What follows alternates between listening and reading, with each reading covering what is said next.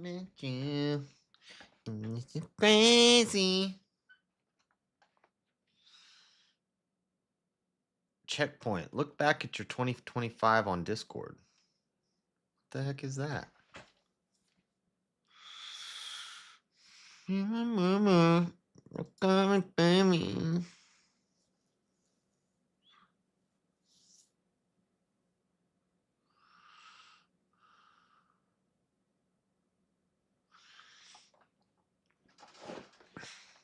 I gotta take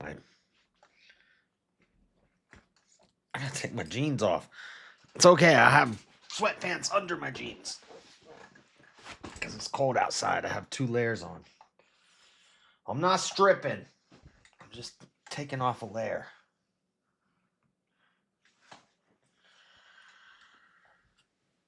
And I gotta go turn my heat off. Hold on 1 second.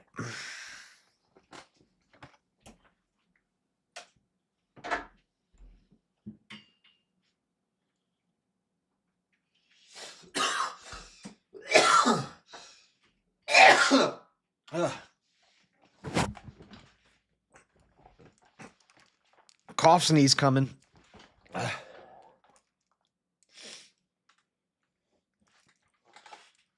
Is this live? You seem awake for this early. What do you mean? This is the time that I do the Bible things every morning. I'm always awake at this time. Look at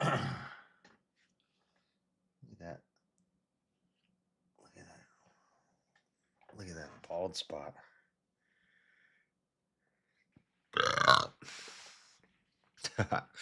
Okay. We're going to go in the Discord.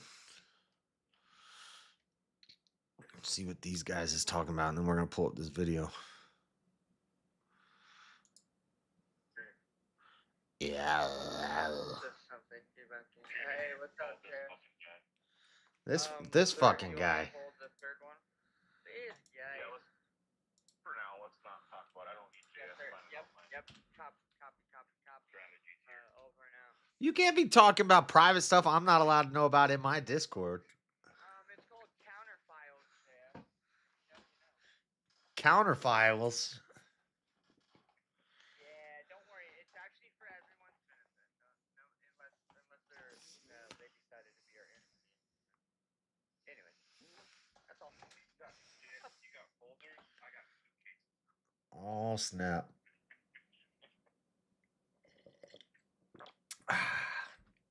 All right. We're gonna watch this Crowder and Fuentes interview. Oh, yeah, you gonna stream it so I can watch it? I didn't see that either. Yeah, you can watch it in here or you can watch it on the stream. I'll do both. So let me find it real. On the stream. I guess I can do it on YouTube. It seems like the full thing is still up, so. Dang, they went 2.5 hours?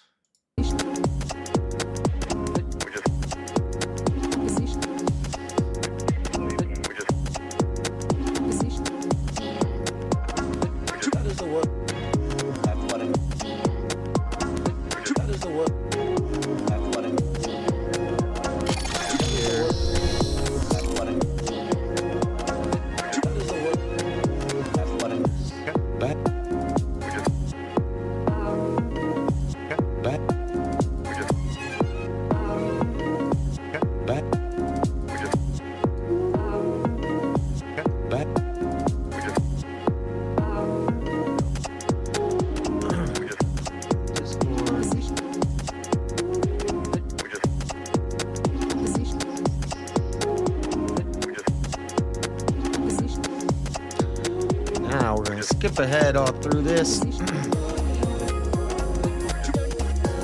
What does overpaying on your taxes feel like? I don't have audio.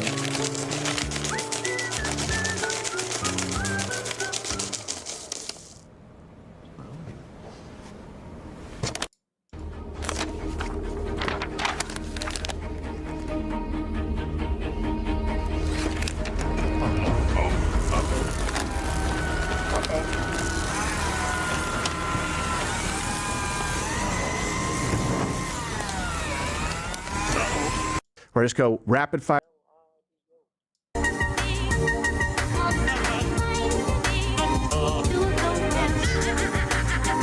Guest segment. By the way, are we going? Let me see if something else plays. Is it the technical difficulty? Maybe is it hardware or is it? Founded this place on Christianity, and we're open to everybody. Practice what you want. I'm praying for you, and I know me and you have done this before. I pray for people to come to Christ. Oh, Everybody, that's why. Muslim, There we Buddhist, go. Jewish. That fixed it. Okay. Amazon or Netflix. Okay. Maybe He does a throwing little it. introduction. So, Nicholas Fuentes. Nick Fuentes is going to be on the show. I believe we're trying to. I'm Seems like some things fans or some people who might identify with Nick, who no matter what you say, you're paid for your shill. Or I just hope that we can take our disagreements at face value. Damn. I hear myself echoing somewhere. Yeah, I just flex it. And really, this is not meant to Well, at be least, debate. well, I mean, to be fair, at least Average said he was hoping for his guy to get pole. He got second place, so that's pretty good. What was he talking about? What sport was he talking about? F1. F1, Formula One. Mm. That's why I joked and said DNF because it's a did not finish. It's one of the like that's either your guy either crashes or his car explodes. So wow, see what Those the are like fuck? the That drag is cars. good. That No. I mean, no, they're like the Indy cars, like the. Yeah. But yeah, Okay. bro, that was actually It's meant to hopefully- Formula One wait, cars. Also, you that's good? not a sport. By I the know. way. What? It's not. It's not. He said that's his Wait. favorite sport. That's not a sport. And driving a car is not a Racing sport. cars is not a sport. What about No. Red Bull?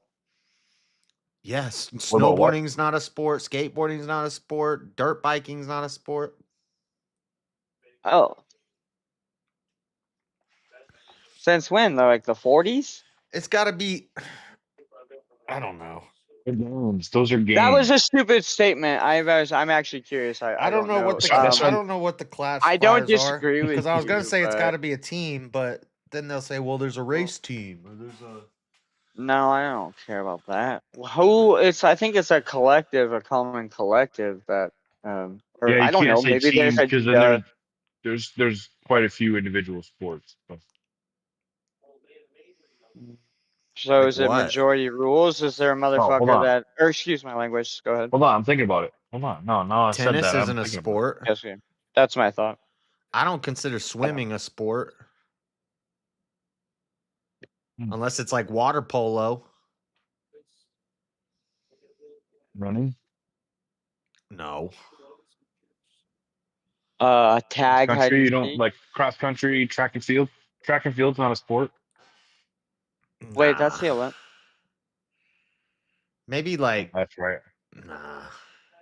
What about, wait,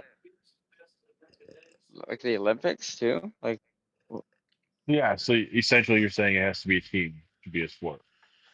Team, oh, Yeah, com- multiple team people comp- playing I got against your each other team at the same competition. time. right? It Yeah. has to be a team competition, right? I almost said like But not just involved. like a So- marathon, where they hand off the battalion to their teammate. I wouldn't Mm-hmm. even consider that a sport. Maybe No, but that's a stretch Oh, though. because you're Wait. you're 'Cause it's- really you're still you're in your own lane. And you're individually, racing the yeah. clock. Right, you're racing yourself. Really, you're making sure that your technique is perfect. Yeah, it's an individual competition. Yeah. So don't know. you'd Yeah, no, also that's- say that's the that. Daytona 500, and like also we'd want to get rid of hide and seek, tag, regardless if Who's it's getting What? rid of? What are you talking about? Who's getting rid no, of? no. I what? mean from Hide being and- called wait, a wait. sport. Whoever They said call hide and seek and or tag are not tag. sport. well, I know tag Those aren't is. sports. They even That's not call a sport. They even call like smacking each other in the face like a sport. Arm You're talking wrestling, they about call it you're sport. talking about world No, chase I'm tag. asking questions. I'm throwing things out there to see if those yeah. classify World as extreme, the yeah, the sport. extreme tag. World chase I tag. don't know. Saw it on I wouldn't TV consider once. that I a don't sport really- either. Okay. And so All right, I was just asking, just to ask, and But I don't know. So what is the sport? I don't know either. Baseball, football, basketball, Soccer, golf? rugby. No, not golf. What? Rugby, cricket, freaking water polo. Oh, you're So gonna give anything you water play with polo a fucking ball something, on a bro? field. You're gonna count water polo? No. I'm thinking about Yeah, like you Oh, said, yeah, I wait, know you're MX right, but versus that's horrible. ATV. I'm thinking Oh about man, like that sucks. You had to give it to that one. team tennis, like 2v2, like pairs in tennis. Would that be Hockey? a sport? Oh, tennis. I don't. Maybe. I guess technically. But Oh, then it's like, well, what about bobsledding? is it even tennis? Because that's a team What about together. boxing? Boxing a sport? I don't know. I don't even know how to categorize. I think this. its own kind of sport. It's just preference. Some stuff I don't consider sports. There you go. I was Perfect. really curious on your down preferences to while you preference. figured out your audio. Okay, I'm sorry. Or not sorry. Fuck you. Thank you. Okay, I'm gonna skip through this stuff All and right, wait. yeah. Okay, I'm gonna play this. Go to Copy the that. shit. Clearing guns, sir. Mr. Fuentes, thank you for being here, sir. Can you hear me? Cheers, See me okay? boys. Yes, can you hear me? I can. I So can hear you, epic and I appreciate the Christmas decor. A lot pairing right of here. people don't do that. Let me get this just out of the way really quickly. Obviously, on X, and that's a win. You're back, Nick J. Fuentes, Nicholas J. Fuentes. It's America First on Rumble weeknights, right? Yes, correct. Okay, and then as I understand it, next week you are going to be on Piers Morgan Uncensored. Yes, on Monday I'll be doing a show. I will warn you, Piers Morgan Uncensored is rather censored. I don't know if In what way? How do you mean? Well, he challenged me to use the N-word on the show, and I did it 3 times, stuck the landing in front of Mark Lamont Hill. They just skimmed past it and then edited it out afterwards. You're not aware, huh, Mike? So no N-word, huh? Over All right, now. I'll have to keep that in mind. Right. I'll try not to use it. If he asks you, well, would you say it, or he challenges you, and you do, he pulls a magic trick where people don't hear it. I'll have to record it on my end. I'll just blast off. Maybe if I say it loud enough, they'll Yeah. just play it anyway. Well, I actually did that one time, so we can give you some tips. I had a buzzer every time someone would interrupt, and he edited out the buzzer. Not him, his producers. But, Nick, I appreciate you being here, man. You know, right now it's a weird time where people are trying to tell folks they can't actually have conversations, no matter how much you agree, disagree. So if it's, I'd like to kind of set what my expectations are, because I did hear that you said you hope this would be friendly. That's my goal, too. The first thing I will say, we got into it with Jillian Michaels. I should say, this week, where she was demanding people disavow, and I'll get to that. I hate, above all else, it's like I feel compelled to defend, no matter who it is, when jokes or statements are mischaracterized, taken out of context. I've had that happen to me. I think it's happened to you quite a bit. I don't want to do that, all right? Hopefully, I think, neither one of us does that. And I also really hate seeing gang-ups. And that's why I killed the mics. If anyone here, I really didn't like seeing what happened with Candace and Tucker, especially after you appeared with Tucker. I've seen like 45 minutes of this, and Crowder told Pierce, he said, I'm going to have him on my show, and I'm not going to softball it with him, but I'm going to try to be friendly with him. But Pierce is saying, no, Pierce is going to go in on him.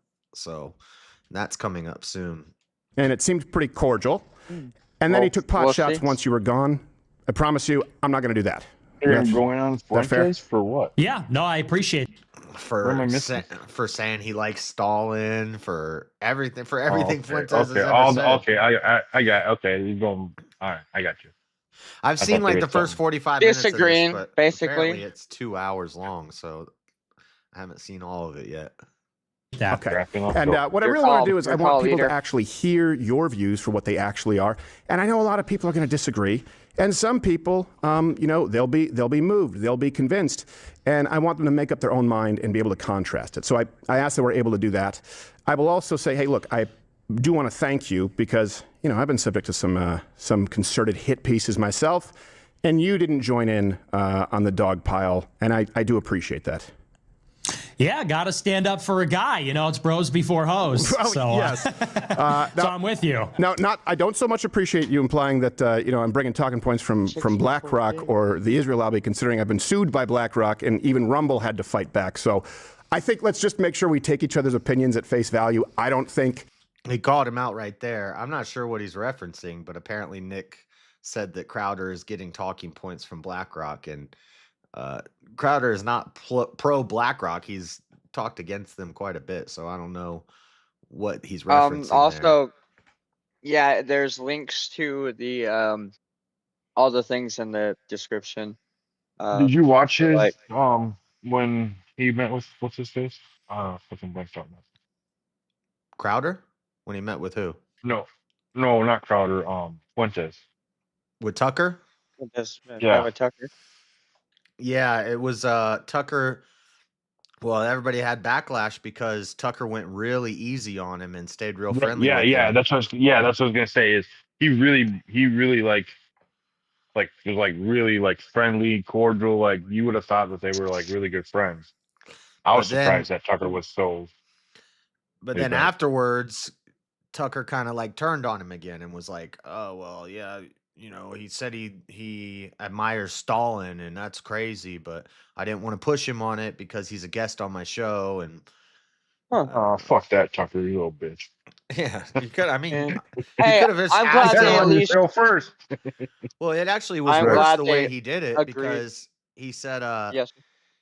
he said, I'm an admirer. They're going to play the clip, but he said, I'm an admirer of Stalin.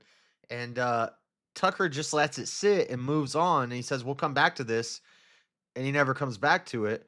It would have been better if he would have like pushed into it to actually understand what Nick is saying. Because Nick was on Tommy G recently. And Tommy G went deeper with it and was like, why did you say you like Stalin? What's that all about? And Nick explained it. To But make this show better.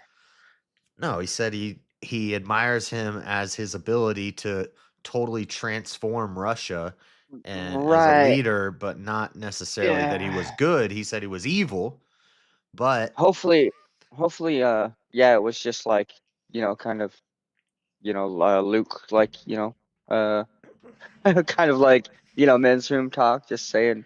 no. saying Did you not things. hear what I just described it, Marshall? And now you're saying something. I'm said he- asking. He How do I said he think- I'll just admired listen. Stalin for his leadership R- ability and the way that he transformed an Was- entire country. Yeah, but was that not? Could it have possibly been used as like, as some sarcasm? I don't fucking No, he know. says like, it all the time.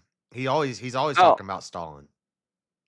yeah, so he doesn't actually. Everybody know. says he's a Nazi and he loves Hitler and all this stuff, but That's okay, but so that's what you were asking. Now I But Nick- understand. Thank you, JS. They should have doubled down on that topic. Thank you. Apologies. I Nick didn't says understand.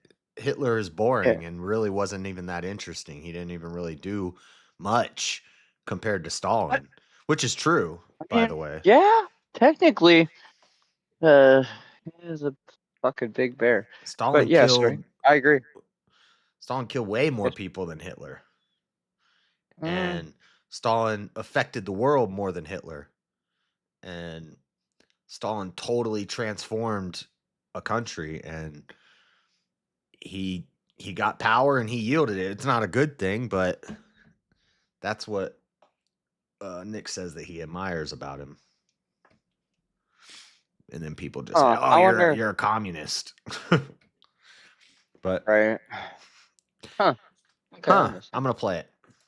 that you're paid sir. for to say anything that Thank you're you, saying, Jason. and I can tell you definitively that I've never taken a dime from an outside entity, nonprofit, or foreign interest. Is that good? Yeah, I believe you. Sounds good to me. Okay. All right. Also, I want to make sure we can issue so we're not mischaracterized. A lot of people watching. This is the last kind of ground rule. I want to kind of address each issue point by point. I'm going to avoid point stacking or just go rapid fire because people will use that, take it out of context. People go, and Nick wiggled out of this, and they do that with me. I want no one to mischaracterize anything. So with that said, I have a couple of rapid fires, but I think you're going to like them, okay? Okay. Yeah, sure. These are layups, and I mean rapid fire, and then I want to give you the floor. This is a crazy interview. If you saw Steven Crowder versus Dave Smith, well, that was more of a debate, but Crowder was interrupting. He was talking over Dave Smith. He was point stacking, and he was like trying to dominate and destroy Dave Smith. But in this one, it almost seems like Crowder's like almost a little bit nervous, and he's he like wants to be friends with Nick. It's weird. Maybe Crowder I'm just really glad. admires Nick a little bit. I'm happy that about the our rights to bear arms. I'm glad. Well, I don't want to spoil anything. Thanks, but I Marshall. I'm think gonna play the video. Yes, sir. Did he agree with that in Tucker's Carlson's thing? That's all. I'm glad they have the same thoughts. Sorry, Jayus. I'm just adding my thoughts on what you're. I have no idea what you're talking about. Everybody we're talking about the is amendment. pro-Second Amendment. Nick. Yeah, but I wasn't sure about that with Nick until I saw this. Tucker Carlson, Nick Anyways, Fuentes, that's not Dave important. Smith, Steven Crowder. Which one of those do you think is anti-Second Amendment? Well, I don't. It's really hard to tell, except for No, it's Anyway. not. people say one thing and do another. So yeah, it is. Dave Smith's a anyways, libertarian, and I all agree. the other are right wing. I'm just saying. I'm just happy. I'm also for our that. So doesn't matter. That's all. Yeah. Wait, are you against that or something? What are you talking about? I'm happy that we fucking align when it comes to our rights to bear arms. Yeah, I'm pro Second Amendment. What do you? Yeah, Marshall, what are you even saying right now? I Fucking, was. what the hell? It took 4 words to say what I was saying. I'm just Marshall, you realize that JS is live right now and having a show, right? Oh, Oh, that. man. Okay, Sure. play. Nick, Thank you. I think there's some misconceptions of you. I've heard this said. Can you clear the air? Nick Fuentes, do you hate all Jews, sir? No, I don't. Okay. Do you consider yourself an anti-Semite, a noted anti-Semite? Anti-Zionist. Okay. Clears that up. Do you believe that white people are superior to all other races on the planet? No. Okay. Do you want to Yes. eradicate all non-whites from the United States? No. Okay. Well, Barry Weiss will be very happy to hear that. No doubt she's watching. And then because this happens a lot, right? It's Tucker did this with you. Fed. Nick Fuentes, are you in fact a Fed? No. Okay. I'm going to get through these rapid fire really quickly. They're actually, there's not much. So this week, Jillian Michaels will be on the show next week while you're doing Pierce Morgan Censored. And she said that we need to disavow you, and specifically said you had said that women either want or need to be raped. Now, I looked for this. I have not found as a matter of prescription from you, correct me if I'm wrong, that you believe women should be raped as a matter of policy. Do I have that right? Yeah, you're correct on that. Yes. Okay. All right. So she's wrong. She's just an angry lesbian. Got it. Now, finally, this one might surprise people because I know you and Charlie Kirk were sort of rivals, as you've described. Been a lot of controversy floating around that, and people often say that you blame the Jews for everything. Do you believe the Jews killed Charlie Kirk? That's one of the conspiracies out there right now. What's your position on that? I don't believe that. As it stands right now, I think it was Tyler Robinson. Yeah. Yeah, okay, me too. And if there's something else, I hope that we find out. But I think a lot of people would just sort of toss you in that lot. Okay, I think we've cleared that up. So, look, there's some people who might be new to you here. I know you've told your story quite a few times. Some people here may not have heard your background. Tell Every interview he does this background story, and it's gotten kind of old, and people are kind of tired of it. But I like how he does a quick version of it here. folks out here your story. How did you come to your current positions? Well, I appreciate the rapid fire intro because that is my reputation. That's what people say is that I'm pro-rape, want to kill everybody, whatever. So I told you know you'd like my them. audience. Yeah, I did, and I appreciate the opportunity because my audience knows that, but maybe your audience might not, or other people might not. So I actually appreciate that. And as far as how I came to my views, I've told the story many times. I'll give you kind of the shorter version. And feel free to jump in or ask me questions or clarify. But I was a fairly normie conservative in high school. I was very political since I was 12 years old. And And like everybody in those days, there wasn't a lot of stuff on social media, like conservative informational content.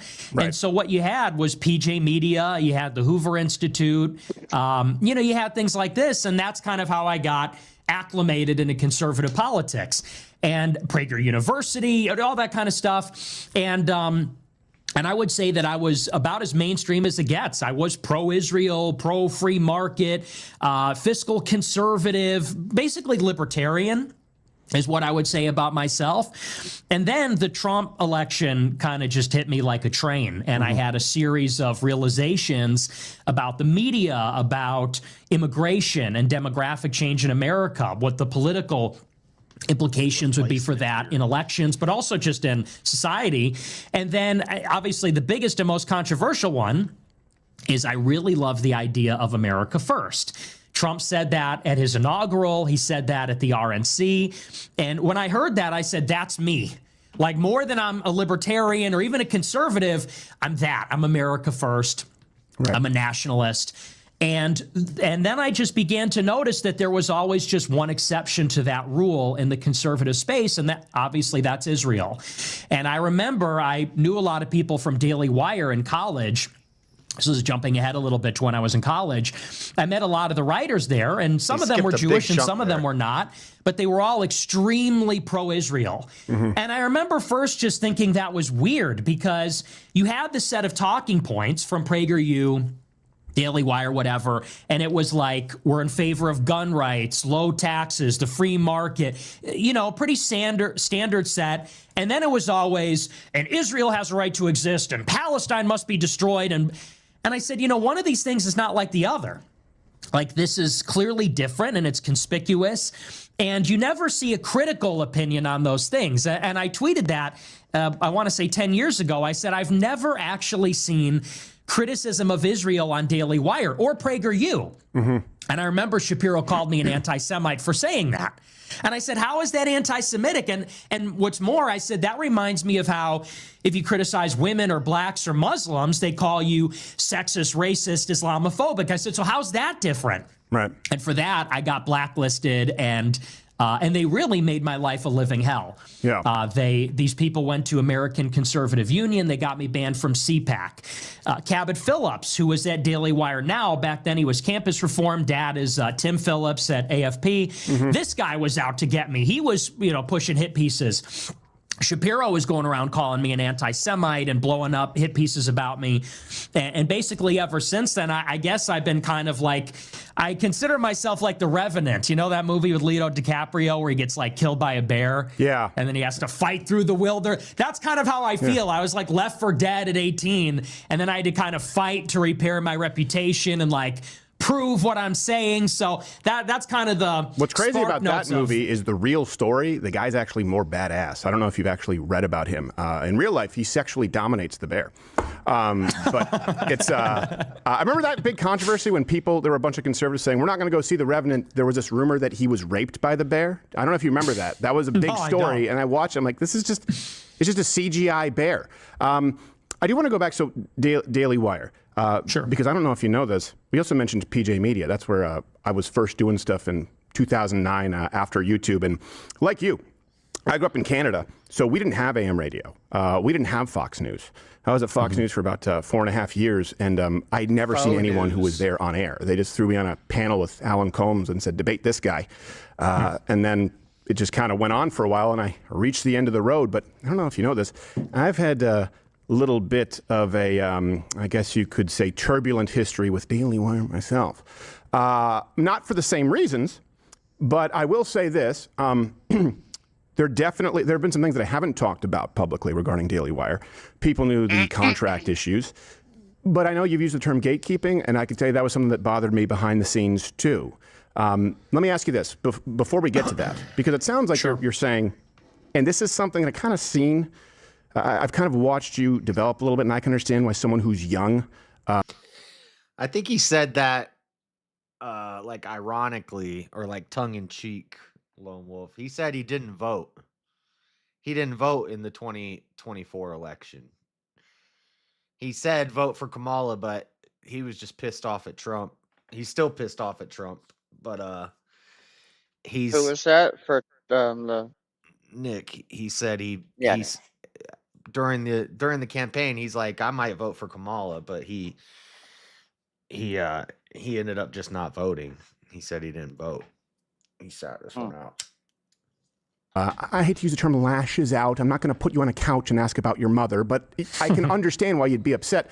Was this, though, when Ben Shapiro was saying that, was it before or after the sort of what he would classify as targeted harassment campaigns from the Groypers, like, bombarding his events, and a lot of conservatives were being, doxxed and swatted? I'm not holding you responsible for that, but you know that happened quite a bit. I know you've been victim to it yourself.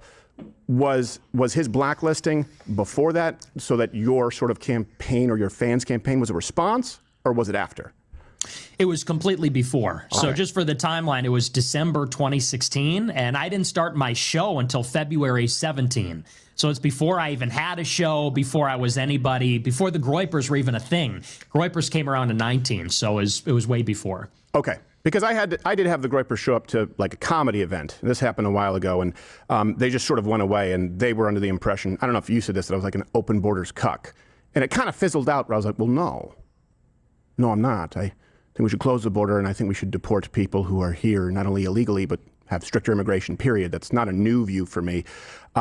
So, yeah, I could see, though, how people, if it was under false sort of pretense. With Daily Wire, here's what I experienced. Now, I don't know about your timeline. I know Cassie Dillon posted some receipts saying, like, this is not accurate. But I would imagine you were giving general timelines and people to sort of paint a picture, right? Mm-hmm, yeah. Yeah. With Daily Wire, what would happen is, being demonetized on YouTube, they created the new rule, borderline content, because they couldn't fully remove me. Sorry about that.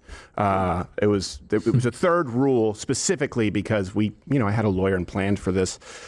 I would get into conversations with Google executives, people at YouTube, and especially as we got toward COVID and the vaccine, right, questioning that, or the lockdowns. I would have people very high up at Google, YouTube, say, well, we don't have these kind of problems with Daily Wire. And I said, well, I'm not.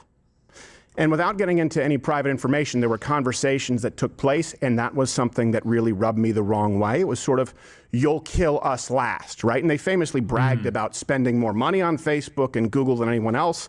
And then there was pressure being applied from YouTube to sort of step in line. So I can corroborate that was something I experienced behind the scenes, if that helps illuminate it at all. Yeah, and I remember it very well. I remember the adpocalypse, and I remember your tiff with them. I remember you going on Tim Pool. I remember the whole thing. And I've heard that. Even I'm not connected, I'm not tapped in at all. I was radioactive for so long, but even I had heard rumors that they had made deals with Google behind the scenes or Facebook, and it's well known they were like the number 2 advertiser on Facebook, like number 2 overall, right. Not like among conservatives, period, for many years. And so Back then, Daily Wire was all over Facebook constantly. It was always on Facebook. So, even notwithstanding the Israel stuff, nobody knows the fact that they were kind of the beneficiaries of a monopoly in the sense that like all their competition got banned. Anybody that was dissident, anybody that was controversial, basically was no platformed, not deplatformed, no platformed. Yeah. And I think you got caught up in that as well. I remember it pretty well. Well, their contracts require it. And by the way, I was never the one to release. Just to be clear, there are some people there who I'm friends with. Jeremy Boring was never one of them. The contracts necessitated it, right? Where they would penalize their own creators. I believe it was 25% for the first YouTube suspension, 15% more, another 50. If you read the contract, 15% for Facebook suspension. And so my issue wasn't the money. My issue was like, well, first off, this would be 110% penalties for me because I'm literally suspended from all these places right now. But this is de facto doing the bidding of big tech.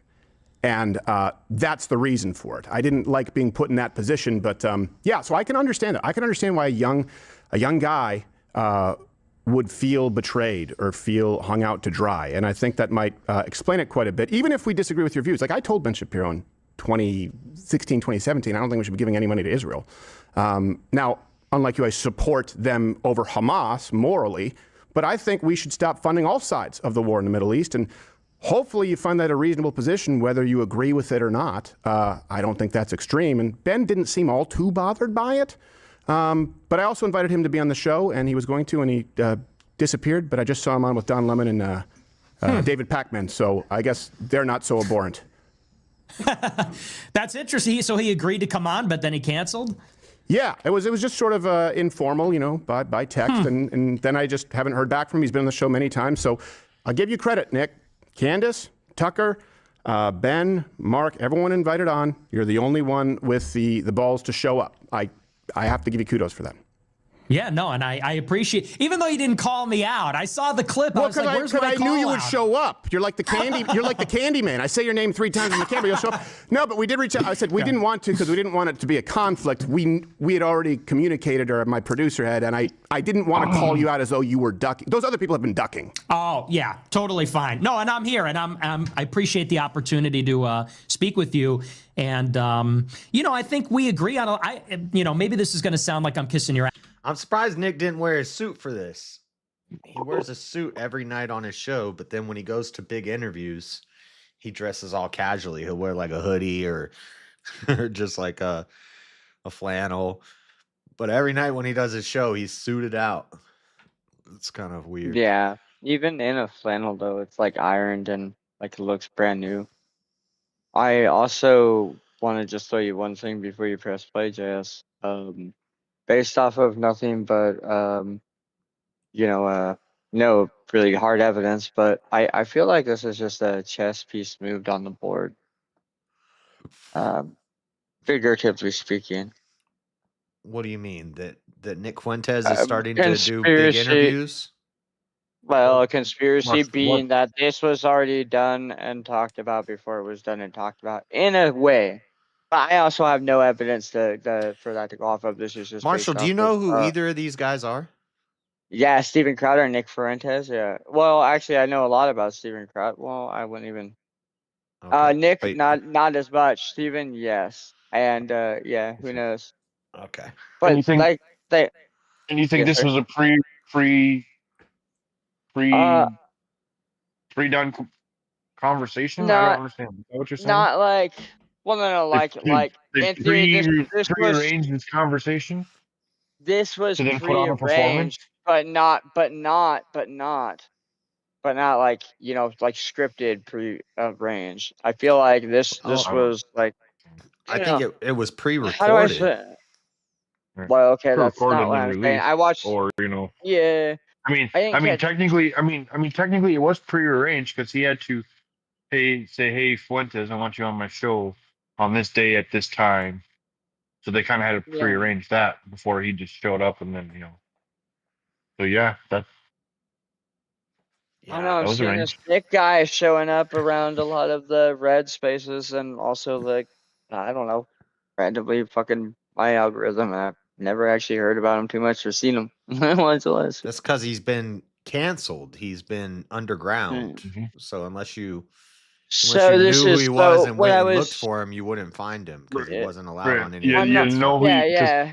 and that's exactly what Nick So- said, and he's been saying, and that's his whole story is he's been climbing up from the darkness because the Daily Wire fucked him.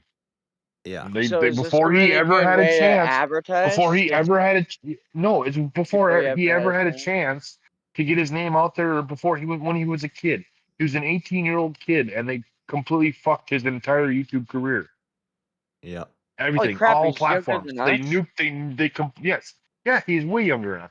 They completely nuked him, and now this is exactly. So the only way you knew about Fuentes is you either had to hear about him and then, like JS saying, yeah. go look for him, or you had to know about him prior to him getting canceled. Well, Yeah. okay. All because Okay, well then.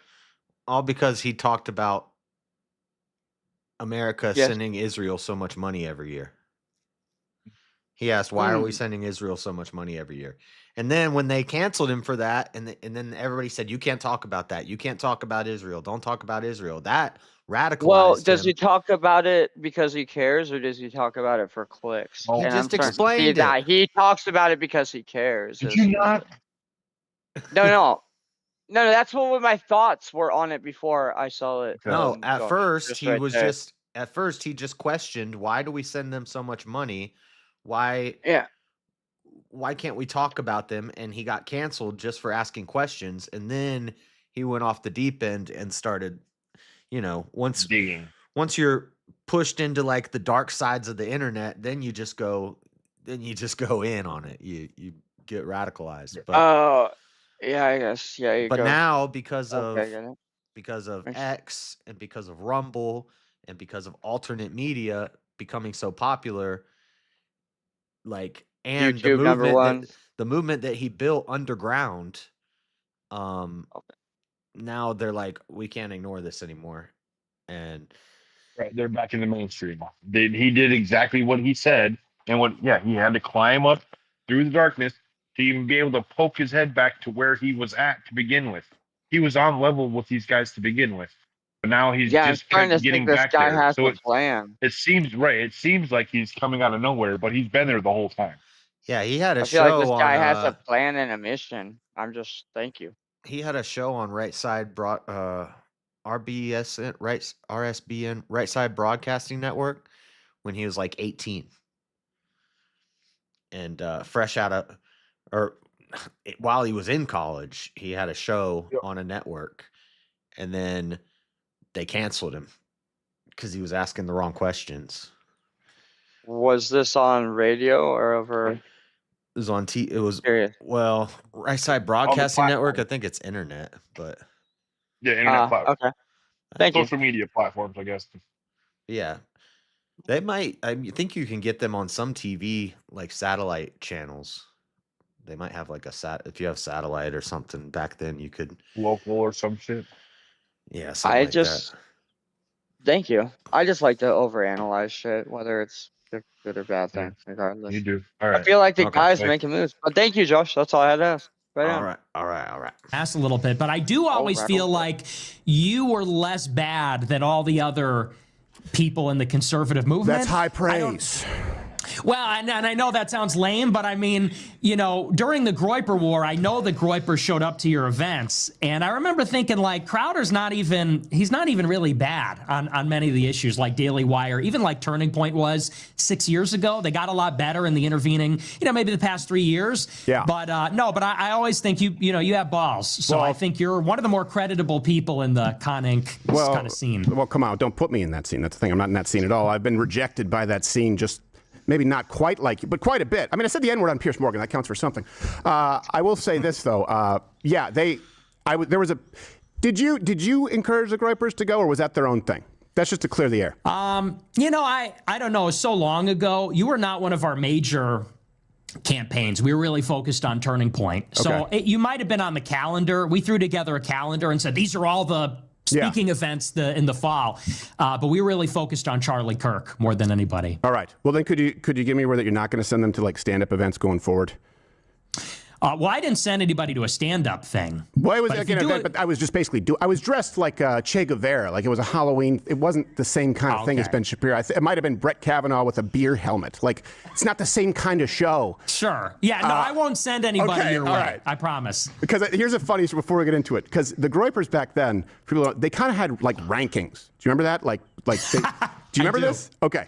Yeah, oh, yeah. So who could forget? Okay. So you do remember. So I'm glad we're able to talk about this because, and by the way, we'll post all the videos and links, like references, in the description. So if we have a clip or some people can see the whole context. I believe it was at SMU, and I knew they were coming because I was posted on this calendar. And so again, the same way I infiltrated ANFA, I knew every single one of them, and I knew they had rankings. I don't remember. Maybe it was like Private Admiral, something like that. But here's how I kind of also, it was a little bit of a mind trick, so you'll appreciate this. It was nothing super bad. I said, okay, everyone who agrees with me, you line up on this side of the auditorium. It was like 2,500 seats. Everyone who disagrees here, we're going to go 1 and 1. And I saw all the Groypers line up, and they were supposed to go in a sequence, like private to general. The last second before we go, we have to change something in the venue, and we swapped the lines so that the wrong guy went first. And Right. I remember in your groups back then, or not your groups, but whatever the Groyper had a Facebook group, one of them said, did you see I asked a question last night? And they were like, you were a stuttering, disgraceful fool. You are not amongst us. And they booted him. They drummed him out of the corps, and then it was off the list. I remember we had generals. We didn't have. Maybe they did that on their own. We had generals, and it was sort of tongue in cheek. We were a little ironic about it, but no. But I remember the tricks you guys were pulling. It was pretty, that was pretty clever. I'll give you that. It was pretty clever. That was a good counteroffensive. You were tricking, and we were tricking, and the truth is, I just wanted to do some fun stuff. All right. So since we got through that, look, America first. I identify as a conservative, as a nationalist. I wear that since it became a pejorative. Like, I thought that was sort of a default thing for America. So you wouldn't hear me saying nationalist until people were like, nationalist means you're a supremacist. I'm like, well, okay, well, then I'm a nationalist. Now I have to claim it because, of course, I want America to do best. That's the same thing with Christian nationalists now. Like, that term just popped up in like the last 2-3 years, Christian nationalist, and few people started saying it, and everybody was like, what is it? What is it? What do you mean? You're a Christian and you're a nationalist. Is that the same thing as a Christian nationalist? No, it's a different thing. There's different things here. But now that it's like a bad thing, it's taboo to be Christian nationalist. Now we're all just like, yeah, I'm a Christian nationalist. Like, the same thing's happening. When are they going to learn? Like, the more you try to call names and put labels on people, we'll just embrace the labels. Like, yes, I am a misogynist. Yes, I am a racist. Yes, I am a Christian nationalist. Let's go. The left's never going to figure it out. We don't play those games. Since you, I know, are very clearly America first, let me ask you, what do you love most about America? Well, I love that we're a superpower. I love that because I really do believe that, when you look at the history of Western civilization, I love the idea of an empire. I love the idea of the Roman Empire, the Spanish Empire, British Empire. And I love the idea that we just have this crazy productive capacity, huge population, huge resources. I like the power of America. That's something I've really been liking a lot lately. Okay. And of course, we don't want to take that for granted. Obviously, the power of America, like that switches in a nanosecond as far as history. Is there anything else that stands out to you aside from the power? I mean, if not, we can move on to the next. Yeah, I mean, I love political liberty. I like the Constitution. I like our culture. I like that we're like a pan-European empire. I like that, because when you compare us to Europe, you look at Europe and it's sort of petty and small, and they're squabbling and they're fighting, between these like little towns and villages. And I like that there's just like this sense of nationhood in America between European Christian people and other people too, of course. But for the most of our history, it was mostly the Europeans. But, I mean, there's a lot of things I like about America. Yeah, that's where I would already disagree with you because I was raised in Quebec, which is much more European. And I think Europe kind of sucks. I'm not a big... Why? Well, because there's far less freedom. I mean, in Quebec and a lot of these European nations, they had an enforced denominational form of Christianity, which didn't work out. That breeds atheism. I believe that Quebec is possibly the most unchurched population in the industrialized or Western world, even though Catholicism was a state-enforced, provincially enforced denomination. I think we're better than Europe. That's why we left. But I do understand that the founders, obviously, were largely white Christian European. I mean, Protestant, obviously. I know you and I, we'll quibble about that, but that is the basis here. It doesn't mean that Catholics aren't welcome. But let me ask you, what about the founding, like founding fathers? Is that something? Because I know you have opinions kind of on both sides of that, and I think they're more nuanced. But is that a big part of what you like? I love the founding fathers. I think they're brilliant. I love George Washington. I love Hamilton. I like John Adams. I think they're remarkable people. So, yeah, absolutely, yeah. Okay. Political liberty. Ben Franklin. Can you kind of explain, I guess, that a little bit? Because that's where I know you've said that you differ with conservatives. And I don't want to mischaracterize you. I understand you've said that you're not, quote, unquote, conservative. That's not you identify as America first. So political liberty, what does that mean? I would say I'm more reactionary than conservative. That's why I don't mean when I say I'm not conservative that I'm something else. And so... as far as political liberty goes, I like that in our country, we have a generally permissive climate. I think, of course, that's gone too far in some ways.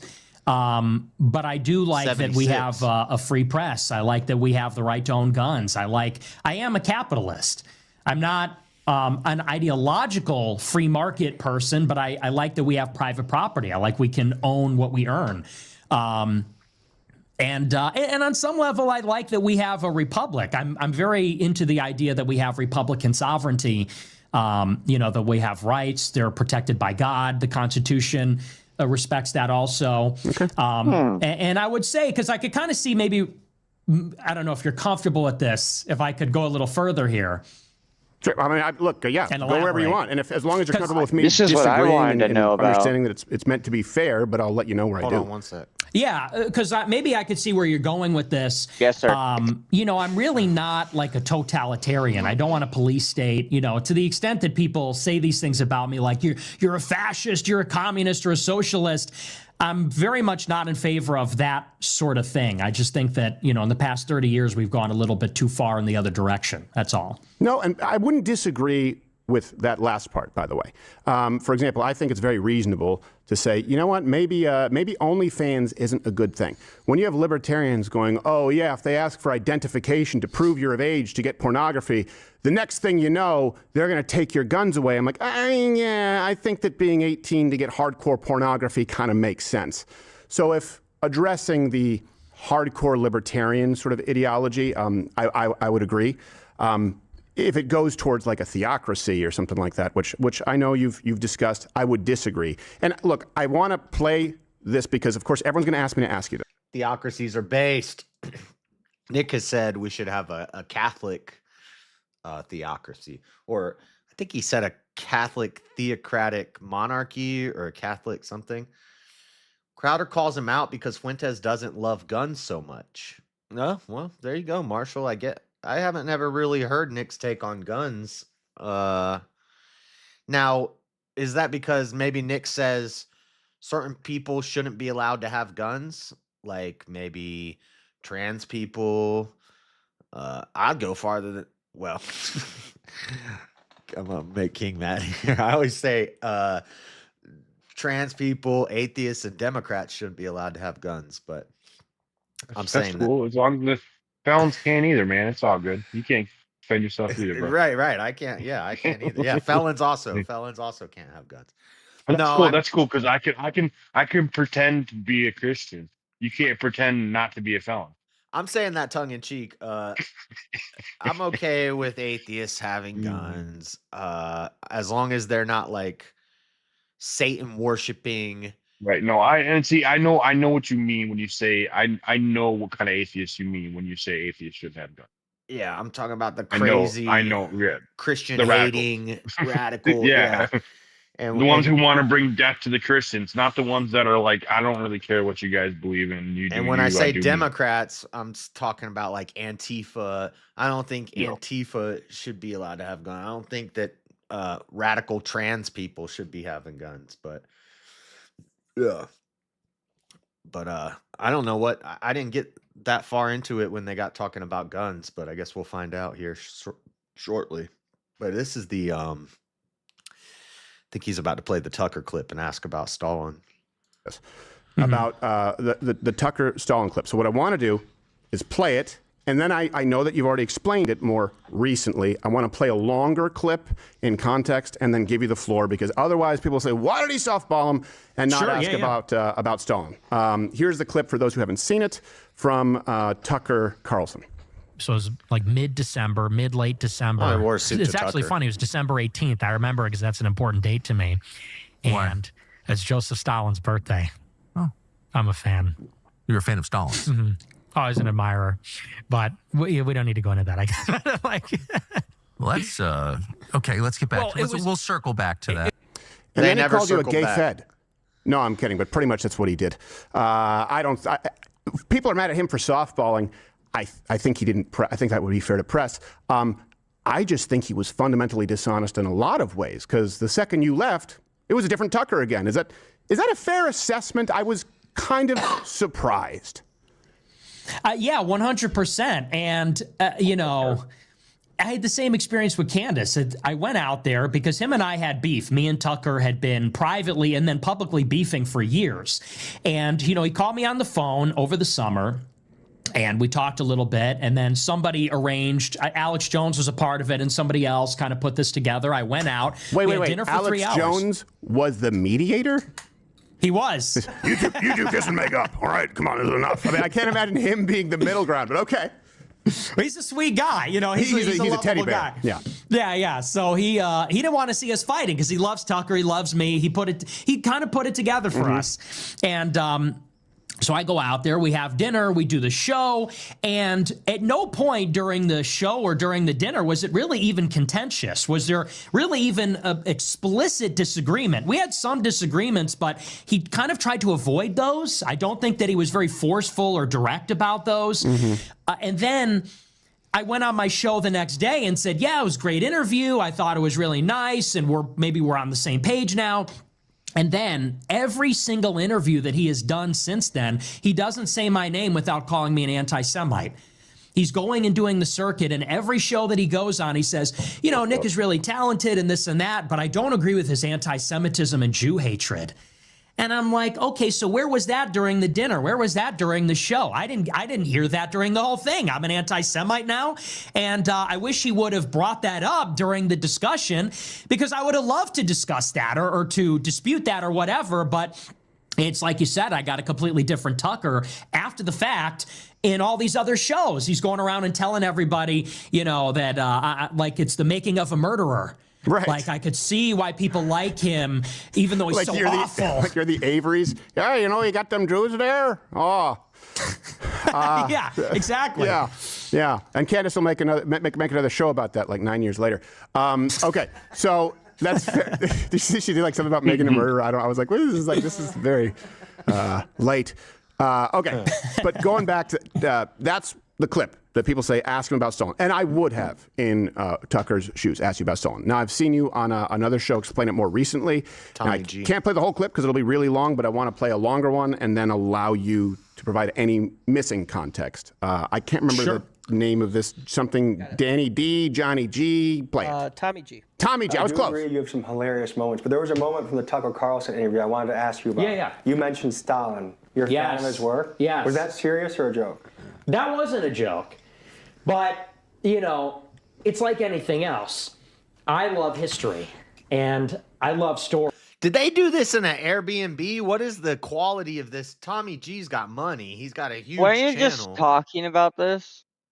Yeah. This is what you're talking about. Okay, cut. That's all. Yeah, this is where he explains it in depth what he meant. But the Tommy G interview was actually really contentious because Tommy's more like centrist, and some of his ideas are more liberal and some more conservative. But he's more of a center guy, and he was doing what Nick hates, which is where you start like trying to parent him, saying, when are you going to meet a woman? Don't you want to settle down? Don't you want to have children and a family? And that's what Candace did, and Nick doesn't like that. Nick's like, stop telling me how to live my life. I'm a weird guy. Like he's making moves, bro. Yeah, but he acknowledges he's not a normal person. Like, he's built for doing what he does. And I think in this interview with Tommy G, he says, I don't care if I get married and have kids. If I die doing this, if I get killed for doing this, then I'll have served my purpose. And so, just like Super Troopers or whatever, or not Super. But Troopers, everybody's always like, when are you going to get married and have kids? And he's like, okay. I don't care about that.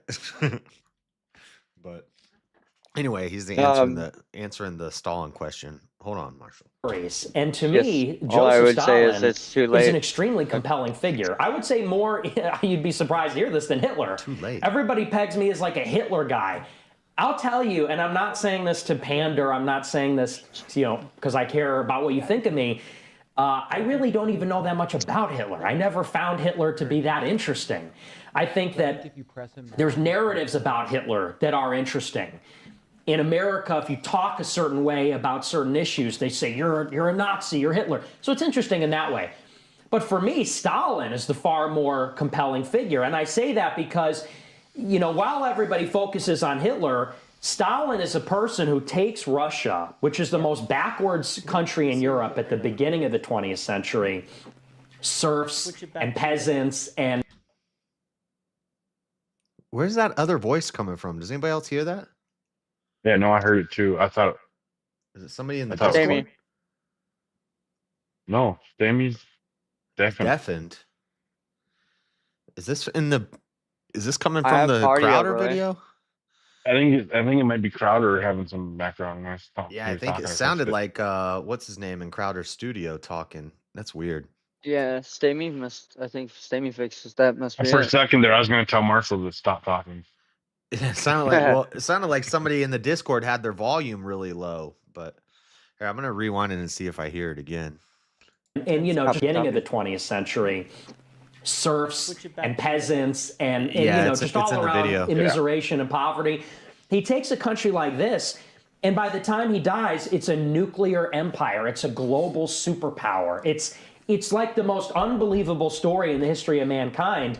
And so I don't think he's a good person. Not to mention, Stalin did that after escaping banishment. Yo, Mike Ball, thanks for the raid. Oh, Mike. Shout out, Mike. Insane Wheels. Da-na-na-na, da-na.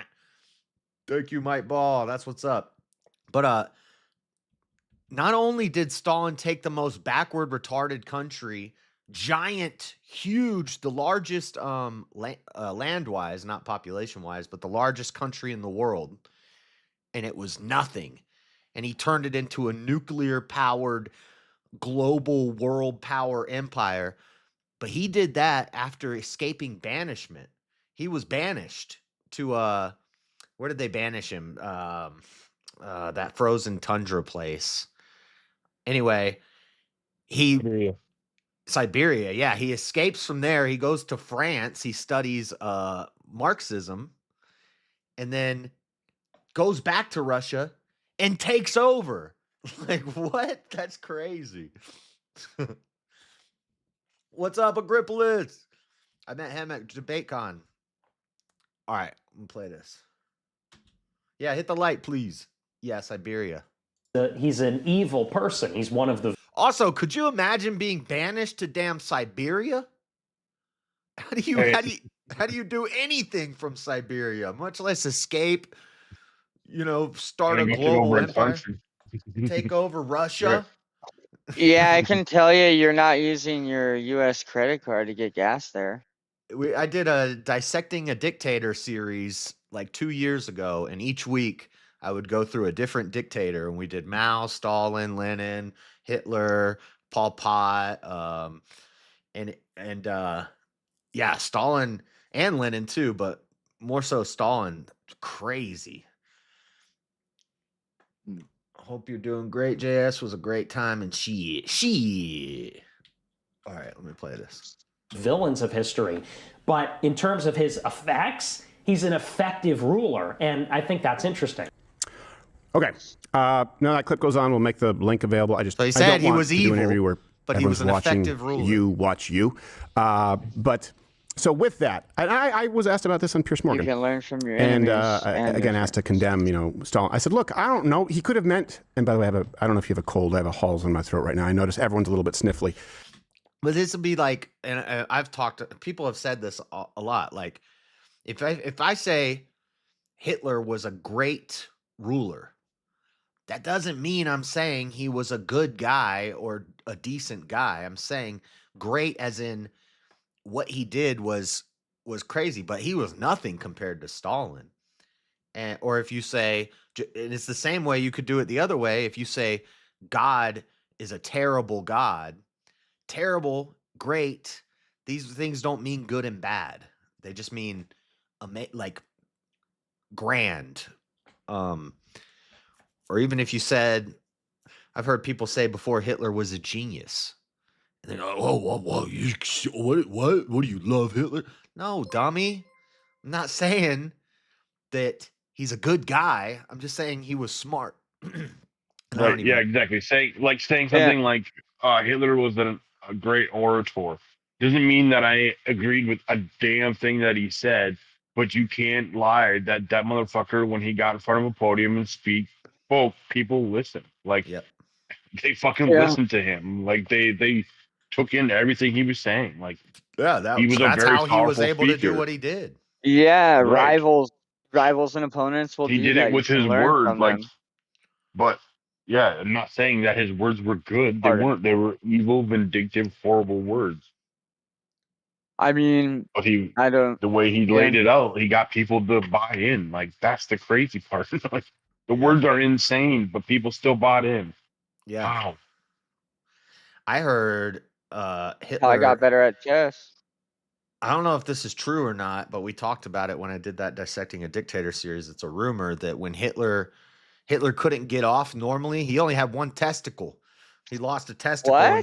He lost a testicle in like World War I, I think. And he couldn't get off normally, but he would get off while he was giving speeches. And there's like a word for it. There's like a word when you're doing when you get off from doing other, usually normal thing like public speaking. Most people are afraid of public speaking, but if you get up at so like behind the podium, he's like, that's why he's like, he's like, 9, the guy in the wheelchair. 9! I stand. Yeah. They didn't know he had a wheelchair. I don't know about that one. I don't know if that's true. I heard that. That's the way I give me. I haven't heard that one, so I don't know if I haven't heard that either. I would like to see the proof behind it. However, I did hear the lost the nut though. I did hear the lost the nut. I didn't hear about the. No, that's the same joke I know I it's made. A chronic. Eat my left nut. That's the joke I made. I said, did you know Hitler lost a testicle and he was a vegan? That explains why he was so angry all the time. They can't eat nothing, them vegans. Yeah. If you're a one nut vegan, that's a good reason to be. Bro, like you'd probably be wanting to do some dang genocides too. I would just want to disavow people with too, but yeah, I agree. That's I don't even know how you almost made me agree with that. Holy crap! I mean, how many one nutted vegans do you know? Not any that caused a genocide. Well, now I know of one. There's possibly one. No, I don't ask every vegan I see how many nuts they got you got. One nut. I immediately assume they have none. They're vegan. Yeah, they're vegans. They don't eat nothing. Just like they ain't nothing because they're Never mind. You do what you do. Okay, I'm gonna play this. I said he could have been saying he's fascinated. Like, for example, I've been going down a rabbit hole of Stalin versus Trotsky, like how much they hated each other, which would seem odd to us because they're very similar. The spoiler alert, it's two assholes fighting. That's pretty much all it is. And I would be curious to ask him about that. So when people say disavow without having the full context, I think that's wrong. Now, that said, my question to you would be, I know that you have said we need a Catholic theocracy or a Christian theocracy. I've heard the word dictatorship. Correct me if I'm wrong. So I would ask you, since the end point seems much more similar to where Stalin reached, just swap atheism for Catholicism or Christianity. No, they're nowhere near similar. Be able to name, or is there any one thing that you think America, like concretely, should copy about Stalin's rule? One is Soviet Russia and one is the Byzantine Empire. How would they have the same ending point? That Crowder, come on now. Or methods to get there? Not his methods, because like I said, he's an evil person, or a murderer, and genocidal, arguably with the famine. I mean, I think it's pretty clearly intentional that they were trying to kill all those people there. And so I want to make that clear. Sometimes I feel like it's almost childish, and I'm not saying that about this interview, but just in general, when people say, wait, but he was a bad guy, it's like, I know he's a bad guy. Like, I know he was evil. And I suppose the thing that I find maybe more compelling about Stalin as a ruler is the way that he industrialized the country. I'm very interested in this because that is, among the other things that I talk about, a very important problem in the country. Is that the problem is the dumb farmers that didn't die, that got put into the industry, didn't know how to work the machines. We're deindustrialized. Yeah. And what Stalin did and I said that in that clip and in other clips too, he takes a country that has no industry. And he literally, and with brutal, evil methods that I would not, I don't replicate, I don't support that. But he does take the country and drag it into the 21st century. And he does that by bringing in heavy industry. The 5-year plans, the collectivization of the farms, it was about prioritizing heavy industry so that they could eventually build ships and planes and tanks and, you know, the things that they needed to fight the war. So... But it was about seizing industry, and it was about doing it by force. I mean, you know, secret police, the party purges, the show trials. So if you say the industrialization of the country, how do you separate that from, I mean, the only methods were largely evil, or certainly his calling card methods, right? That's where people would say, okay, if you point to him as an example, is there anything worthy of emulating other than, because you could point to other countries that have industrialized, including the United States. Well, I don't think that is necessary. I think because it starts with the idea that a country, an empire, needs industry. You need to be able to make things. We don't make things. We don't even make the machine. Pol Pot did the opposite. Pol Pot hated intelligentsia. He hated smart people. Pol Pot killed you if you had glasses. If you wore glasses, he would kill you because it was a sign that you were smart. And he wanted to make everybody into a farmer or an agriculture. He was focused on agriculture. It starts with an idea, I guess. But yeah. Machines that make things anymore. China makes all the things.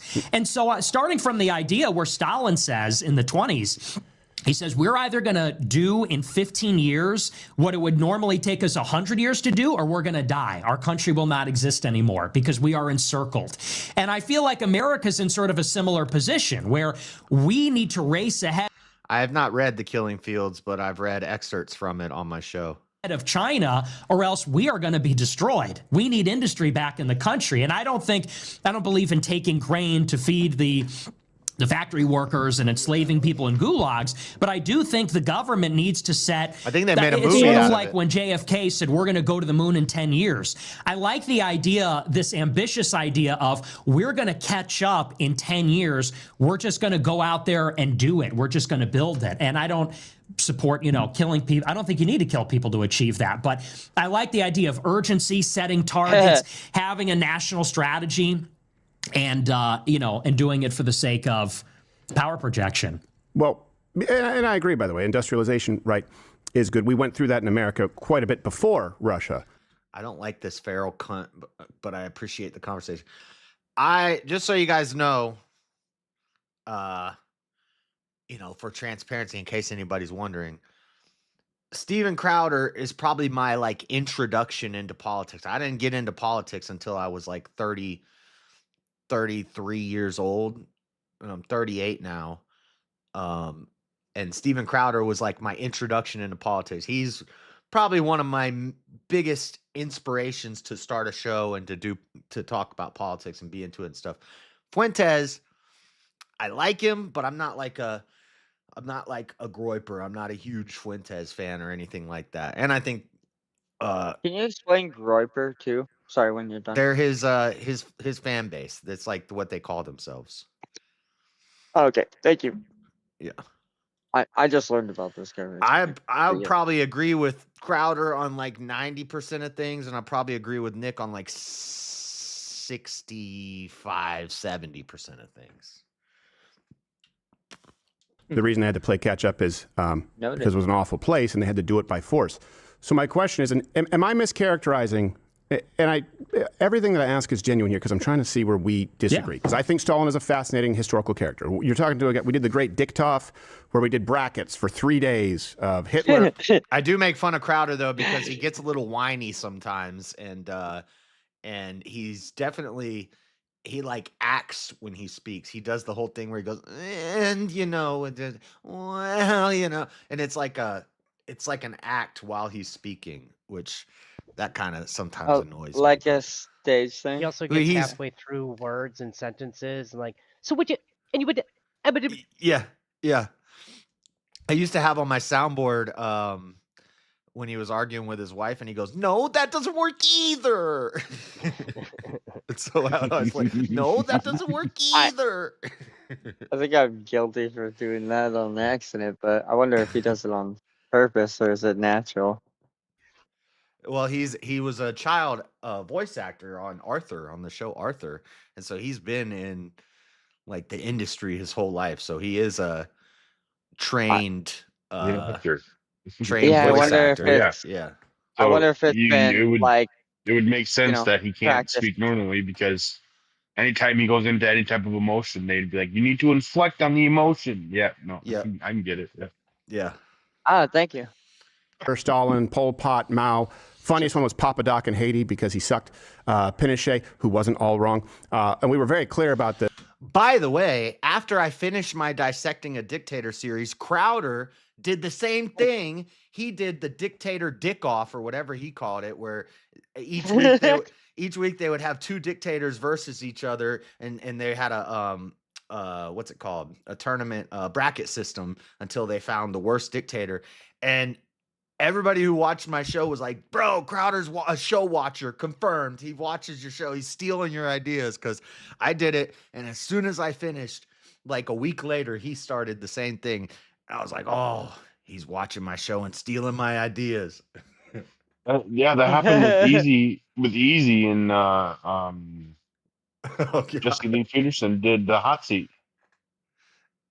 No, Easy did the hot seat, and then JLP came out with the hot seat the very next day. No, Jesse Lee like 2 days later. Jesse Lee Peterson's been doing the hot seat for like 20 years. No, not that. Was the specific hot seat? I don't know. I don't remember what the fuck it was. Something about the specific hot seat that he did. I don't know. That's what that was. It was a joke. Something. Oh. Oh. Yeah. Oh, I thought you were. I figured you were joking. Like what? Yeah, no, it was a joke. Okay. Oh, I thought. Yeah, it's like okay. Here's inspirations.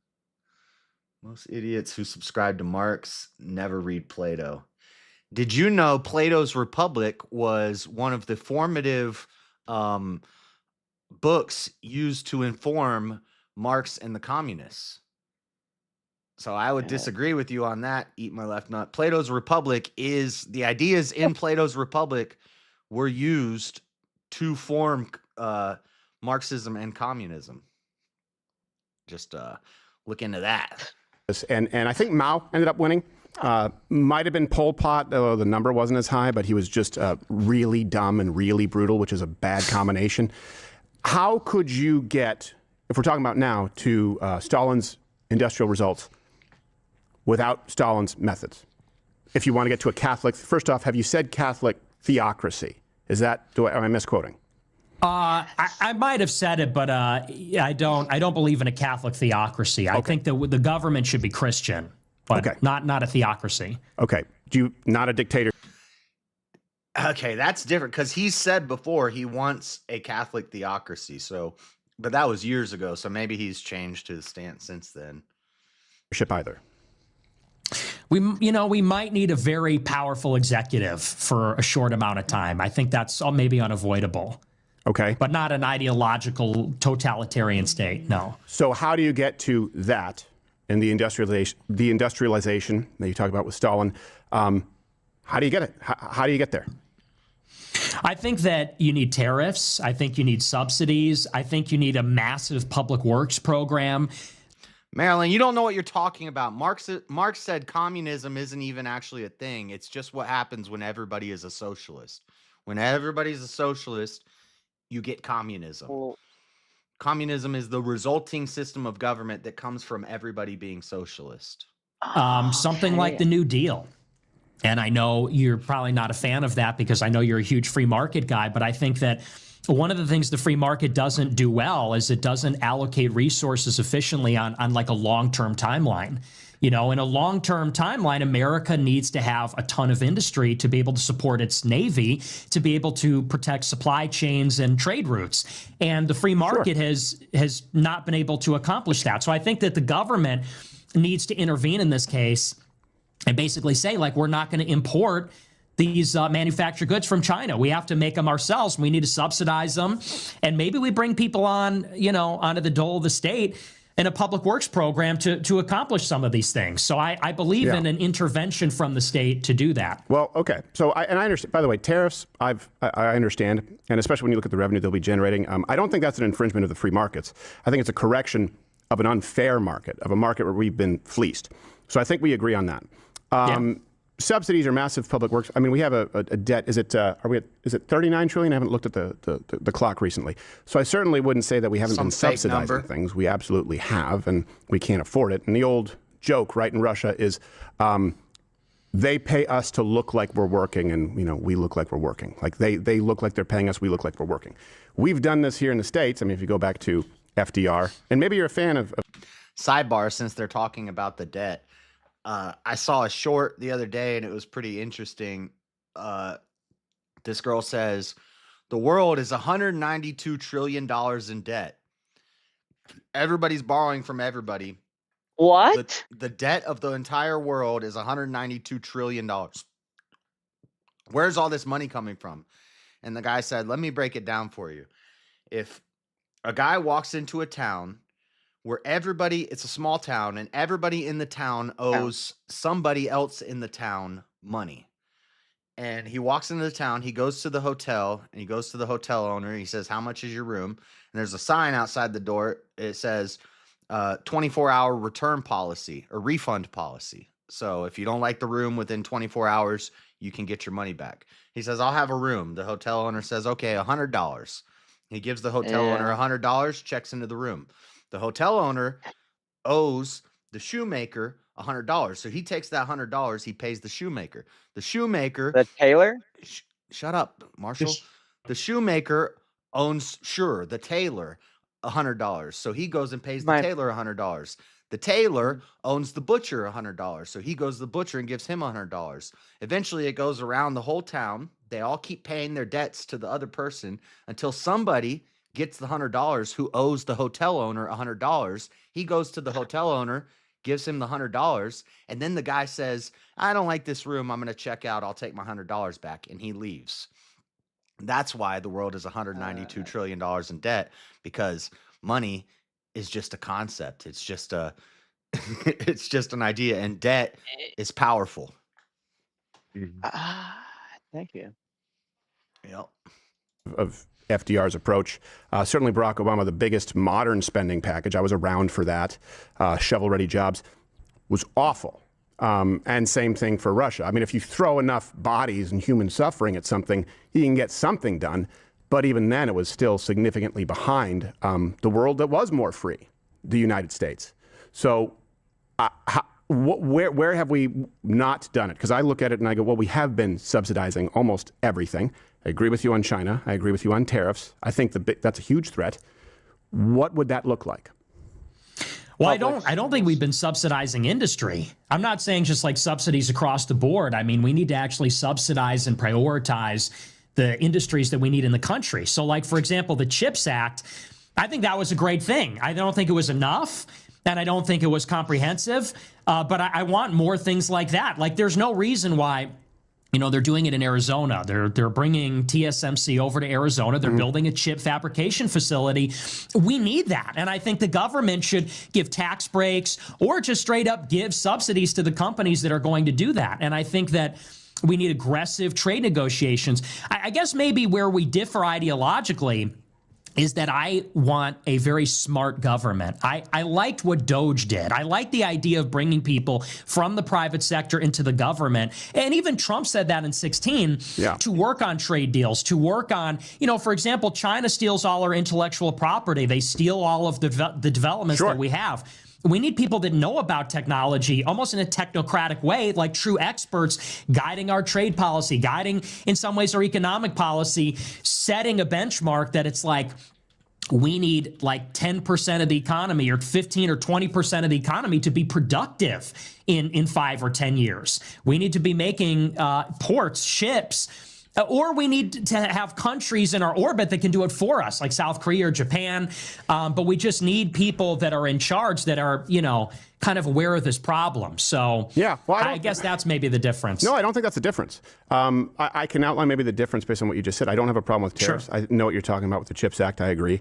And I think a big problem is, absolutely, Chinese stealing intellectual property. That's why I think they're a huge threat. What I See, I mean, then you could point, though, to like American auto manufacturing, which has been abysmal. I mean, industries that have been heavily subsidized. I mean, if you look at insurance industries, pharmaceutical companies, if you look at energy companies, I mean, you remember also about Solyndra, green energy companies. Totally. Every company that's been heavily subsidized and regulated tends to be less efficient and it tends to be more expensive. But we do need to protect certainly things that are, I would say that chips are a matter of national security. But my thing there is you say you like Doge. Well, I don't know why you think I would differ. That was largely, axing things.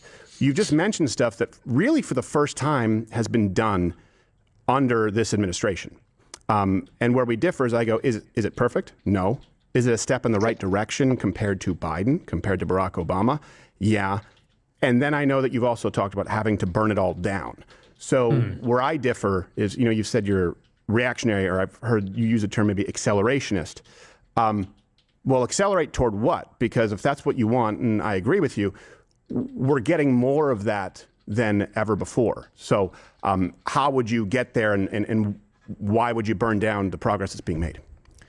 Well, I'm not an accelerationist. I think that I think that's sort of misguided, because if we're, and I agree with you, accelerating towards what? That's the operative question. So that's why I'm not an accelerationist. I think that to make things worse is only basically to vote in favor of chaos and death and potentially civil war, low-level political violence, and I think you're rolling the dice with that. So I'm with you on that. As far as the Trump administration is concerned, okay, can I pause you? Yeah, go ahead. Sure. And I don't want to interrupt, but like I said, I want to address kind of the points individually. No, totally. Yeah. Feel free. Okay, and hopefully you think this is fair, because I really do want to be. And I know that I disagree with you on some fundamentals here, but you did say that Kamala Harris would be a better choice. And you did take billboards out against Donald Trump and told people not to vote in certain elections. That would be, and maybe you didn't use the term accelerationist, but you said at least then that would sort of ignite what we need, because it's a uniparty, it's all the same, right? So I view that as accelerationism, whereas I see where we agree, where we find progress, I would argue is better than 4 years of Kamala. And I would argue that we were at the precipice of, really, we were looking at descending into the abyss, 15 million on the low end, illegal aliens, and not to mention the legal immigration problem. Add another 10 million with Kamala Harris, we no longer have a country, where you and I would both agree. So that's where I don't understand your position. Yeah, well, let's sit in this for a minute. So first of all, and I just want to clarify, I know you know this, but maybe your audience doesn't. I never told people to vote for Kamala. I didn't vote for Kamala. I never told people to vote for Kamala. I didn't endorse Kamala. My plan in and again, as long as we're in good faith, I'm going to explain to you my thought process on this last year. It looked at one point like this was going to be a very contentious election, like it would be very close. It turned out not to be, and eventually it became clear that it wouldn't be. But it seemed like maybe this election would come down to one state, like Michigan or Wisconsin or Pennsylvania, one of the three Rust Belt states. And my problem in 24 is that Trump was not promising an immigration moratorium. In fact, he was saying the opposite.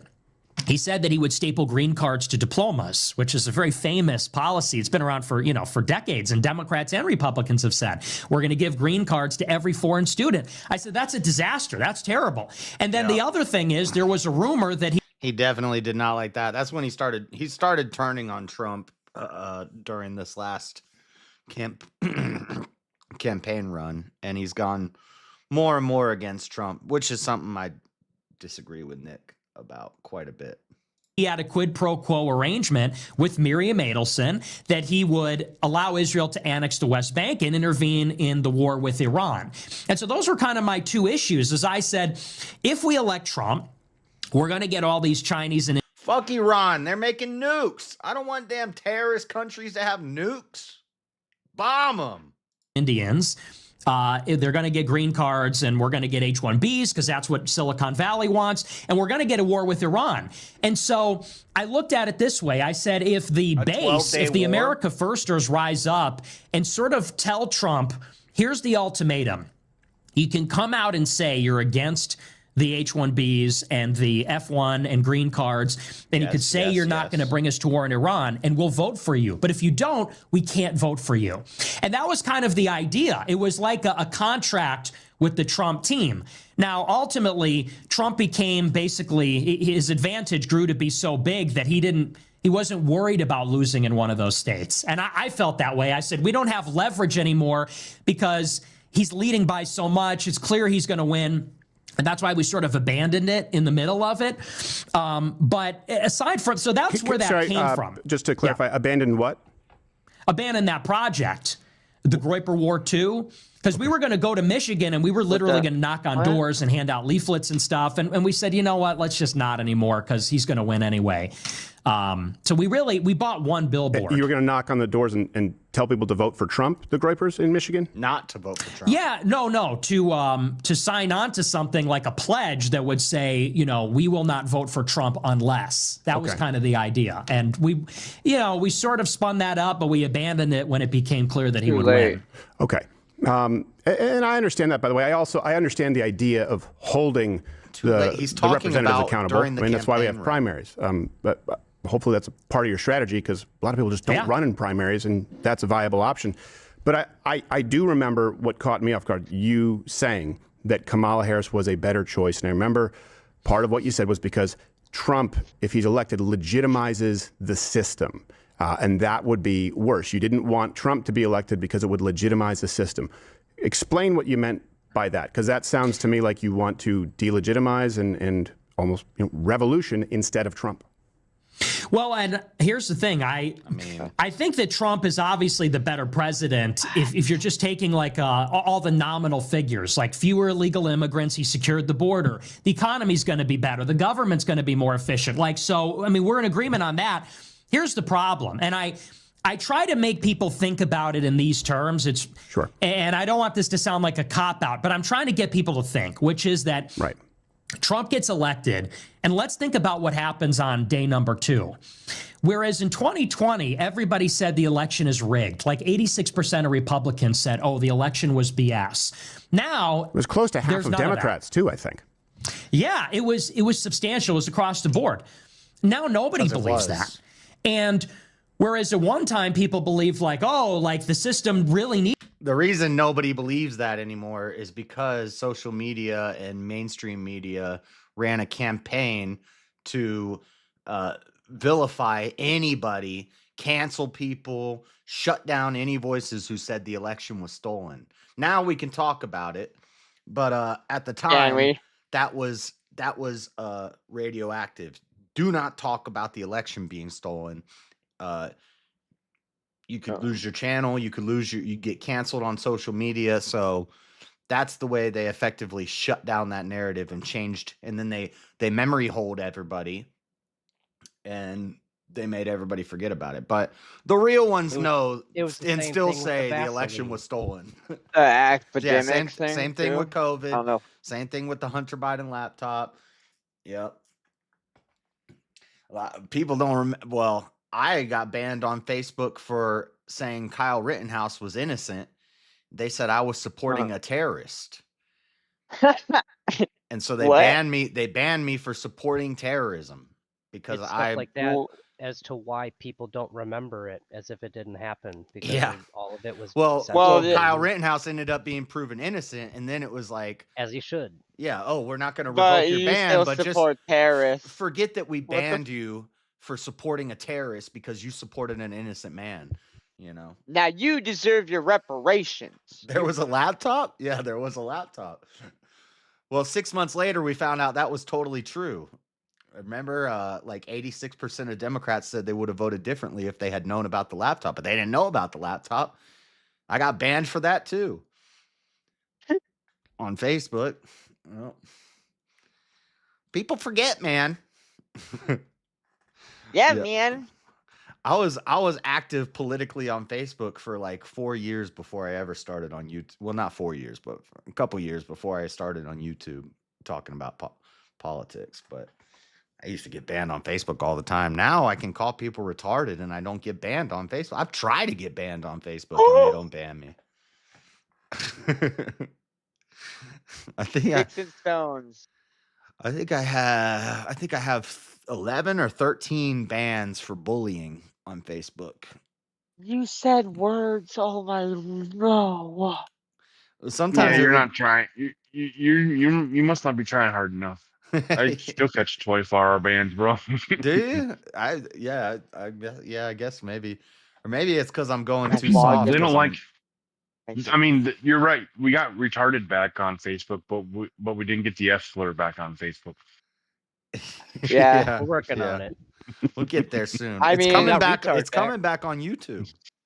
Speaking of It's coming. movements, When Pierce Morgan's saying it on his show, Tucker's saying it.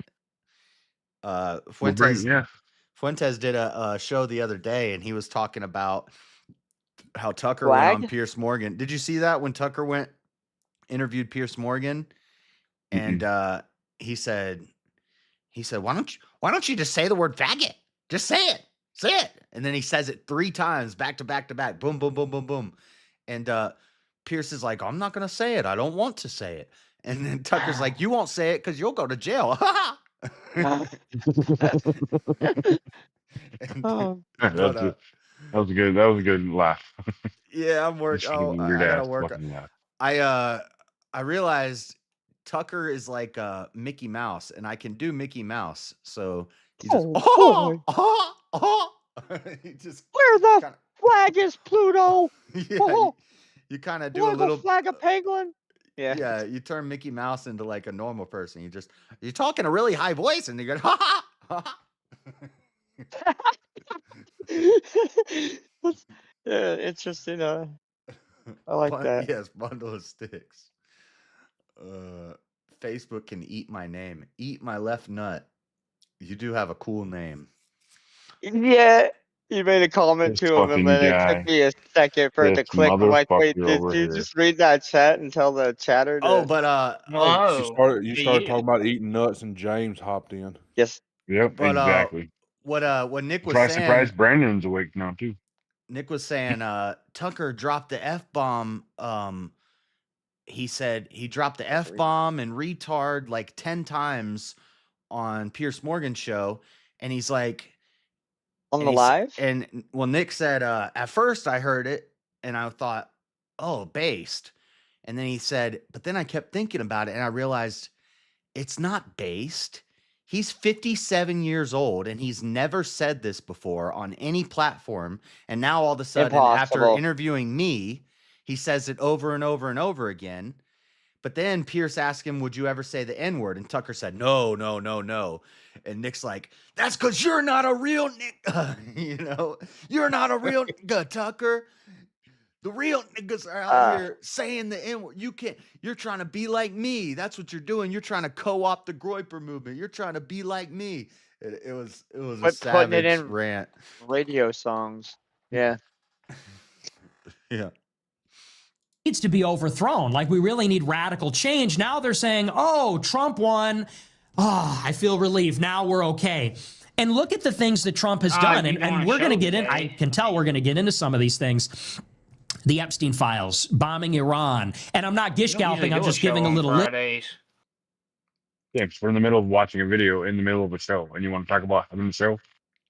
Click on the stream thing, James. But also, I do a show.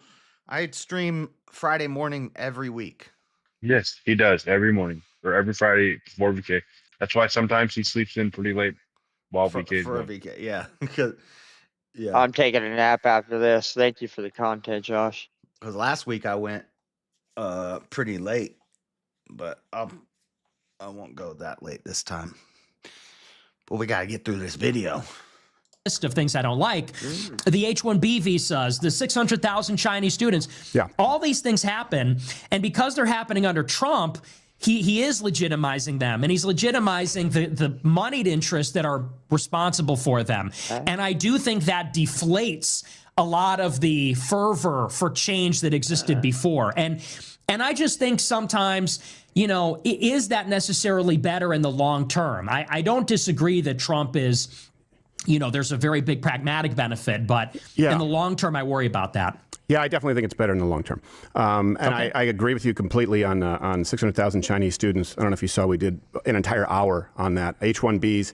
I was throttled as a result from, well, I can't say Elon Musk directly, but I believe I perhaps called him a retard, whatever it was. I insulted him quite publicly. And, for my troubles, made $27 in the course of a month on X. Ashley Sinclair made like 26 grand in 2 weeks. Who knew, right? That's kind of odd.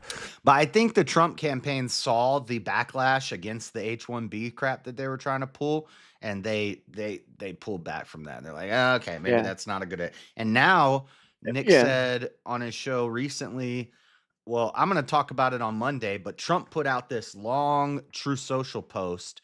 He called Ted Cruz a retard, and he ranted about how we need to get, well, he did a Somalia rant talking about the Somalians in Minnesota, and we did a travel ban on Somalians, and Trump did this whole rant on True Social about how we got to get the Muslims out of here, we got to get the Somalian, which are Muslims too, out of here. And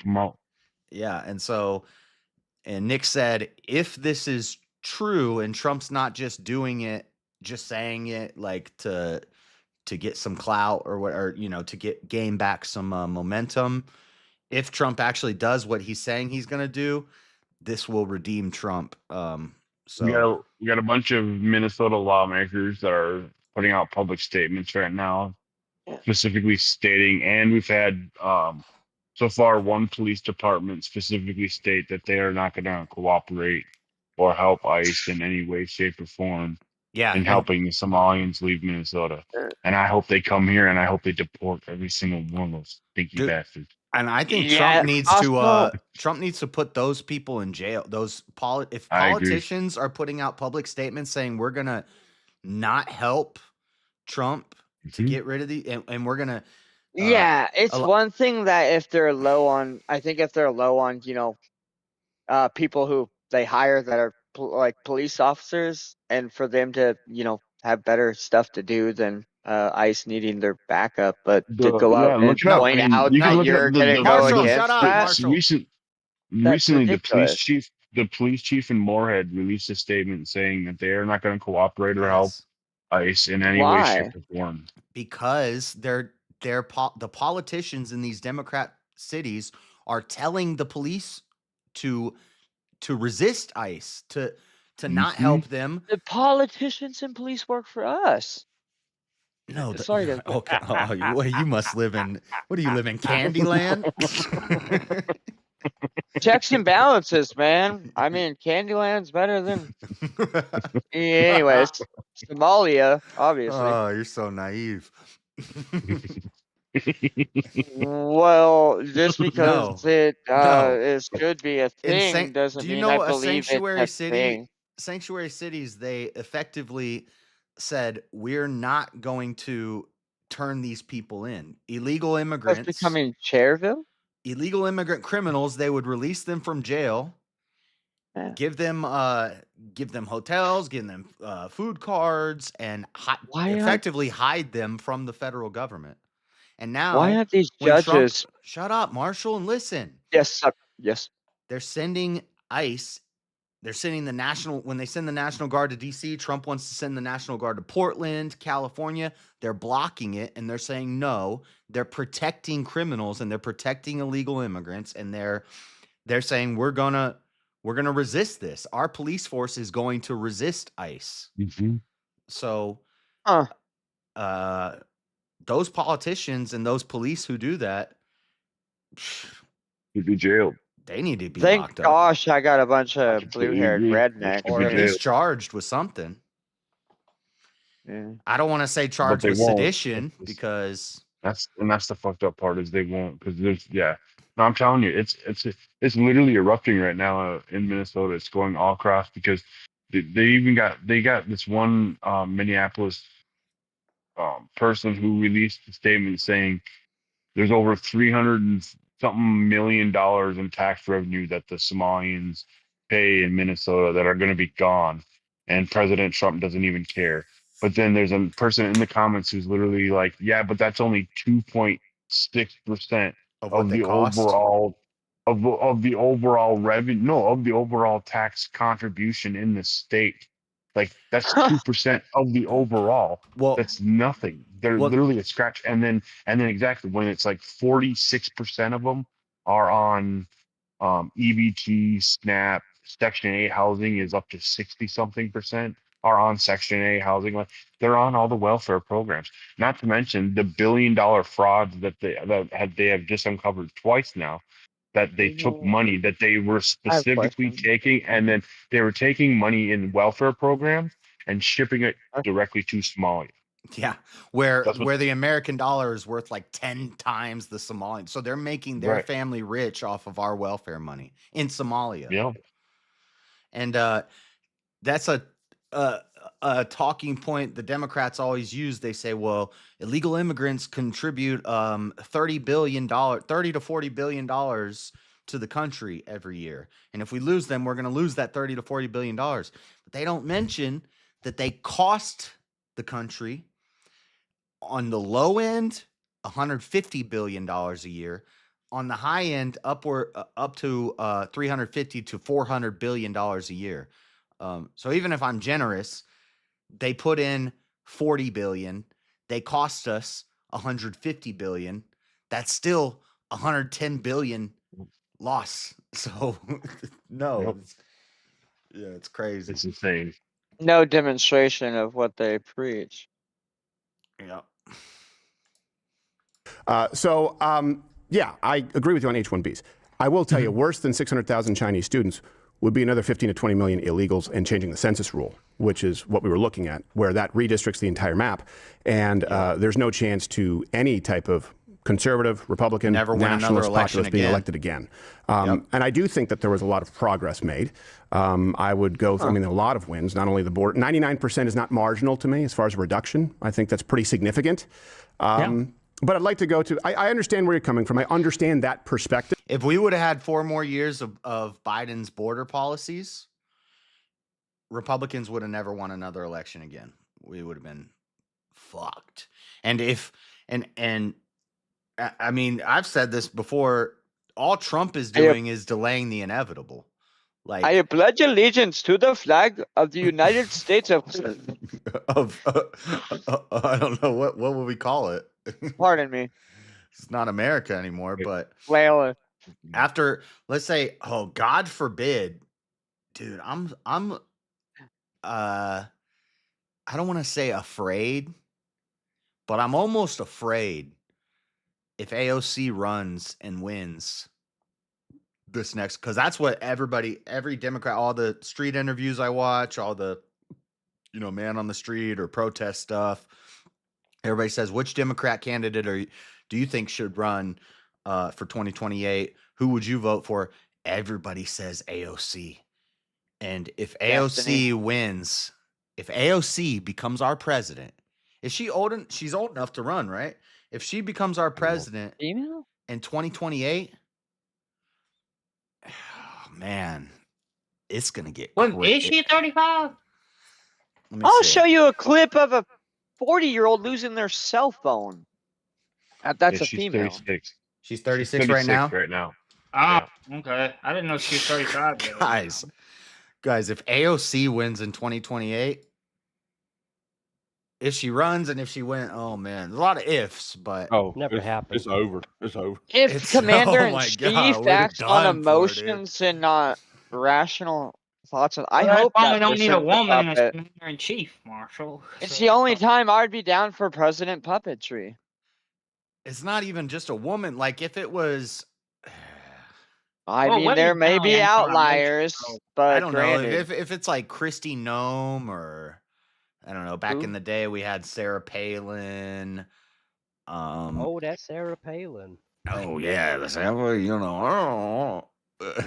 Didn't Japan just get its first female prime minister? Like I've always said I would never vote for a woman, but let's say 2028, it's AOC versus Kristi Noem. Like I'd have to vote for a woman because I gotta vote for Kristi Noem. I can't sit that one out. If you think, hold up, if you honestly think that it's ever going to be a situation where it's only going to be 2 females, you are absolutely fucking delirious. I don't know, man. Oh, bro, could you imagine a female president and a female vice president? Maybe not 2028, but 2032. I don't think so. Not with the way that things are swinging back. Right. I hope They're you're not gonna. right. It's not Yeah. gonna go that way. Yeah. Yeah. Just I don't stop. see it going that way. I just don't. There might be a female, and I would, if anything, I would argue the first female president may possibly be Republican. Just stop voting. Unless anything, WTF. that'd be the way that they would. That'd be the only way that they would sneak one in. Oh, so they're gonna have to be an undercover Republican? Well, let's just let them have No, it. not undercover. Not undercover. Like that would be the only way. She would have to be an undercover feminist going in as a Republican. Well, that's what I'm saying. Undercover. Yeah. Okay. Yeah. Covert feminist. Yeah. I got it. Covert feminist. That's exactly what I meant. Yeah. Just okay. stop voting. I thought you meant covert Republican. Maryland. Just stop voting? Maryland, you go to channels where there's like Christians talking about Christian stuff, and you talk about some bullcrap, new age, hippie, Gnostic crap. Then you go when we're talking about politics, and you say, just stop voting. Do you ever have anything to add to any conversation, Maryland? Just stop voting. Just stop voting. She added this. Solve the problem. Yeah, she said That's if like y'all the didn't opposite. perpetuate a lack mentality, you'd lose all this virtue signal power. That's sort of contribution. Yeah. Is there a sarcasm emoji just for future reference? I don't know. It's called the eye roll. Marshall, it's the There's eye an roll. emoji for everything, Marshall. How about The eye roll. Thank you, King. I'm trying to see a soundboard. Two mentals don't make a non-mental. Two mentals don't make a non-mental. Here, no. This is the best one for Maryland. You ain't got the answers, man. I've been doing this more than you. You ain't been doing the education. Bro. Sounds like some communist gobbledygook. Hey. I don't think we should allow women to run for president. Repeal the 19th. All the misogynist men that don't want a woman to be president are too busy sulking to run for president. You get an office of all, you get a business of all men and a business of all women. Who do you think's going to be more productive and more fruitful? Trying to say they're too busy sucking dick. Based off of. Yeah. Yeah. You know what I always say when a it's woman good, though. calls me misogynistic? I say, why don't If you you've try ever eaten misogynistic? booty, you can't vote. Right. Well, we can just demonstrate this. It's Well, not then like go a make a good or a fucking bad thing. It's not like, we're not like hating. This is like reality. It's not like we're putting anybody down. We're just making shit work strategically so everybody benefits. It's like, you're going to use your best pieces or your best, like, people in your deck of cards to, What's up, baby Maharaja? that's Never all. seen you before. I don't want to go off. I don't get why people hype Nick Fuentes up so much. He says some interesting things, but he's not the next Charlie Kirk. He's weird. Yeah. I see that. I feel like he's hyping himself up in a way, but I'm not 100% on that. I don't. Asmund Gold is weird, but he's got a following. Yeah, I want to say Nick is I think Nick is smarter and a better showrunner, show speaker than Charlie. Charlie's better at speaking to crowds. I think he's young and dangerous. I don't know if Nick could do that to crowds like Charlie could, but Nick's show is way better than Charlie's show ever was. Yeah, how do you feel about trusting like? Right. Well, I mean, exactly, and that's simply because of the arenas they grew up in.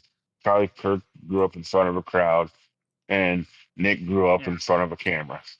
Yeah, because Nick's how old is Nick? Nick was forced underground. Is he a poker player, by the way? Just 26 or 27. Yeah, he's in my generation, so he grew up in a world In front full of a camera. technology. Yeah. But Charlie wasn't. Charlie was 33, 31. Yeah. Right, but from the beginning, he started TV USA. So from the beginning, he was doing arenas and events and putting together like Charlie was a wheeler and dealer who could meet people and make connections and get in front of a crowd and stand up and be that face of the party. He towed the party line, whereas Nick is the guy. Nick's behind the camera in his house.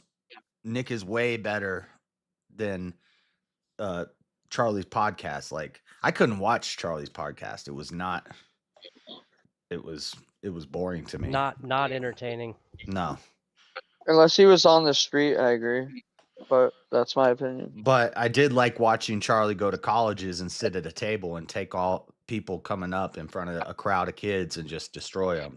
But so it's different, different ways, but they're both effective, right? I mean, yeah, in the way they do. Yeah. Yeah. And that's the point, that they're both effective. Yeah. And unfortunately, Charlie's gone. So yeah, unfortunately, yeah. Well, and I don't think Nick's gonna be the one to fill. I don't think anybody could fill his shoes, but to be the next guy on deck to do that, I don't know who it's gonna be. I don't know if it's gonna be. I don't think it's gonna be Nick. But everybody is saying one day Nick's gonna be president. Huh. And so he's Catholic, right?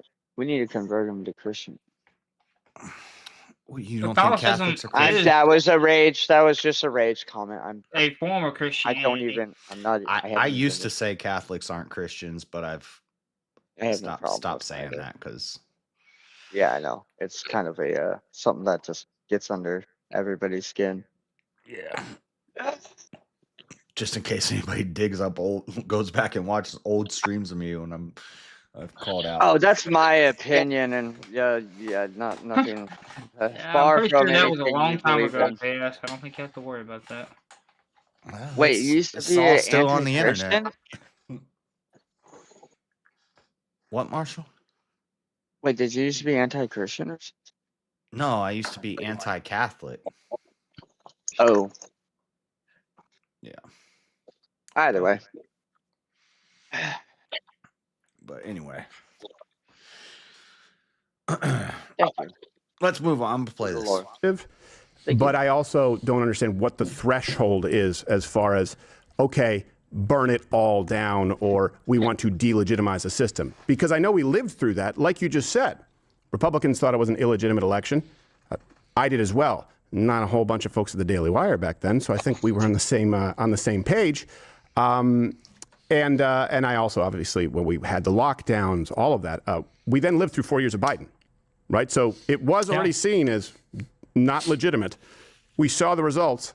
I think the results of not electing another Biden is better. But I would like to roll a clip, because I think it's in this vein and might help set it up. It was where you discussed, Epstein, too. That's the one thing. Of course, I absolutely agree. I don't know if you know, I recreated the Epstein cell down to the millimeter and tried to hang myself with a force meter. I saw that, yeah. It's possible, not likely. So I thought it was a huge mistake. I think Pam Bondi's an idiot. And I mean actually like an idiot, like she potentially could be a mongoloid, using the term hate speech. She's a moron, and I've always said that, using the term, and that rollout was terrible. That doesn't undo the things that a lot of people who elected not just Trump, but the cultural wins. Yeah, Trump, the big evil womanizer, but every conservative's critique of, a lot of conservatives' critiques of Trump is that he puts too many women in position of power. That they want. I think there's a lot of good there, and I don't think burning it down is the best approach. But here you mentioned a new potential coalition, and I think sort of lay out a prescription as to how to go forward, and I'd like to ask you about it. And again, we'll make the link to the full show available so that no one mischaracterizes anything. Ro Khanna and Thomas Massie working together against the interests to compel the files. What do you think that has, a 90% approval rating? If you had progressive Democrats and nationalist Republicans working together, let's say to compel the release of the Epstein files, what kind of approval rating do you think that has? 90%? And what if they got together and they opposed foreign aid to Israel? What approval rating do you think that would have? 90%? Do you think that that Republicans or independents running under that brand, do you think that would become more popular or less popular over time? 4 becomes 8, 8 becomes 16. It snowballs. And we need to propel someone into the White House that is just a populist. If the right can come down on health care and on a social safety net and maybe on some subsidies for education, And if the left can come down on the anti-white open border stuff and they can agree that we have a country, that party will win 90% of the vote and rule for a century. That's the compromise. That's the populist compromise. Okay, and I think you were, you articulated that pretty well. I would say Epstein already has a coalition. Everyone voted to release the files except Clay Higgins, who is a punchline, deservedly so. Like, that's the first time everyone knew Clay Higgins. Like, he really must love pedophiles. I wish I loved anything as much as he loves defending sex islands. I would like to hear your prescription for how that works, because I would say this. If the only compromise was the left on immigration, and if I believe that there was any semblance of a reality in which they compromise on immigration, and compromising on free markets to varying degree, okay. But what do we do with a Ro Khanna on the Second Amendment, on the First Amendment, on transing the kids, on reparations that someone like a Ro Khanna or any member of the Democratic Party, but Ro Khanna specifically says is a priority economically and morally, on abortion? What do you do with all of the other compromises that aren't listed? How does that coalition work and bring me through the end point? Well, and I'm not a huge fan of either of them, actually. You could also say Thomas Massie on H-1Bs. You could say Thomas Massie on immigration also. You could say him on Israel also, as far as his biggest donor. It's not AIPAC, but a lot of influence. Certainly. Certainly. But what I'm referring to is maybe more something like Trump 2016, who is basically a populist. And you look at Trump in 2016, and to me, that's kind of the prescription, where it's like in 2016, he comes out, and he says, we're going to get the money out of politics. He says, I'm not going to take donor money. I'm not going to take super PAC money. I don't listen to special interests. He says, law and order, close the border. As far as health care, he didn't even give a plan. He said, we'll just take care of everybody. He said, we'll get rid of the lines around the states, and we'll just take care of everybody. Who even knows what that means? And he says, we're going to put America first in foreign policy. Now, I think that, here's the thing. I'm under no illusions. We're not going to win 80% of the left or 40% or even 30%. But I'm thinking that if we can win, because I think there are a lot of people on the far left or even some of the abundance liberals, they're getting tired of a lot of the far left too. There's a lot of these liberals in the center that are saying, how are you going to have public transportation when you have people getting stabbed in the neck and there's no police? Like, we can't defund the police and even have these cities that we want to have. I think there's a lot of people on the far left too that are saying, maybe the woke has gone too far. I'm sorry, was that a quote? Did Ro Khanna say that, or was that just a general sentiment? No, I'm not talking specifically about Ro Khanna. That's just an example. Because when I hear it, I almost thought you said I was like, oh yeah, that sounds like something a liberal would say, like stab the cop in the neck. No, when people are being stabbed in the neck by like black people, for example. Oh, that's also something I could hear a leftist supporting. But yes, okay, go on. I just didn't know if it was specific. Okay, Black America. Yeah. Well, and here's the thing. I mean, fundamentally, it comes down to the fact that let's just talk about it in general. So that's my prescription. It's like populist Trump, and let's just get a small percentage of the left liberals, who I think have come a long way in the past 5 years since COVID. But I would say that in general, I think maybe where we disagree is I look at this Republican team. What has it actually done for us? Because you seem to be defending like, well, we're supposed to vote Republican and we're supposed to say, well, this is better than the alternative. No. And he's making these wins. Well, hang on. Okay, so see, I had only seen 45 minutes of it. Now they're starting to get a little more confrontational and disagree and stuff. So this is good. And I look at it and say, it's been 10 years of Trumpism. And, I know Biden brought them in, but we're 10 million illegals up since Biden, and there's no mass deportations. I look at the wars. We're getting into more wars, not fewer. He wanted to keep us in Afghanistan and Bagram. He's building bases in Syria. We're getting into Venezuela. I look at what we have not done in 10 years, and I say, this is a prescription where it hasn't been working. And so I'm very against this line where you say, well, we're going to vote Republican and we're going to, what exactly? I mean, what's your prescription? If Trump is failing us miserably, what are we supposed to do here? Yeah. Well, here's the thing is I don't agree that our representatives are all failing us miserably. I think they failed in quite a few ways. If you're talking about like the Johnsons of the world and the Rhinos, absolutely. But the things that you just listed, and I would, again, ask you for your prescription because I give mine Monday through Friday, every day, 11 a.m. Eastern. I've done one on voting, what we need to do. I've done one on immigration, done one on big tech and Section 230. I'm very curious the only one as with to the your show, prescriptions so that people can contrast them. You mentioned law and order. I don't know of any president who sent the National Guard in as aggressively when we're talking about D.C. and Chicago. That way you talk about law and order. You're talking about in Chicago. Well, I'm saying any effort being made. I know what we've lived through as far as what Ro Khanna would support: Black Lives Matter, the Police and Justice Act. Again, BLM I don't think happened under Trump in 2020. So let me ask you, what's your prescription? Why hopscotch all the people who I think watching right now would agree with you if they think that you're on board with them on LGBTQ, on immigration, on Second Amendment rights, on First Amendment rights? Why hopscotch then to compromise with someone who has actively fought to destroy all those things like a Ro Khanna? Wouldn't it make more sense to form a coalition with more than half the country who already exists? Because you don't want to take them for granted. Take Trump out of it. I'm talking about the people, the voters. What's your prescription?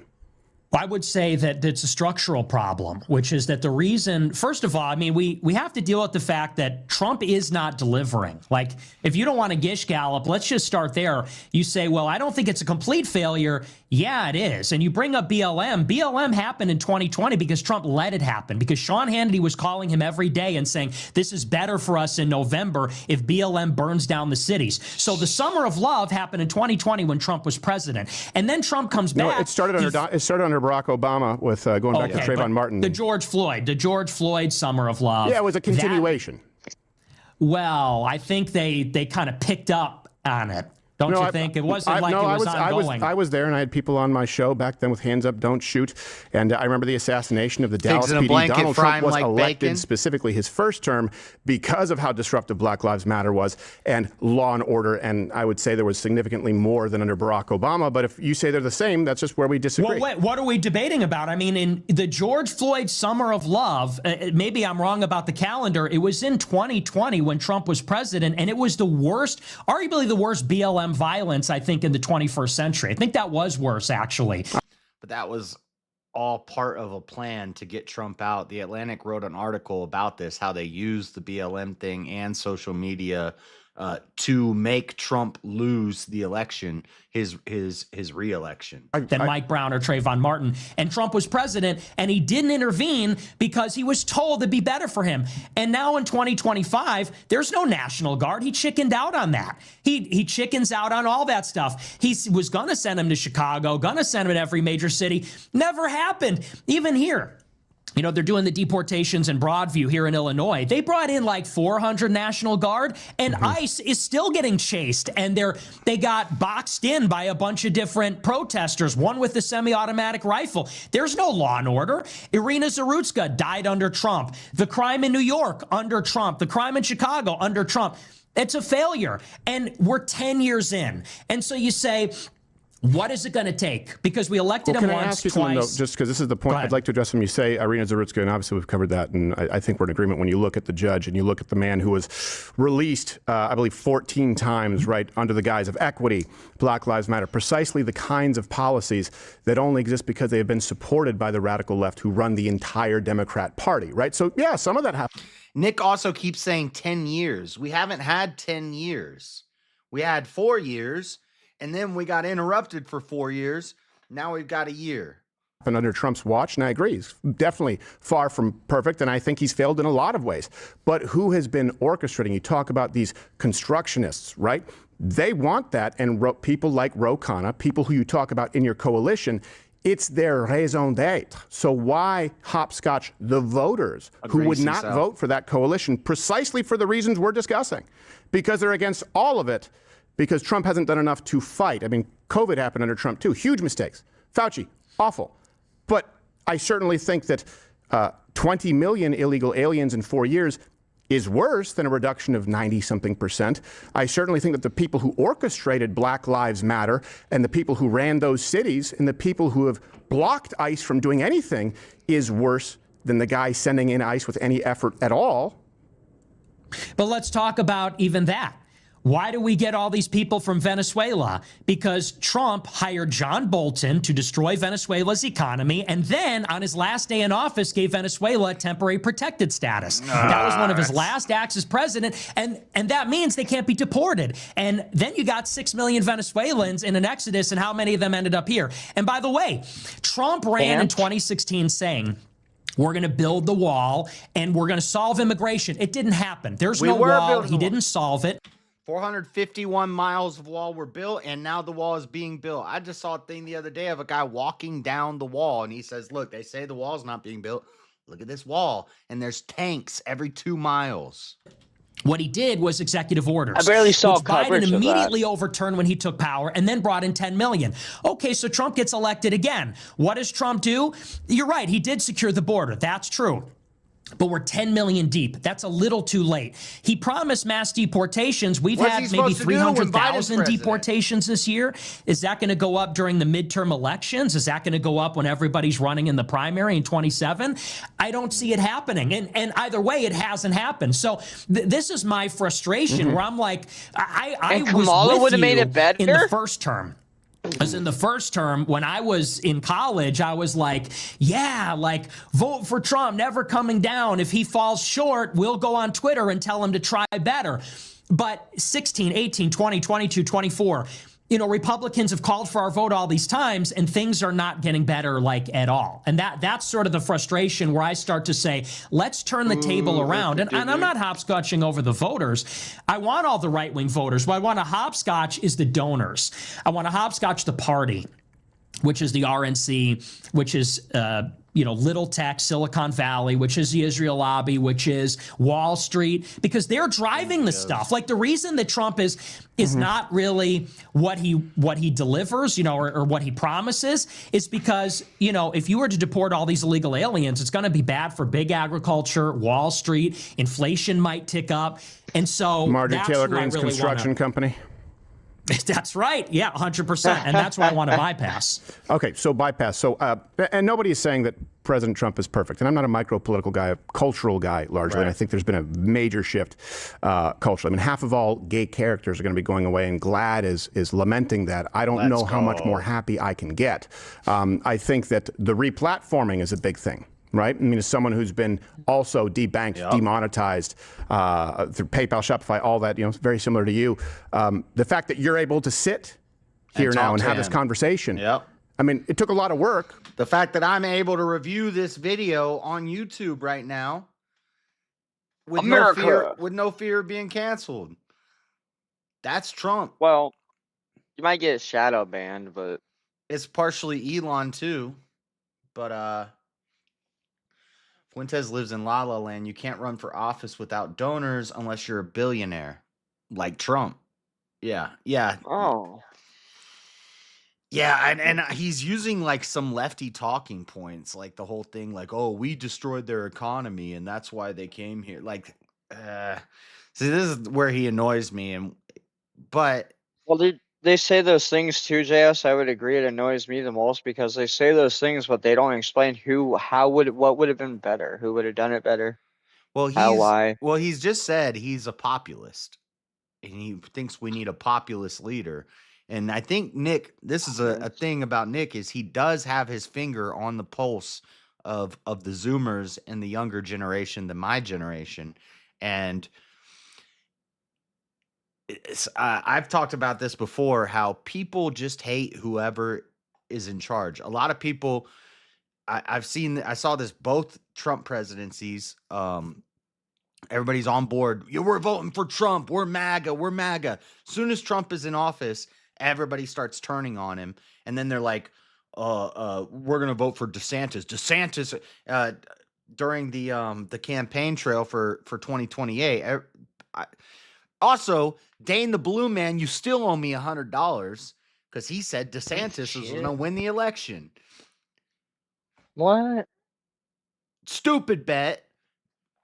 But everybody, remember when people started turning to DeSantis and everybody's like, oh, we don't like Trump anymore. We're going to go to, it's whoever is in power, they hate him. You'll see Democrats do it. They'll be all on board for Biden. As soon as Biden gets elected, we don't like Biden anymore. And then they go radio silent. They don't talk about it because they saw how he was messing up the whole country. And Nick, I think he plays to the crowd, and a lot of the crowd right now is turning on Trump. But really, it's a little too late because he can't run again. He's already president. So That's why when they talk about approval ratings, I don't care about approval ratings. He can't run again. He's, who cares if you approve or not? But he's kind of right. Well,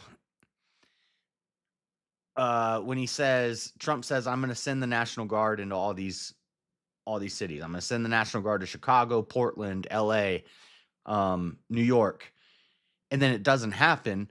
But he's ignoring the fact that the state and local governments there are doing everything they can to stop Trump from doing that. And they're keeping him tied up. The same thing they did in 2020 when he was trying to build the wall. They keep him tied up in lawfare, which distracts him from getting other things done because he's trying to fight these cases with these local courts. And instead of fighting those cases, he's like, okay, let's just move on to something different. What can I do? But what Nick wants him to do is be the authoritarian and just do it. Just push through that and just do it. But honestly, the last thing on my list, Jess, would be stuff that I don't really care about. That's more like a TV drama sitcom, like the Epstein Files. It would be more. That's like the least of my worries. Just as much as I'm interested in all of those things being declassified. Well, that kind of varies, but regardless, I think there's more important shit. There's more important shit to go on. I was hoping they weren't going to mention the Epstein Files for this whole interview, but Nick mentioned it once, and then that was it. But pretty much, they I was happy I didn't hear that. My bad. He mentioned it once, and he said both sides would agree, 90% approval, release the Epstein Files, which is probably true. Most people would agree, and I'll agree. If you want to release the Epstein Files, release the Epstein Files. I'm not like against releasing the Epstein Files, but I think there's priorities. Yeah, exactly. And my whole thing about the Epstein Files is nothing's gonna come of it. It's not that it's like a TV drama show. It's like it's like watching the freaking actors. Yeah, this is not what's important. Divorce. A bad guy did some bad stuff and now he's dead. The end. And some other bad guys were involved because they got tricked. And I don't want to go into the Epstein Files thing right now. We gotta right. Yeah, my bad. Debate on that coming up. So I'm kind of Epsteined out I wish I could have done that debate this past week so that I could just move on. But now I gotta wait till What happened to that reschedule or something? I don't know. The dude who I was supposed to debate said he had to reschedule because he was having technical difficulties. But oddly, he streamed the day before. He streamed 4 hours before the reschedule, and then he streamed the day after the reschedule. Well, hold on. Shit does happen. Shit does happen. You're right. That is kind of a. I just think it seems kind of fishy. That's what I would say about you if you had to reschedule. Even though I would say that shit knowing the fact that you. Well, you don't know me very well because if I say I'm going to do something, I do it. I don't reschedule. Yeah. And I was just like, because if you do reschedule, regardless of actual technical issues, you can just avoid me trying to gaslight some. But I don't know. I'm sorry. I'm just adding my thoughts on what if I you're had talking technical about. difficulties, I would show up on my cell phone. I would find a way to do it. Well, chair's always got you. So. I'd show up on my cell phone and I'd say, "Hey, my computer's broken, my internet's broken. I can do it on my cell phone, or we can reschedule." But that's just me. I don't know. But I'm debating like this. Will you accept that? Yes? No? Okay. Cool. Yeah. If you don't want to accept it, then we can reschedule. But I would do whatever it takes you actually, to be where I said I was going to be when I said I was going to be there. Yep. If you're not early, you're late. I don't care what anybody says. Well, okay, I'm going to play it. From coalition people like me, turning down a $50 million contract and migrating the world's biggest conservative, right-leaning nationalist YouTube channel over to Rumble so that you're able to do that. That's a win, right? And you could look at that like a light switch. Deplatformed, including the president himself, replatformed. To me, that's probably the biggest thing, the fact that you are able to sit here and talk when you weren't. But I got replatformed under Biden. I got my Twitter account back in May 24. Musk bought Twitter in 2022. Right. And Rumble really started to grow after Trump got banned in 21. That's when all the little tech money jumped in because they said, we're going to do True Social, Trump Media Group, Rumble, these things. So, now that Trump is back in office, there's might be more censorship. Like you have people but Elon Musk put you back specifically. He bought that to balance the powers that be. I mean, there was a point in time. But I'm just saying Trump. But that's the reason for it, right? There's no world in which you're replatformed unless Donald Trump is running again and someone like Elon Musk sees an already existing populist movement. That is important. And right now, this will actually be clips. And also, Elon didn't buy X to replatform Nick. Elon bought X to replatform Trump. Elon saw Trump get deplatformed and said, that's crazy. Hold on. Oh, that's crazy. Why would Trump get deplatformed? Oh, I can't do a good. I could do a good Elon if I practice, but Elon bought X because Trump got deplatformed. And Elon replatformed Trump. Then he replatformed you. And then Trump won the election. And now you're back on YouTube. So, existentially, you could thank Trump that you're replatformed because Elon did it because of Trump. So really good demonstration. I agree. What the hell is he talking about? I got replatformed under Biden. Biden had nothing to do with that. That was Couldn't you walk downstairs, dog?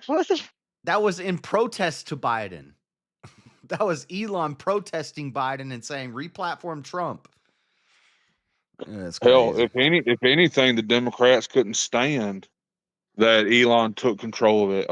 Well, Twitter then. That's what it is. Thank you. Yep. Yeah, I don't know. I don't know what Nick's saying. This is why I can't like Nick has this advertisement, bro. But then he comes out with like retarded shit like this. Anyways, thank you for that. Yeah, that's why I said I agree with him on like 65% of things because it's like I don't know. I think most of his takes are retarded, and then every now and then he gets a good one in. It's kind of like the whole even maybe that's the things that they can be proved by receipts or at least logic at the very least. I think he's right. I think he's right more than he's wrong, but shit. Obviously, he's doing something right. Yeah, Seesaw. Well, hey, motherfucking James Life Talks. What up, James? I haven't talked to James in a while. You doing all right, James? Oh, he's muted. Yeah, I just seen his name though. He's been here for a little while, but all right, let me play it. I'm gonna play. On YouTube, that could never have happened. I mean, I was literally deplatformed for having Carrie Lake on in a midterm. That's why we couldn't stream the elections. So to say that, well, that's because of Biden, are you giving Biden credit for Elon Musk buying X and bringing you back? Because I think that you got to give some credit here if you want to build a coalition. Can you build a coalition with the people going, hey, we are really anti-censorship and we're really hesitant to get back in bed with the party that pushed for all of it? Because there are other people, not as popular as you, who've also been deplatformed and replatformed as a result. No, I'm not giving Biden credit. All I'm saying is you attribute that to Trump or for Republicans being in power. All I'm saying is one's got nothing to do with the other. And actually, it was a response.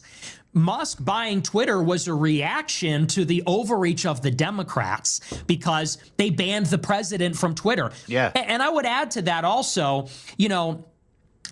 censorship is a big problem. I don't think we're in the clear with Rumble or Twitter. There's going to be a lot of regulatory. Either. Yeah, and what is Trump doing to solidify this free speech beachhead that you have built, that Elon has built? Nothing. Was that in the big, beautiful bill? Is the FCC getting on top of that? They flirted with doing that in 2020 when they said they were going to do section, what is it, 270 or 280 section or whatever? 230. They talked about doing that. Protect. They never did it. And so that's my problem where, and I'm with you, like, Well, no, can I just pause that because that's kind of in my realm of expertise because this is something where I've been here this entire time.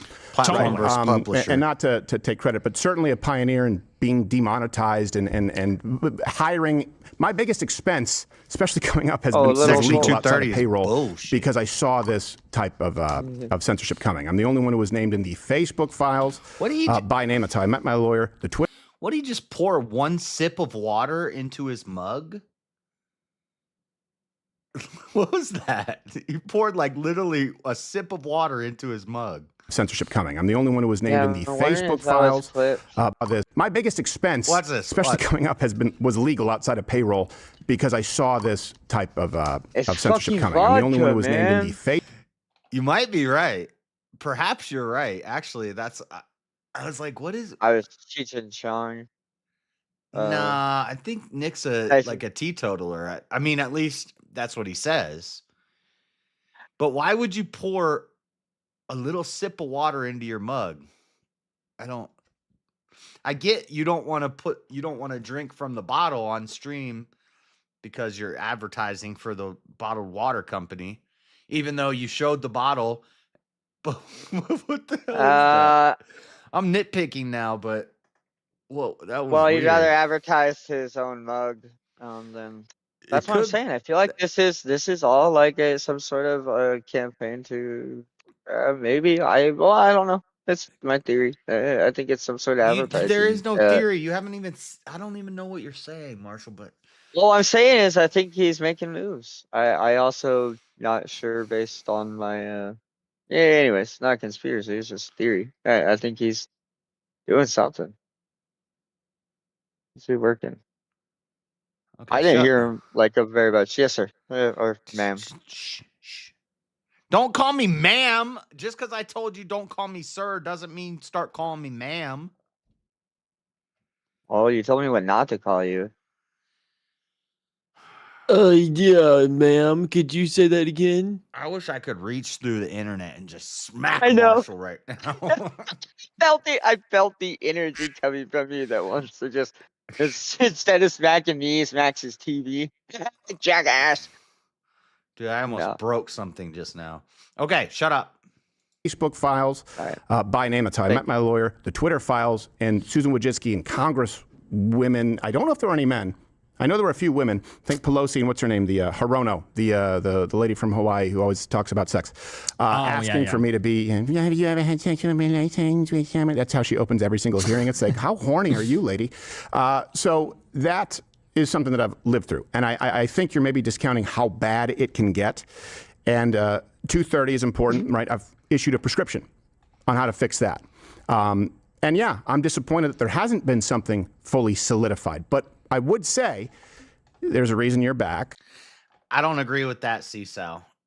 He's committed to doing a show, wearing a suit, and he's very good at it. 5 nights a week for 10 years straight, and being active, organizing people. I don't agree with that comment. He has a job. When you say he's never held a job, you just think his job's not hard enough. So, is she talking about me again? She said it's hard for me to listen to a man who's never held a real job. Why is that not a real job? Why is committing yourself to doing something 5 days a week, prepping for it, making it professional? Also, there's a lot of back work that you have to, but I'm not saying it's as hard as roofing, but I wouldn't say he's never held a real job. He's also a multimillionaire because of his real job. So yeah, he's also not breaking his back carrying shingles, fucking up a ladder for minimum wage and getting bullied. Yeah, I'd actually say I'd rather listen to the guy that by the time he was 27, he was a multimillionaire because of commitment to his profession and what he dedicated himself to, rather than the guy who's like me, who's 38, been breaking my back my whole life and doing stupid, dumb, menial tasks for zero money and no respect, my whole life. You know, I listen to the young man who's built something by the time he's 27 more than I'll listen to a 50-year-old roofer who still lives in an apartment, you know. So just saying. What's a fake job? But yeah, that's all. Yeah. There's a reason that people are not afraid to speak out. And people like Trump, people who are more populist, the populists who exist on the right, they listen to their base. And I think it's good that you're pushing him. But what would be enough? In other words, would there be a threshold enough so that you don't just sort of, elope with the Ro Khannas and the Bernie bros of the world? It's not about eloping. And I would say, what does enough look like? I would know it when I saw it. It would be not like bombing Iran is like a punchline for what Israel wants. That's pretty bad. I would say that not mass deporting people. You don't need to deport 10 million in 1 year, but 1 million per year. And how about anything? And literally anything on free speech. You know, Ron DeSantis had some legislation and Texas had some legislation about free speech. Could we get something like that, regulatory or legislative? Mm-hmm. You know, I just look across the board and maybe this addresses the heart of the matter. I sort of look at Trump and I say, I see what you have done for them. Can you bless us in the same way? Because they will move heaven and earth to lower the corporate tax rate. They will move heaven and earth to give $1 trillion for AI, and they will give Saudi Arabia, non-NATO major defense ally. They'll give Qatar security guarantee. They'll bomb Iran for Israel. They'll bomb Yemen for Israel. What will you do for us? A middle-class tax cut? Will you give us law and order, National Guard, mass deportation? Like, how about pick one, something? So, you know, maybe we just differ an approach, because I think you share these frustrations, but you're saying, let's work with them, let's not burn it all down. And you look at me as someone that's saying, let's throw the baby out with the bathwater. And I get where you're coming from, but is that a wrong assessment? Because and first off, I do want to correct, because it does matter. 2 million are gone. A lot of people self-deported, which to me is like a magic trick. No. Yep, 2 million are gone, and that's fake. And a 94%. Okay, well, I'll make sure the references are available. And if people disagree, they can check that out. But there's a lot of self-deportation going on. Yeah, also, a 93 to 99% reduction. So if 1 million, 2 million are gone, I would argue the number is 2 million. And you reduce it. I don't think that's marginal, and I think that's probably the biggest issue if you want to preserve a country. Is it enough? Is it ideal? No, but it's better than another 15 million. And the people who brought in 15 million are the people you are suggesting. I need to find the clip. I think it was John Doyle who talked about how they say they always say, well, Trump hasn't deported as many people as Obama or Biden by the same point. And I think it was John Doyle who is probably the only one who's more pro-Trump than me. But John Doyle broke it down, and he explained why that's not true, that Obama wasn't really deporting as many people as they say he was. They call him the deporter-in-chief. And John Doyle, who's really, really smart, went into it. And he's like, no, Obama was not deporting all these people. And Obama did catch and release, and he was actually letting more people into the country. And maybe he deported people, but he was letting more in than he was deporting. And so actually Trump is deporting more people than Obama and Biden were deporting. But I need to find the clip of I'm pretty sure it was John Doyle talking about it, but I can't remember who I heard saying. I was at work, so I couldn't like totally focus on it and take notes, but it was interesting. I had never heard that take. Suggesting to be part of a coalition after it's burned down. So what's the prescription? What does it look like when you say throw the baby out with the bathwater? What does it look like? You get Trump out, you get 4 years of Kamala, right? If you had your way, 4 more years of Newsom. What does it look like? I'm asking you for the prescription, because I'll tell you, mine is primaries. Mine is having people who listen to their base. Mine is making sure that we can make incremental change. The biggest disappointments would be H-1Bs for sure. The big 600,000 Chinese students, huge disappointment. Yep. Section 230, right? I have prescription for all of those. What is yours? What does that look like? Revolution or coalition, and then burn it down, throw the baby out with the bathwater. The alternative is. That's where I think I'm missing you. Here's my prescription. I just think that we need the young people to climb the ladder. I want to march through the institutions, get them in the college Republicans, to the campaigns, to the congressional offices, the think tanks. I think that we need to engage in primaries in 2026. I'm going to be very active, and we're going to tell everybody who's America first and who isn't and who to vote for. And I think the people that are not America first, I think they should lose their elections. In 2028. So do I. Yeah, okay. So then, we agree on that. In 28, I think we should back a presidential candidate who is going to basically emulate what Trump did in 16, which is anti-corruption, America first, close the borders, and... Like who? Is that a populist? He doesn't like Thomas Massey. I'm sure he doesn't like DeSantis. Who do we got? Marjorie Taylor Greene? The vice president? I don't know. Yeah. JD, yeah, JD's the shoe-in. So primaries, who do we got standing there? Well, yeah, there will be a primary because Trump's not an incumbent. So who's up there? Massey, Doug Burgum, Nikki Haley gets up there again, DeSantis, JD. Like, who's gonna come out of the woodwork with enough money and enough backing to get in there? I wonder if Nick's gonna throw a name out. Dwayne Johnson. Well, he'd probably run as a Democrat. Vin Diesel.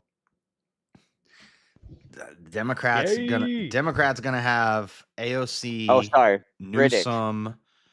God forbid Gretchen Whitmer. Riddick has to be a conservative. Sorry, or not sorry, but yeah. And then their standard lineup. I don't know. It's going to be interesting. If that person can make inroads with the left, I think that's an interesting idea, because maybe the area of disagreement is there are a lot of people in our right-wing coalition who are kind of part of the problem. I would say there are, like, for example, when Trump bombed Iran, you had like 70% of Republicans supporting that. That's a load of crap. Yeah. And he's you a local boy. Kentucky? He literally represents the district I reside in.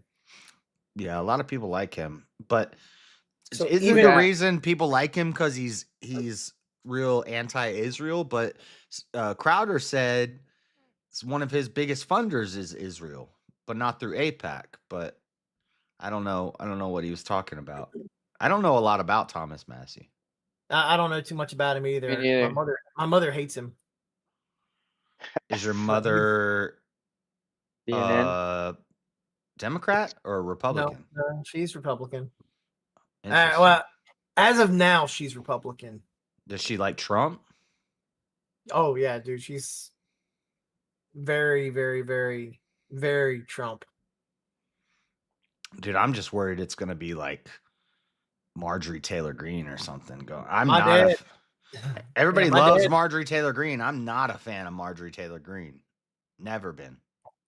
I mean, I'd be okay both Massey or JD, but only because both of them are. JD Vance is from Kentucky and he lives in Middletown, Ohio, which makes him relatively local too. So, like, either way, I'm all about local guys getting big positions because. I don't know. He might be a good choice. I don't know. I like DeSantis because I'm from Florida, and it's more that they give a little bit of attention to where they're from.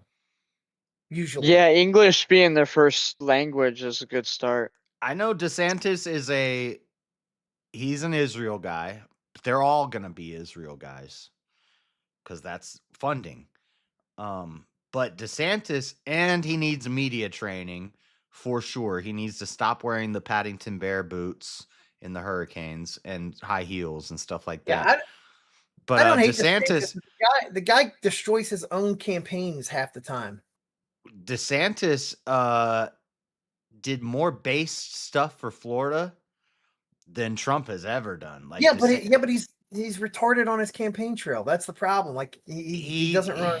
He's kind of dorky and yeah. That's why I'm saying he needs better media training and a better media and campaign team. Right.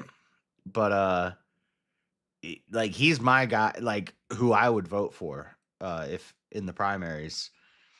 Like during the the 2020 fun stuff. Like I didn't like how he put out an AI clip of Trump. He was the first politician to use AI to attack his political opponent. I didn't like that. Yeah, but during the 2020 stuff, like he was one of the politicians that I thought had, probably the most realistic response to all that shit. Yeah, he had a good shot. Even MAGA was going to DeSantis. So yeah, I think right, because I think he had the take, right? Yeah, he's based. Like he's done a lot of base stuff in Florida. And if you can get over the Israel stuff and if he can get some media training and a better campaign team, I think he could do it. But I think he fucked up in this last one because so no matter what you think about like Ramaswamy, whenever he saw the writing on the wall that Trump was going to win, he started shifting into supporting Trump. Yeah. Whereas DeSantis just kept on veering further and further. Yep. Fun fact. Should have noticed what was going on, went towards backing Trump, and then that would set him up in a better position to take it whenever Trump got out. But I think also Mar-a-Lago, Trump's house, Trump is a Florida guy too. So I think once DeSantis realized he couldn't beat Trump, it was like, okay, just do good for Florida. You're the governor of Florida right now. Take care of Florida. Florida is one of the strongholds of America right now for the Republicans, and keep it. Yeah, I mean, I like DeSantis. He there was a lot of good policies that he was putting out in Florida. Yeah. And if Trump wouldn't have been running, I probably would have went for DeSantis. By the way, Brandon, Ramaswamy is also a local guy. He's from Cincinnati. I just don't want. He ain't local to me. I just don't. No, he's local to me. He's local to damn India. No. He's from U.S. Obviously, he couldn't run. Yeah, I know, but yeah, I think his parents were. I think he's first gen. I think his parents are from India. Yeah. What's his first language?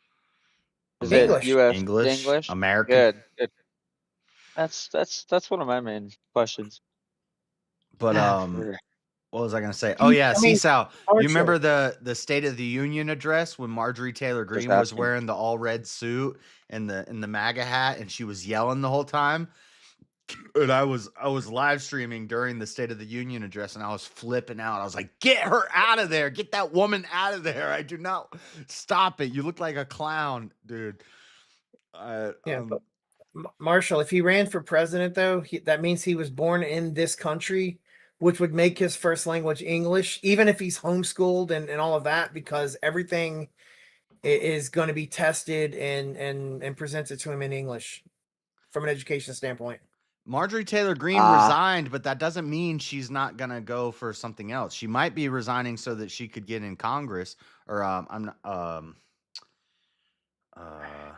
can't remember, but she could be resigning to run for president too. Right, she could be resigning to run for something else. So that could be. That was one of DeSantis's big things when he when he ran for re-election for governor. Is they which he obviously backtracked on, but they wanted him to commit to be governor for re-election, and he committed to that, and then he ended up running for president anyways. Yep. By the way, chat, send some dang super chats or something. Look at that dono goal. Do I gotta put a goal up? What are you doing? Dono goal? Y'all slacking. How am I supposed to run for president in 2028? as a dang felon if I don't have financial backing. Oh, Seesaw come up here. She about to yell at you, JS. Seesaw joined. About to get fucked up. Uh-oh. Well, I gotta go pee real quick. You guys talk amongst yourselves. I'll be right back. Oh, he's running. Seesaw come up to yell at him. Making cinnamon rolls, What a boys. bitch move. Yeah. He's got to go Let's walk donate to the chair. Fuck that other guy. Oh, Brandon. Good to hear from you. Yeah, I've been up for about an hour or two. And Marshall ignores my message. Idling. Wait, what? James, what are you doing? I tagged you and you ignored my message. Jerk. I'm not on a cell device or a PC. I'm on a console. Sounds like a personal problem. Yeah, for you. No, for you. No. If it's a personal problem, then it's individual towards you. I mean, yeah. I tagged you. Now find a way. I tagged Marshall's By mom. the way. Yeah, you did. Should tell her hello saying, for dude, me? There's some cinnamon rolls in the back chat. Where? Cinnamon rolls. What's that? Ow. My leg just popped. Ugh. Okay. Wait, did you make that? Oh, did somebody send $5? Let's go, Elderline. Shut the fuck up. This money is No, there's literal cinnamon rolls. This is money to not ever run for president. Dude, I can get my name on a dang ballot. My name on the dang ballot, boy.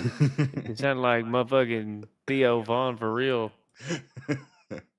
We're about to get on that ballot. I'm gonna get on that dang ballot, boy. Say anything you want to hear as long as you vote for me. America. Put my name on it like a pawn shop owner puts his name on a dang sign above his pawn shop. A pawn shop? Chapon Le Bon Shop. Thank you, Elderline. That like three places. Thanks, Elder. You're the best. Thanks, Elder. You're the best. Down. No chair's the best. No offense. No It's offense. like that Miles Morales guy. I'm Miles Morales. I'm Miles Morales. Yeah, the NPC fake. Yeah. Hey guys. I'm Miles Morales. Yeah. I'm gonna do a flip. Yeah. You ready for me to flip? Yeah. Keeps doing flips over and over again. Dude, I don't know how that took off, that particular... Okay, I'm sorry. I won't talk anymore. It was a good impression he does, so... Okay, I'm going to play. Have a lot of Republicans. I'm okay with it. And I've heard your argument. We could have that one out, but I think that's a huge problem. And I think that there's a lot of people that, they're going to vote for Trump literally no matter what. And what that does is it creates moral hazard, because then Republicans know that they can come in, they can screw us forever. And I guess the question is, for me, my prescription is I want results now. If you don't give them to us, we don't care. We will burn it down. And I'm being the unreasonable person in the room. I feel like you, because you're being reasonable, you are allowing the establishment to get away with everything. And they'll always be stringing you along, telling you, oh, well, it's better than the alternative. Well, in the next 2 years, we're going to get it. 2 million, that's fake. That's from the community survey. They polled 65,000 people. There's a response bias. It's not happening. And you say, well, it's better than nothing. It almost isn't, because what happens? We get a Democrat in 4 years anyway. Hold on a second. I'm not saying it's better than nothing. I'm saying that it's better than what you suggested was a superior alternative, Kamala Harris. That's the standard that we do need. By the way, I take back what I said at the beginning about how Crowder seemed really nice in this, and he was treating Nick like he admired him and treating him with, very friendly. I had only seen the first 45 minutes. I did not know that they got into like a little bit of a back and forth like this. So I like this. To use here because you said Kamala Harris would be a better choice. I'm not saying it's better than nothing, good enough. I mean, you're talking to Dan Crenshaw. We'll never be back on this show because I called him to task on the TAPS Act. I was like, well, how is this not red flag laws? Fuck no, Dan there's no Crenshaw. one who likes those in positions of authority who betray their base. And I think that base, by the way, is a pretty big One-eyed coalition. pirate. It includes conservative. It's bigger than ever with Donald Trump. Donald Trump isn't really a classical conservative. I think it's better than Kamala Harris. And I can't think of anyone less America first than who you suggested, Ro Khanna. That's why I bring it up. That's why I bring it up. You're getting hung up on that. Okay, so any member of the Democrat Party.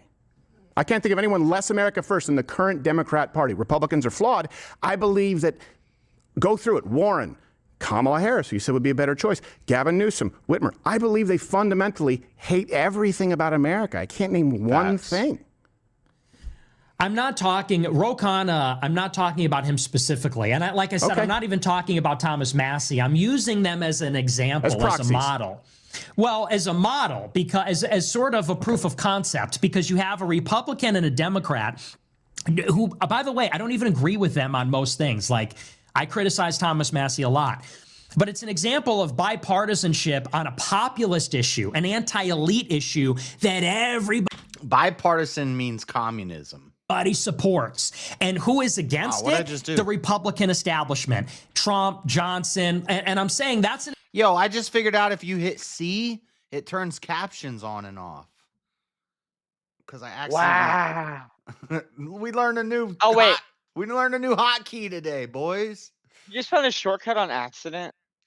Yeah, my brothers always make fun of me because I don't use That's hotkeys. awesome. I don't know hotkeys on video games and stuff. They're always like, why don't you use the hotkey? What's the hotkey? We just learned a new hotkey on YouTube. An example of cooperation. Watch out, y'all. Next week, he's going to be using Control C and Control V. See, now we No, I know Control V is paste. Wow. I do know Control V. Wow. What's Control C do? Is that copy? Copy. Yeah, What? copy. Yeah, What? Control Alt and if down. if you hold, Jeremy? if you take and push the Windows and L button, it automatically locks your computer. Hey, you want to get real fancy with it? Instead of using Control C and Control V, you can use Control Insert and Shift Insert to paste it, or copy and paste. Okay, you're losing me now. You're getting too... This is Yeah, too it's getting advanced. too technical for him. Slow down, Jeremy. I'll A stick little with bit it. at a time. I knew Control just V was learned- paste. He just learned that C turns on captions. You don't want to. Yeah, There don't are want to get too much. cases, well, it's important to know that because there are cases where Control Z and Control V will actually not work, but the Control Insert, Shift Insert will. Adobe Dreamweaver. All right, you're losing me. I just click it, I highlight it, and then I left, right. I right click it. Wait. I right click it, and then I put copy. And then I hit Control V to paste it. Yeah, you can zoom in and out on things if you hold the control button and scroll the mouse wheel. I did know that. I know that one. Or instead of using the scroll and the mouse wheel, you can use I know the plus Control. I learned Control F is how I can search stuff. Mm-hmm. Yeah. Okay. Enough of this. This is dumb. What? The right No, can that's maybe it? lean into these issues. You know what Alt F4 does? You know, maybe they're nonpartisan issues and rally everybody against the establishment in our own party. And it's just, to me, that's always the disconnect, is you want to talk about Kamala Harris and Ro Khanna. And I'm saying, let's imagine a different scenario. No. I'm not. I don't want to talk about them. You brought them up, and repeatedly so. You brought them up. I brought up you. I mean, come on, let's be fair. I disagree with you. I understand your approach, though, too. I understand your approach because I feel that way, like I said, about the conservative guard in media. In other words, we'd be pretty much on the same page. Anyone in conservative media, and we've seen it where they are gatekeepers, but there's a mechanism to fix that. And we've seen that change. And Rumble is a big part of that. And I agree with you. More needs to be done about Section 230. But I brought them up because you use those examples. And as someone who believes that they fundamentally disdain America, Kamala Harris. To be fair, she's really dumb, so she may not actually know what she believes or thinks. But I do believe like a Whitmer hates America. I do believe that a socialist like Bernie does, and I know people say he's a populist, but I don't go along with that. But I understand your point. Let's just chalk that up to a disagreement. There are some other areas, if we want to go through, where we probably agree, probably disagree, because I think you presented it pretty well. I just think we disagree on that, if that's okay. Yeah, sure. So some of the positions that you've presented, for me, where I think we might disagree, but you could clarify, have given me pause. Second Amendment. That's a big one to me, a fundamental one, because I come from a country, I would also say socialized healthcare, because I've put several family members 6 feet under who would have lived in the United States, Canada. being raised in Quebec. It's awful. But the Second Amendment, considering the amount of threats, and we've talked about this, everyone has since Charlie Kirk, right? People just see the one that got through. I would imagine that you live under perpetual threat and need extra forms of security. I probably have that right. Yes. Yeah. And so for me, Second Amendment is pivotal. And I do see some rhetoric, not just from you, but from some people who sort of dismissive, that is disconcerting. I'd like to roll a clip on this and then give you the floor. So see, this is what the guy in the chat was talking about earlier. Is Nick is, I don't know Nick's take on the Second Amendment, so I'm learning something new here today. But let's see. To clarify, because we probably actually agree more than we disagree. Sure. There's this question of our government has no watched this. efficacy, and it's not responsive to the needs or the wants of the people. So it's not really a democracy, and it also isn't working. So what do you do in that situation? Well, people start to say, and this is, as you know, this is the natural evolution of things. The people cry out for a tyrant. The people cry out for a dictator. Give us change. Give us reform. And I certainly feel that. I think that's. By the way, I just need to interject real quick.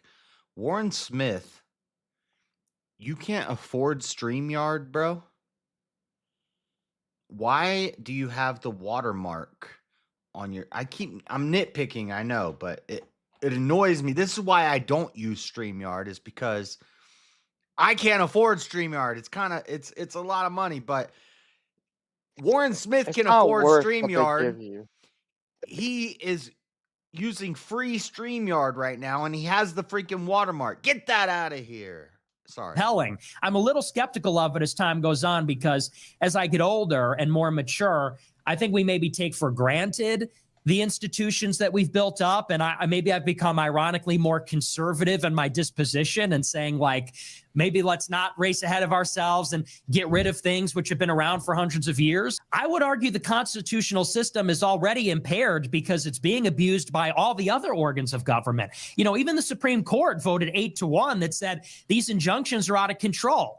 And you've got these like procedural things in the Senate, the filibuster. The president can't fire as many people as he'd like to fire without all this oversight. It's like, we do need an executive organ of government. So I would say that we should start with a more powerful president. And I would not be opposed to, something like a king that sits over the presidency. I think that maybe they didn't get it wrong, but I think maybe we've outgrown a lot of those considerations. I'll even go as far as to say that's something that I didn't know that he thought that. Well, that's why earlier when Crowder asked him, what do you think about like a Catholic theocracy? And Nick said, no. I don't want anything like that. Nick has said that tons of times. Nick has always said we need a Christian king.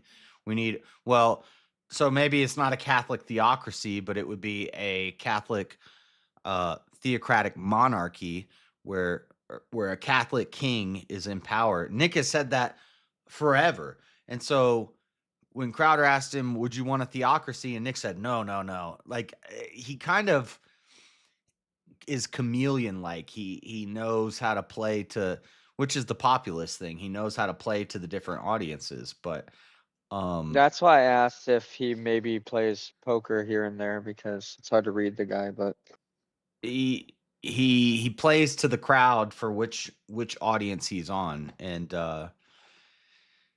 also that line of questions that Crowder asked at the beginning, he said no. Nick would not say white people are superior. he would say white people are smarter than black people and Asian people are smarter than white people. He would say white people are more industrious than black people. Crowder asked, would you eradicate every other race from America?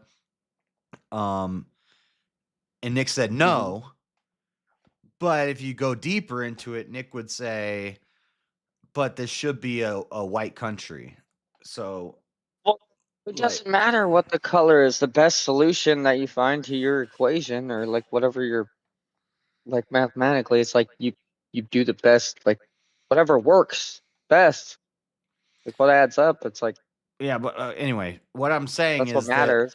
And then Crowder asked, "Are you anti-Semitic?" He said no, but Nick would say, "I'm anti-Zionist, and I don't like Jews." So like, it's like, you know, he that's what Nick said.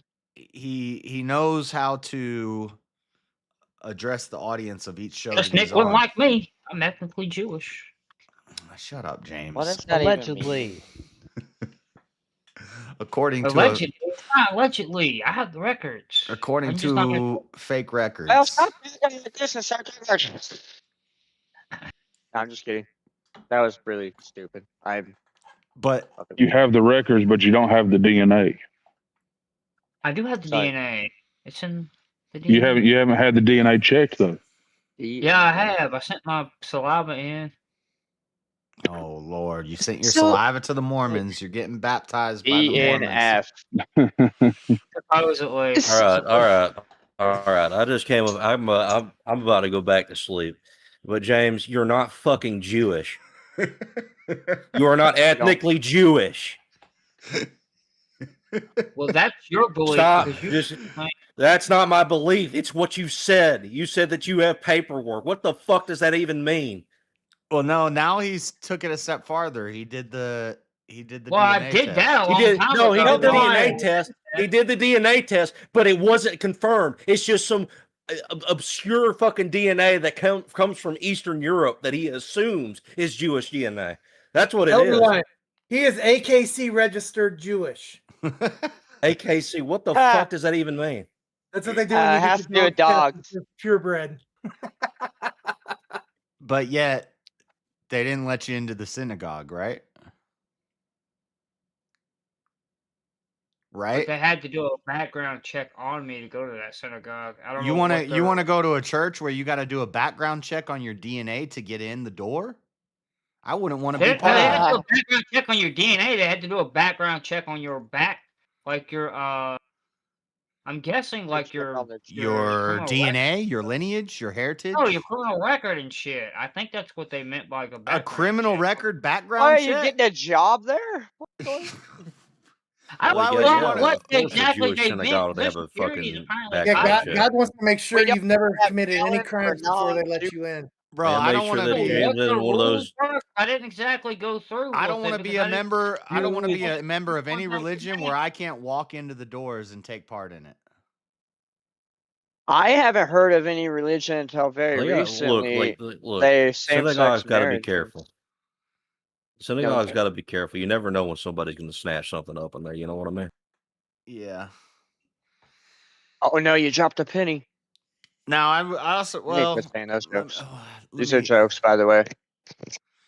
I guess I should He said, plus the security guy, he said the reason that they do that is because of how, like, the shooting and stuff have been going on. There was a video of this lady, and she was obviously tweaking out. She was like a homeless tweaker, drugged out lady, and she was trying to get into a church, and the priest was saying no, and he was letting other people in at the front doors, and people all over X were like freaking out. Oh, it's not his house. He can't block people from entering. But I agree with that priest. For this lady's like, she's like, it depends how far out. Yeah, she's tweaking out. She's gone. She's loud. She's like she's twitching, and she's like nodding out and stuff. Yeah, did he call? I wouldn't let that person in. But if you come and you're, you look like a normal person, I don't. You shouldn't be checking my ID at the door. You shouldn't be checking my background, my lineage, my heritage. They didn't have to check my heritage. They probably would have just done a background check. Trust is James, I'm gonna tell you something real quick. If they're telling you, well, we gotta check who you are and stuff. We gotta make sure you're not a damn shooter. Why wouldn't they just pat you down, James? If they thought you were a shooter, why wouldn't they just give you a pat down and let you in? So this is the thing. They were lying to you. That's what happened. They just didn't want to let you in. That's what happened. Wait, they didn't want to say They no? just didn't want you in there. Oh, that's all it is. Why would the security guard not want me in there? What was his motive? I don't know. Well, Josh just said he wouldn't let anybody in that doesn't look normal. Exactly. Yeah, people like us, James, with fucked up teeth. A lot of other people Sorry, don't want James. to, like. I know. They want I people had to take the dressed up opportunity, in but sorry. Yeah, it's not like you're black. Sorry, bad joke. You just look like a racist joke. That was a maybe look like you. Racist joke. You're allowed to make jokes. Sorry. Maybe it looks like you took a little or smoked a little bit of something, James. That's all it is. No, James. What? I mean, Josh. What? Oh. So, quick question. So, Nick Fuentes says that we should have a king in the United States. Is that what I heard, or maybe I misheard? Yeah, he wants a Christian king. He wants a I don't know if he'd call it a theocracy or a monarchy or a theocratic monarchy, but yeah.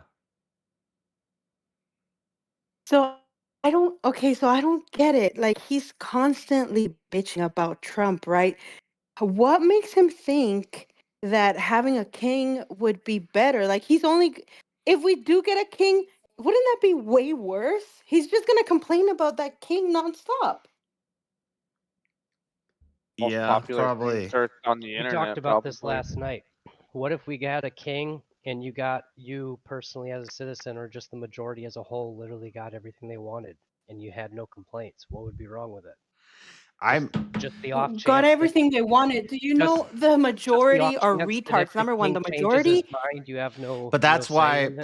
But that's the point. That's why. Because I don't disagree with him on that. Like, I would rather have a Christian theocracy where not a king, but where like a church, Dictatorship? the church leaders, a theocracy. It's where the church rules the council. government. He's talking about a council of church leaders. Yeah, like the Jedi or something.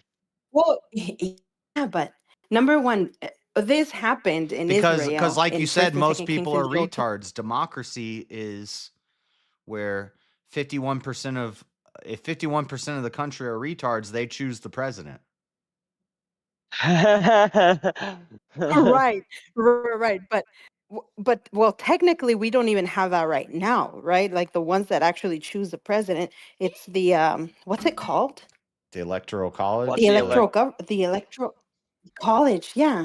But what I'm saying is, I don't understand how it would be better to give one man, because I can say I'm a Christian and I'm not. You can say you're a Christian and you're not, and you can pretend and try to act like a Christian, but what that this king that's running for king is actually a real God-fearing Christian. It's easy to lie. I completely agree. Practice what you preach. Why the Don't practice Protestant it. method of electing a king wouldn't work. If you went down to it, though, the king wouldn't be running for king, right? You don't elect your king. Yeah, you do. You want a council of kings. But king shows merit and earns you're it. talking about, you're probably thinking that well, there's also a hereditary vetting monarchy is process. the only method. Oh, vetting. Yeah, there'd be a vet. I Technically, mean, that's why I'm more theocratic than monarchy. Like, instead of one king and it's just their family and it goes to his son and his son and his son. Monarchy is not inherently hereditary. It's just it's an option. Politics, fighting. So Well, it doesn't have to be hereditary, but I don't know of anywhere where monarchy has elected the right, king, because that would be democracy. Napoleon. That'd be like right. All elections are not inherently democratic either. Napoleon So then well, how I would the guess king it become can a king be. in the United States? You could have a king, and then the king council appoints the next of the king, church. something like that. That'd Which be a they're often democratic going to do the monarchy. nepotistic thing. Yeah. So that's how that goes. Yeah, but by the time I'm old And then and what happens? broken. Sorry. What happens when we get an evil king? You kill them. Well, no, we're saying a council of kings. So you could, one king will just kill the bad one.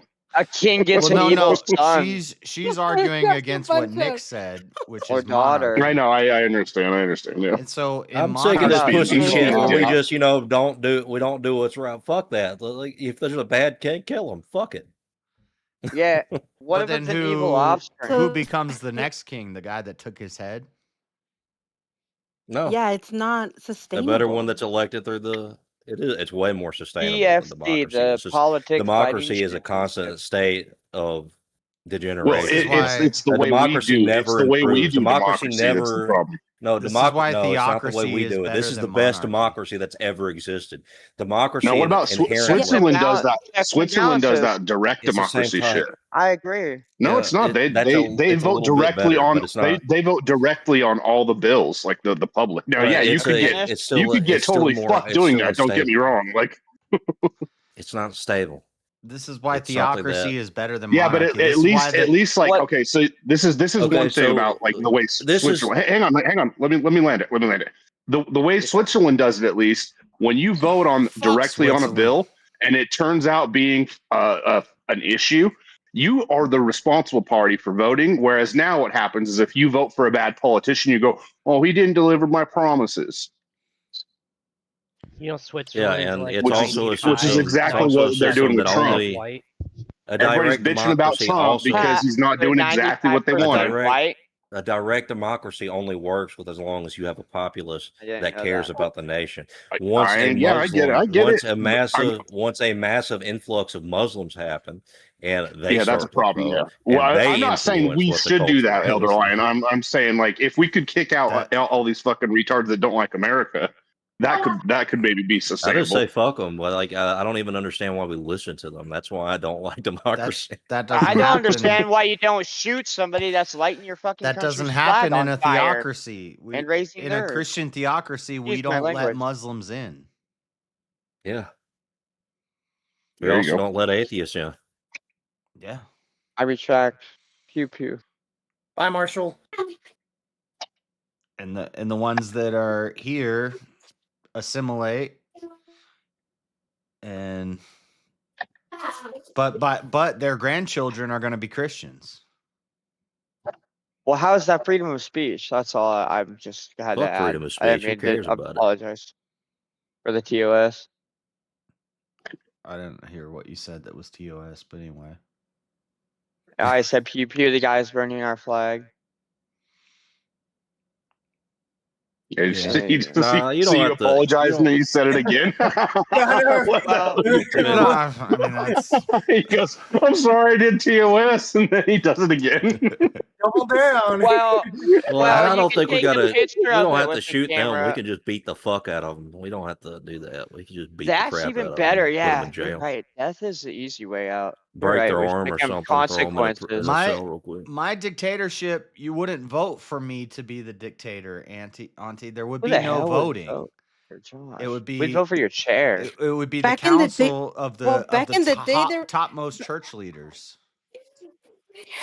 Damn, the Marshall, day you the were strongest obsessed with man, this the damn man that chair. was able to Join the club. man that was able to kill his Pardon me. opposition was a winner. There was no voting, it was who is the strongest man who can kill the other men, and that's the one that's gonna win. That's what it used to be, your internet is right? cool. Yeah, see, Oh, I'm glitching. I'm sorry. yeah, you're kind of roboting, but no, Comms communication.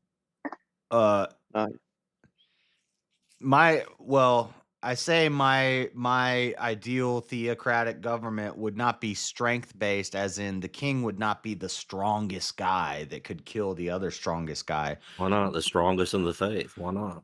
Yeah. Strength doesn't inherently mean physical strength. I agree. Yeah. Yeah, so that would be the case. But also, I would want the strongest one to represent us always. Everyone wants the strongest one to represent us. Even if the council of the topmost church leaders were old guys who were weak, their army would be strong. So they'd still have the force, they'd still have the strength, but may the force be with you. I don't think there's any saving. That's not the way. Politics. yeah, none of this is ever going to happen in America. This will be a whole different country. Not yet. Maybe not in our lifetime. But yeah, I mean, democracy will collapse eventually and be replaced by something else. It always does. Nick wants a Christian king, which would be like a theocratic monarchy. Wait, I don't understand. Isn't he Catholic? Yeah, we already don't understand. We already did this. Do you even understand Catholic? Like what they would want? Like that's. Wait, so do you even understand the history of Catholicism and why it even split apart from Orthodoxy? No, sir, I don't practice. That's why I also don't. They're theocratic dictatorships. Like they're not just theocratic dictators. They're theocratics ingrained instantly into state. They don't separate state and church. They are the same. They don't believe in the separation. Thank you. Yeah, there would be which is why all the corruption in the Catholic Church, which is why it's the Protestants protest. They're saving. There's no like perfect. Yeah, they ran away. Political system. Yeah, there's never going to be a perfect political system. Yeah. Perfectly reasonable, though. If I go into a church and see septum rings and blue hair, I'm turning around. Just saying. Stereotype, sure. Anyway, I'm gonna play this. I want to hear what he's gonna say about the Second Amendment here. Yeah, well, I'm gonna go to sleep. I was just fucking with you, James. I wasn't being serious. I hope you know that. I was just fucking with you. Later, James. I hear you, Elder. Have a good night, I need Elder. receipts, though. Hey, man. Dude, James is so indecisive. His soul is gonna go to Mormonism after he's dead. Get along with the Book of Mormon. What the heck? Don't say that. Don't listen to that. No, Josh, you can't be claiming that because, like, you would have to actually believe that they can claim your soul with that blood to be able to claim that shit. The posthumous just because they do that, just because they baptized Hitler after he was dead, doesn't mean Hitler is going to Mormon heaven. And Frank. No, but if your soul decide the purpose of the posthumous baptism is so that your soul as your soul once you realize you're going to hell or something, your soul could be like, oh, okay, now I have another chance, and that's why they do it. Baptism for the dead. So it's not like inherently a bad thing. If the Mormons have made a hack on getting you into heaven, okay, like that's not too much of a bad thing. I mean, well, I mean, they're a really nice cult, so they are probably the nicest cult. Actually, they do a lot of charities. Well then, now you're saying that the Mormons have the power to overrule what God decides. Right. They're hard workers. Yeah, it sounds good. Well, we're talking about if scenarios, if the Mormons were right, which they're not. I know, but I mean that would be the conclusion. Yeah, and if they're wrong, then they're just doing a lot of nonsense, but they're still also doing a lot of charity, which is good. Yeah. What do you mean if they're wrong? Never mind. That's not the type of place for that. They're fake. I think I agree with Auntie on that one there. All right, let's watch the fucking video. Yes, video time. We're not talking about Mormons right now. Something like the Second Amendment. I mean, and maybe I'd get criticized for this, but I'm just free thinking here. Ideally, you would want a society that is so orderly do you really want people running around with guns all the time? I mean, I know the argument about, and I am pro Second Amendment, I have guns, but something like that, it's like that is a clear instance where the left kind of makes a point about how we've outgrown some of the things that are in there. I'm going to get a lot of shit for saying that, but I just think that's true. In like a modern city, should everybody be packing heat like that? I mean, ideally, you'd have so much public order, it wouldn't be necessary. Okay, so first, let me just be really clear in my position. I do like a place. Let me be real. I don't totally disagree with what Nick is saying. I don't He's saying if you're, but yes, they should still have the choice to have the guns is not to protect you from getting robbed in the street. The gun is to put a barrier so where your government doesn't become too authoritarian. The only guns I believe he has are bodyguards. It doesn't I look would go like as far to say not only is it your right to have a gun, but it's your responsibility, just like voting. If Right. You have the It's right also to vote, just it's your fun, responsibility you to vote. fuckers. It's fun to have guns. Yeah. This is why you don't commit crime. No offense, Josh, but but this is why you don't commit crimes, because then you can go have some fun with some guns. But no, this is where Nick says he's not a totalitarian or a fascist or an authoritarian, but this is where his authoritarian shows through that he's kind of burying the lead. He is that because I have if you trouble want a taking him Christian for his king word.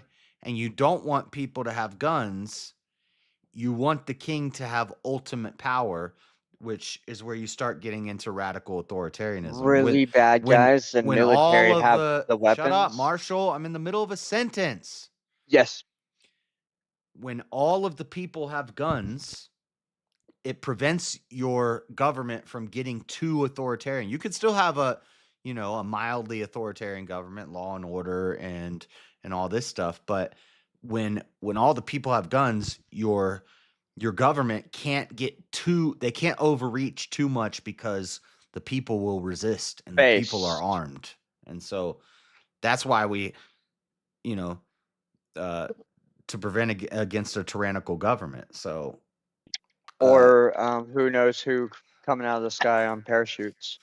That's why I'm pro Second Amendment, but I'm a little more restrictive of it. I think there's a lot of people that shouldn't be allowed to have guns, including myself. But yeah, but Josh, you didn't get as far as I understand, you didn't get your shit taken away because you were like super violent or shot anybody.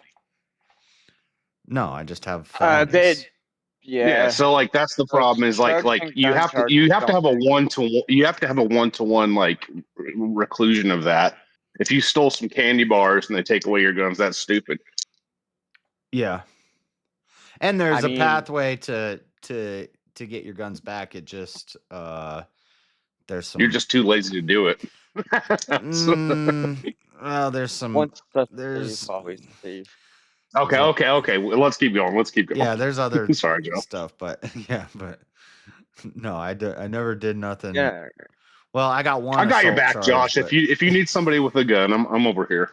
Yeah. I'm a little behind. Yeah. For people who are running around with guns all the time, because I've been a place where they haven't, Canada, and it's a nation of pussies. Also, I will tell you this on this topic. I have seen the video where the police, I don't think police showed up at your house. One of my producers here, who's a lawyer, said people should watch that as textbook on how to deal with police. And he's not Jewish. He's Greek. One of the very rare Greek lawyers. He's not very good. I like him. Yeah, he's not very good. So I wouldn't hire him in a divorce. She'll get everything. I do want to give you, in other words, I want to let people know that this is not a position taken from someone who has not been under threat. But I will say this, what I heard there and in watching you, concerning to me. Because what I see communicated is in your ideal utopia, to use the word, would involve a much stronger state with much more executive power. And I agree on the executive authority, but the end game, a much stronger state and much softer civilian arms, softer Second Amendment rights. And it sounds a lot to me like the left saying, well, it was for muskets and we can just revise it. Explain if that's a mischaracterization. How do we know when we decide, and how do we decide? We probably don't want people running around with guns anymore. Well, I'm not in favor of gun control in America. I just don't even think that's practical. It's what, 400, 500 million guns or something. I don't think it's possible to control guns here. It's kind of gotten away.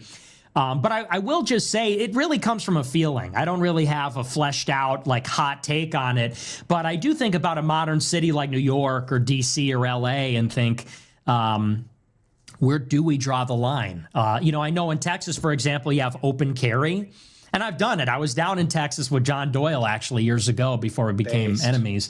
And we were walking around with guns. And yeah, John Doyle and Nick had a falling out. And John is probably in my top 5. Crowder and John Doyle are in my top 5 of political commentators. But anyway, I guess I didn't. Well, I guess, yeah, I do know they kind of had a falling out. And John kind of talks shit under the radar about Nick on his show. He doesn't call him out by name. He doesn't say it directly, but that's who John's talking about. It's all coming back around though, now that Nick's kind of back, like, you know, in the mainstream. So it's going to come around. But People are gonna start getting behind him.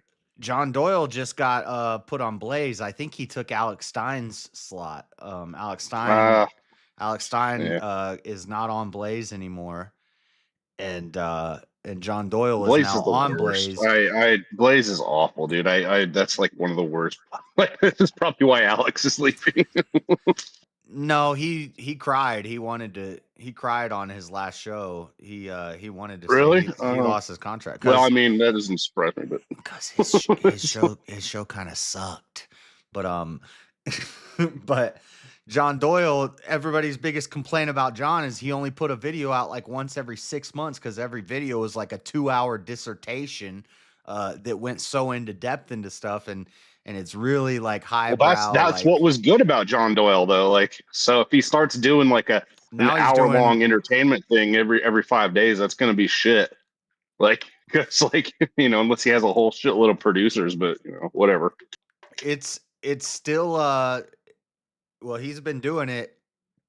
I think it's daily. Maybe it's not daily, but it's always popping up in my feed, and I can't watch all of them. But he's.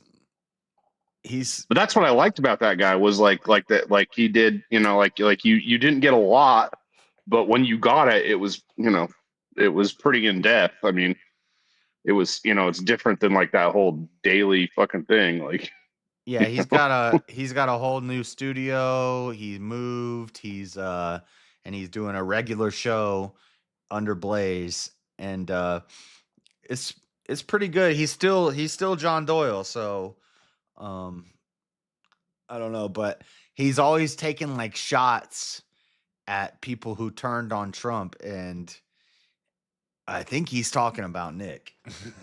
And I think the goofy part about this is like you're like, if you're taking shots on Trump, like at least as far as I heard most of the right do this, they're maybe taking shots like particularly about particular things. So I like, you know, yeah, maybe, you know, Nick is going to be bold enough to say like, oh yeah, Trump could have done better or whatever. But it's more like, yeah, why aren't we kicking more of these fuckers out of the country? And I haven't been around. You probably already talked about this, but like, I would say that this is what I wanted Trump to do, was just like hyper focus on immigration. So I would criticize that, like, he hasn't done enough there. I don't care about a lot of the other stuff he promised to do, but I want these people out of our fucking country. If they don't speak English, get them the fuck out. You know, unless they're, I mean, tourists obviously are fine, but yeah. Well, the problem is if they're legal, then I don't know what you can. Yeah, but legal includes these weird amnesty claims and all that shit, which, you know, a lot of that's false. Like, everybody knows that, even the leftists know. This is the problem with that shit. Like, and Rob Noor points this out all the time. People go, oh, it's legal because it's they claimed amnesty. They got over the line and they said amnesty. You know, they have one English word they speak, amnesty. That's it. Yeah. So it's like, it's a total fuckery, and we know it's a farce. Everybody knows it's a farce, but then the left is going to go, Oh well, it's technically illegal. It's technically.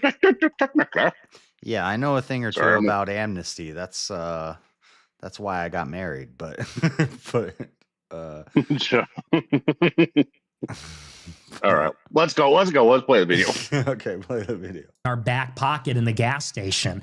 And I'm thinking, I actually don't know that I want to live in a city where people are literally walking around with guns hanging out of their pants.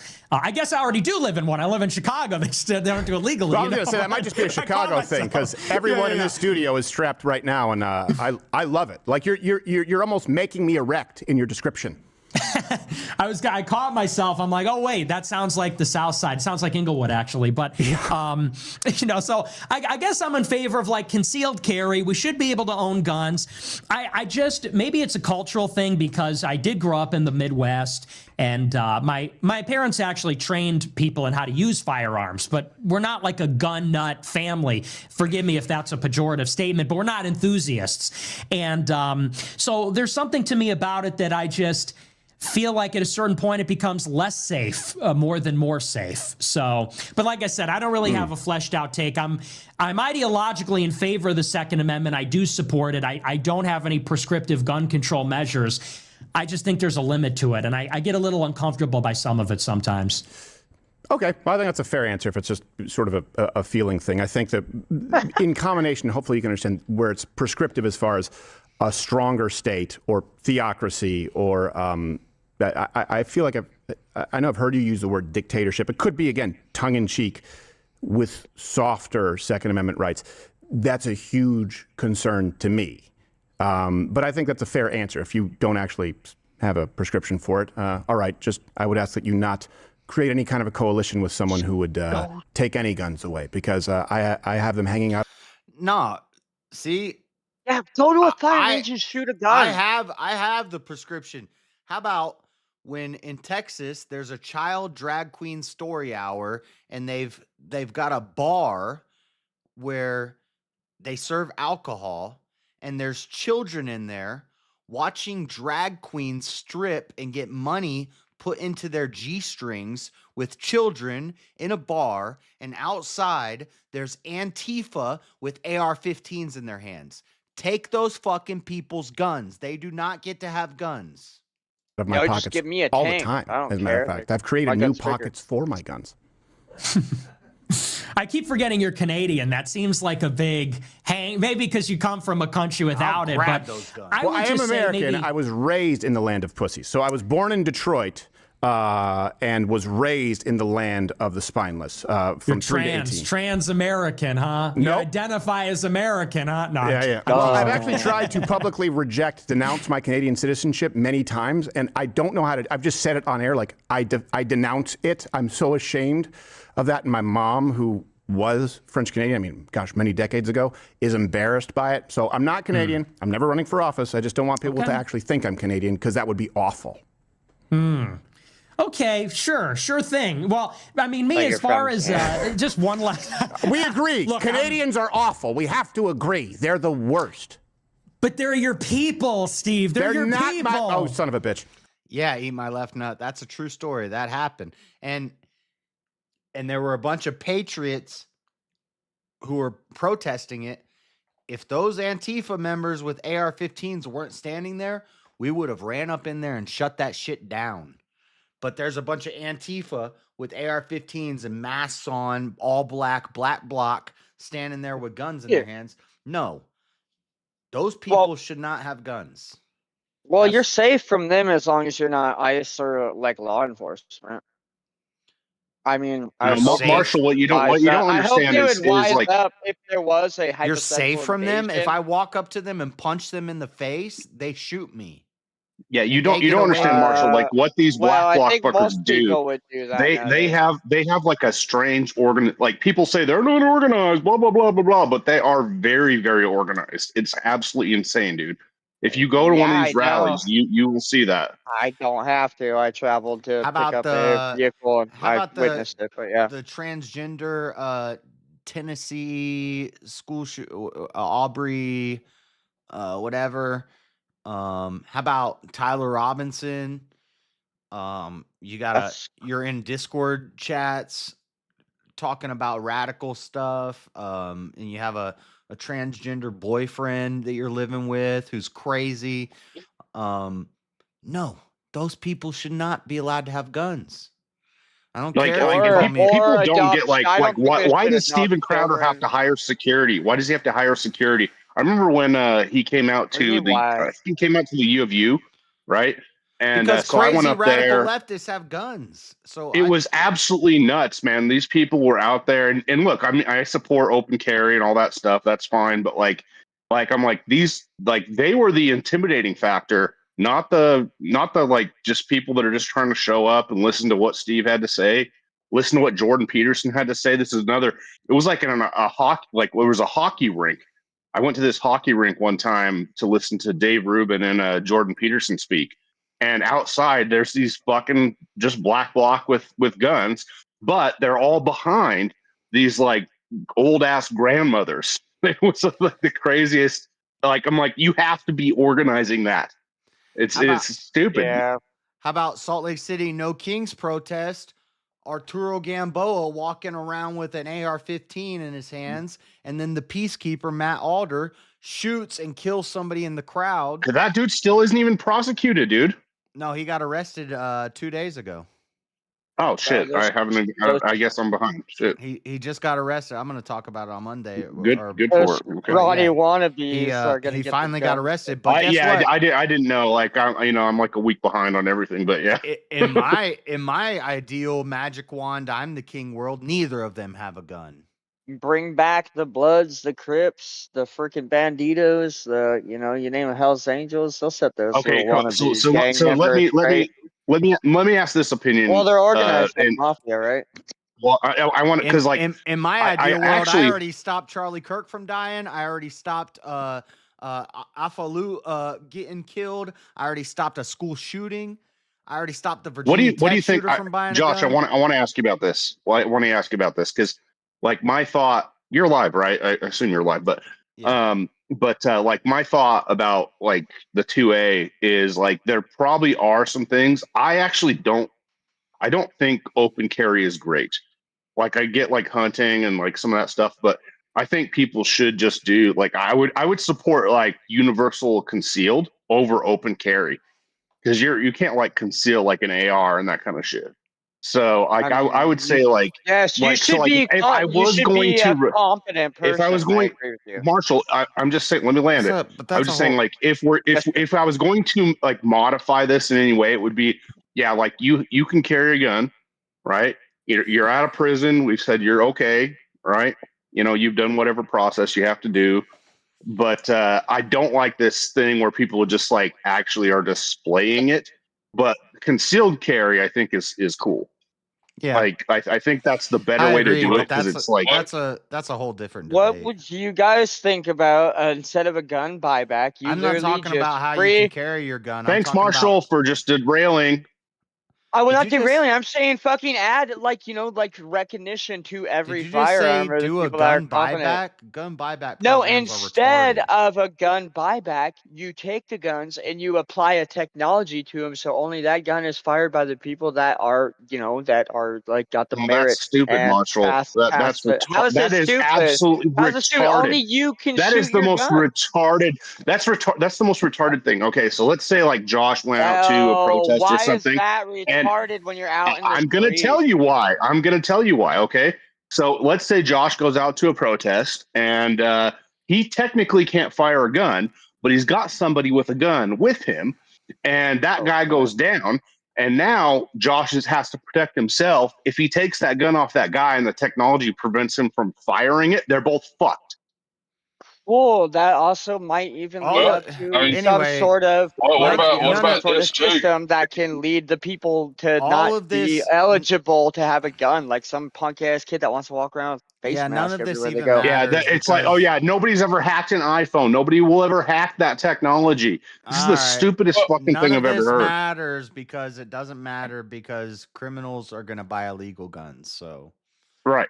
Absolutely. They're going to hack them. They're going to do that. If it's all the technology, Josh is totally right here. They're going to hack them. They're going to buy them. Like it's 3D just prints retarded them. to think that the technology is gonna. Yeah, you're gonna like. It's not like I've 3D printed guns. You're right. It's totally You're legal. right. It's totally legal here. Right. I should just never go anywhere and fly a drone around that's always armed, and also I could just, like, I'm just you have an saying- armed Marshall. Do you have an armed drone?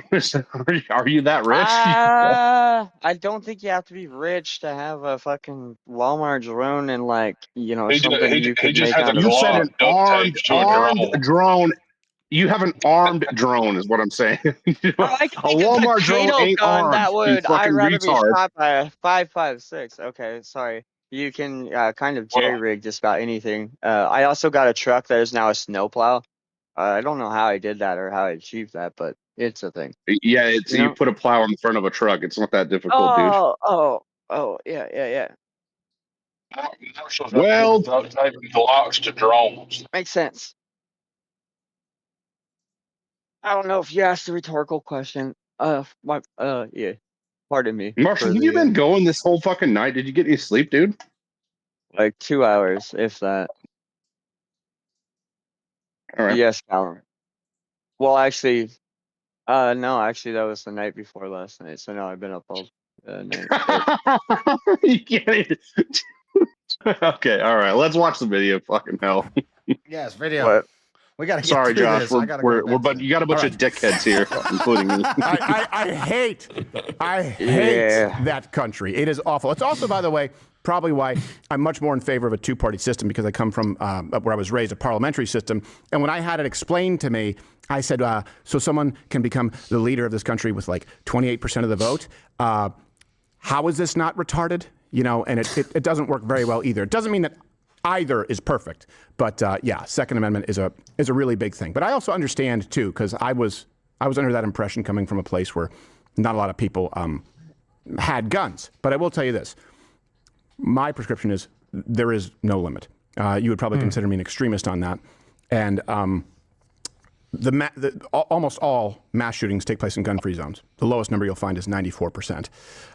Increased gun laws do not at all correlate with decreased crime.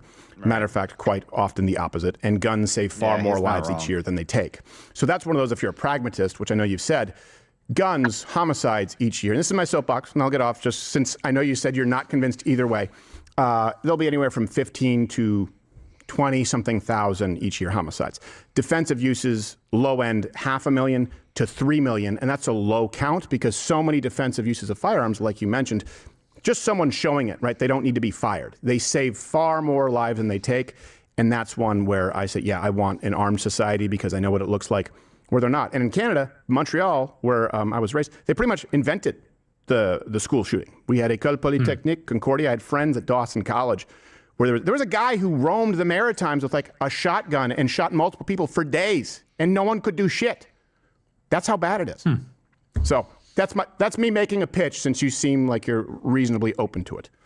Well, I agree with all that. I guess the feeling comes from, there's this sense in American conservatism of like, well, they can't take the guns. And I feel like there's a sense that guns are going to protect us from tyranny, and I feel like they haven't. Yep. I feel like, especially someone like myself, the government can touch you. The government can do what they want to you. The government took my money, put me on a no-fly list, and if they wanted to get me, they could get me. Right. And so I just... They have I gotten feel like you. They have gotten you. Yeah. And they've gotten me, too. Thank God we're here. But no, and my heart goes out to you. I mean, being subpoenaed by the ATF and being threatened to be investigated by the FBI, along with the Nashville police, they can. But then apply that to society at large, and you end up like Australia with COVID camps.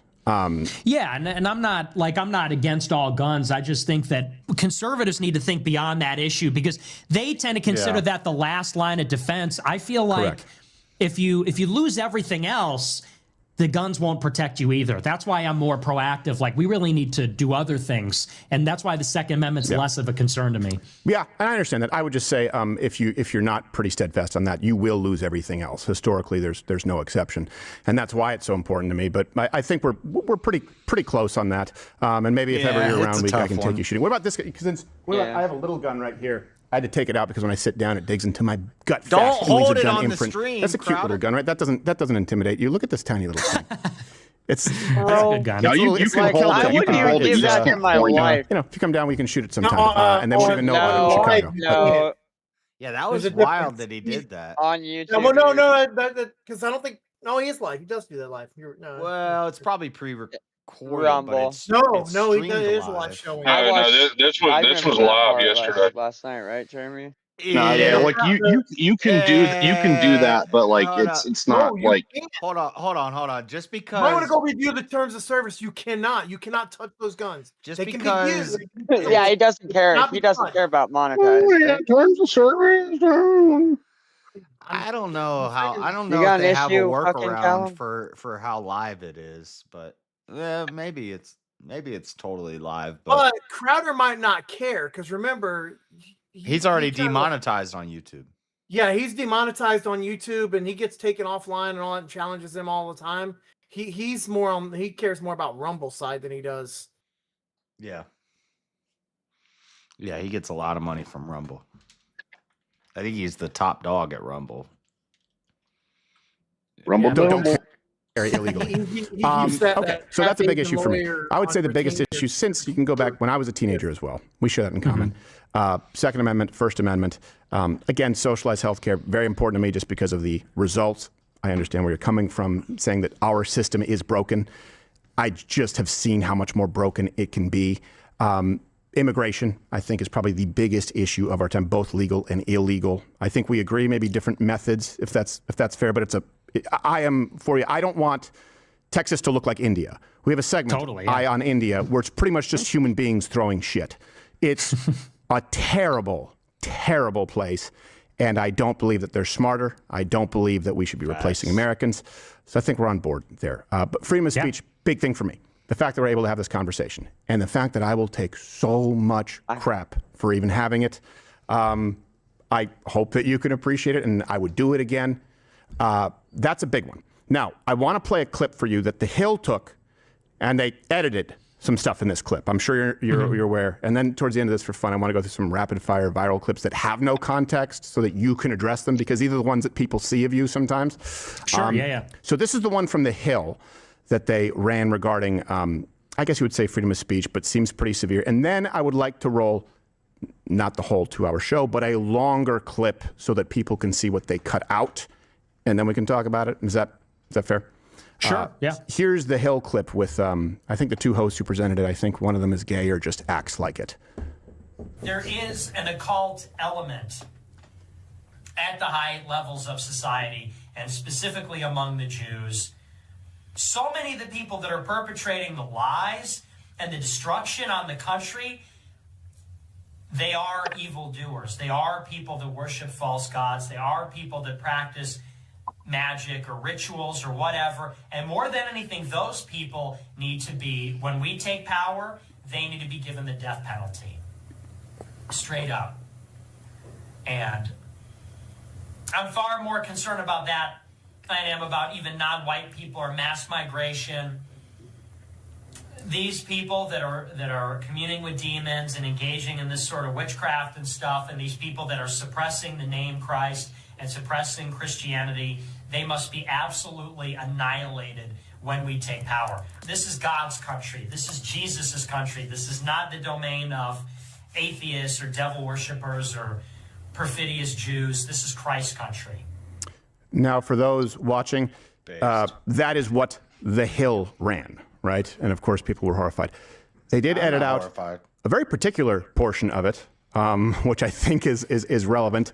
So forgive me if you need to take a sip of water. I want to play the longer version, and let's see if people can see what was edited out, and then give you the floor to explain it. Sure. And it just makes me sick to my stomach. There is an occult element at the high levels of society, and specifically among the Jews. And, you know, whenever I see that stuff, it just makes me want to proclaim louder. His mug says Cozy TV. That's his streaming network that he started, and that used to be banned on YouTube.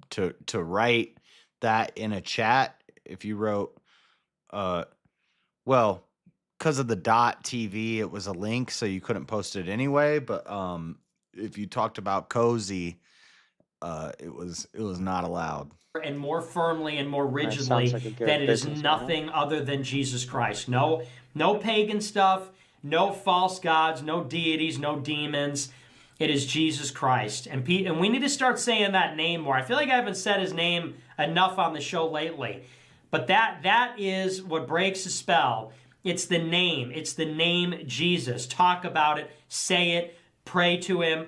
Talk about the sacrifice on the cross. That's the answer. Because so many of the people that are perpetrating the lies and the destruction on the country, they are evildoers. They are people that worship false gods. They are people that practice magic or rituals or whatever. And more than anything, those people need to be, when we take power, they need to be given the death penalty. Straight up. And I'm far more concerned about that than I am about even non-white people or mass migration. These people that are communing with demons and engaging in this sort of witchcraft and stuff, and these people that are suppressing the name Christ and suppressing Christianity, they must be absolutely annihilated when we take power. I'm not calling for political violence, but that cannot have any quarter in our society. And we need to put up a crucifix That part they cut out. in every home, in every room, in every school, in every government office to signal Christ's reign over our country. Not that God needs it, but it must be outwardly expressed from the interior that this is God's country. This is Jesus' country. This is not the domain of atheists or devil worshippers or perfidious Jews. This is Christ's country. So, anyway, I know the guy earlier said, can you be agnostic and be America first? I'm amending my answer. No, you must be a Christian. And you must submit to Christianity. Okay, so, and I know it feels tedious, but this is the game that the media plays. I noticed they cut out the part where you said you were not calling for political violence, which I think is an indictment on the Hill. But I would also ask, you say that, but you also talk about executing people. So if you're not advocating political violence as it relates to putting people to death, how would you do it?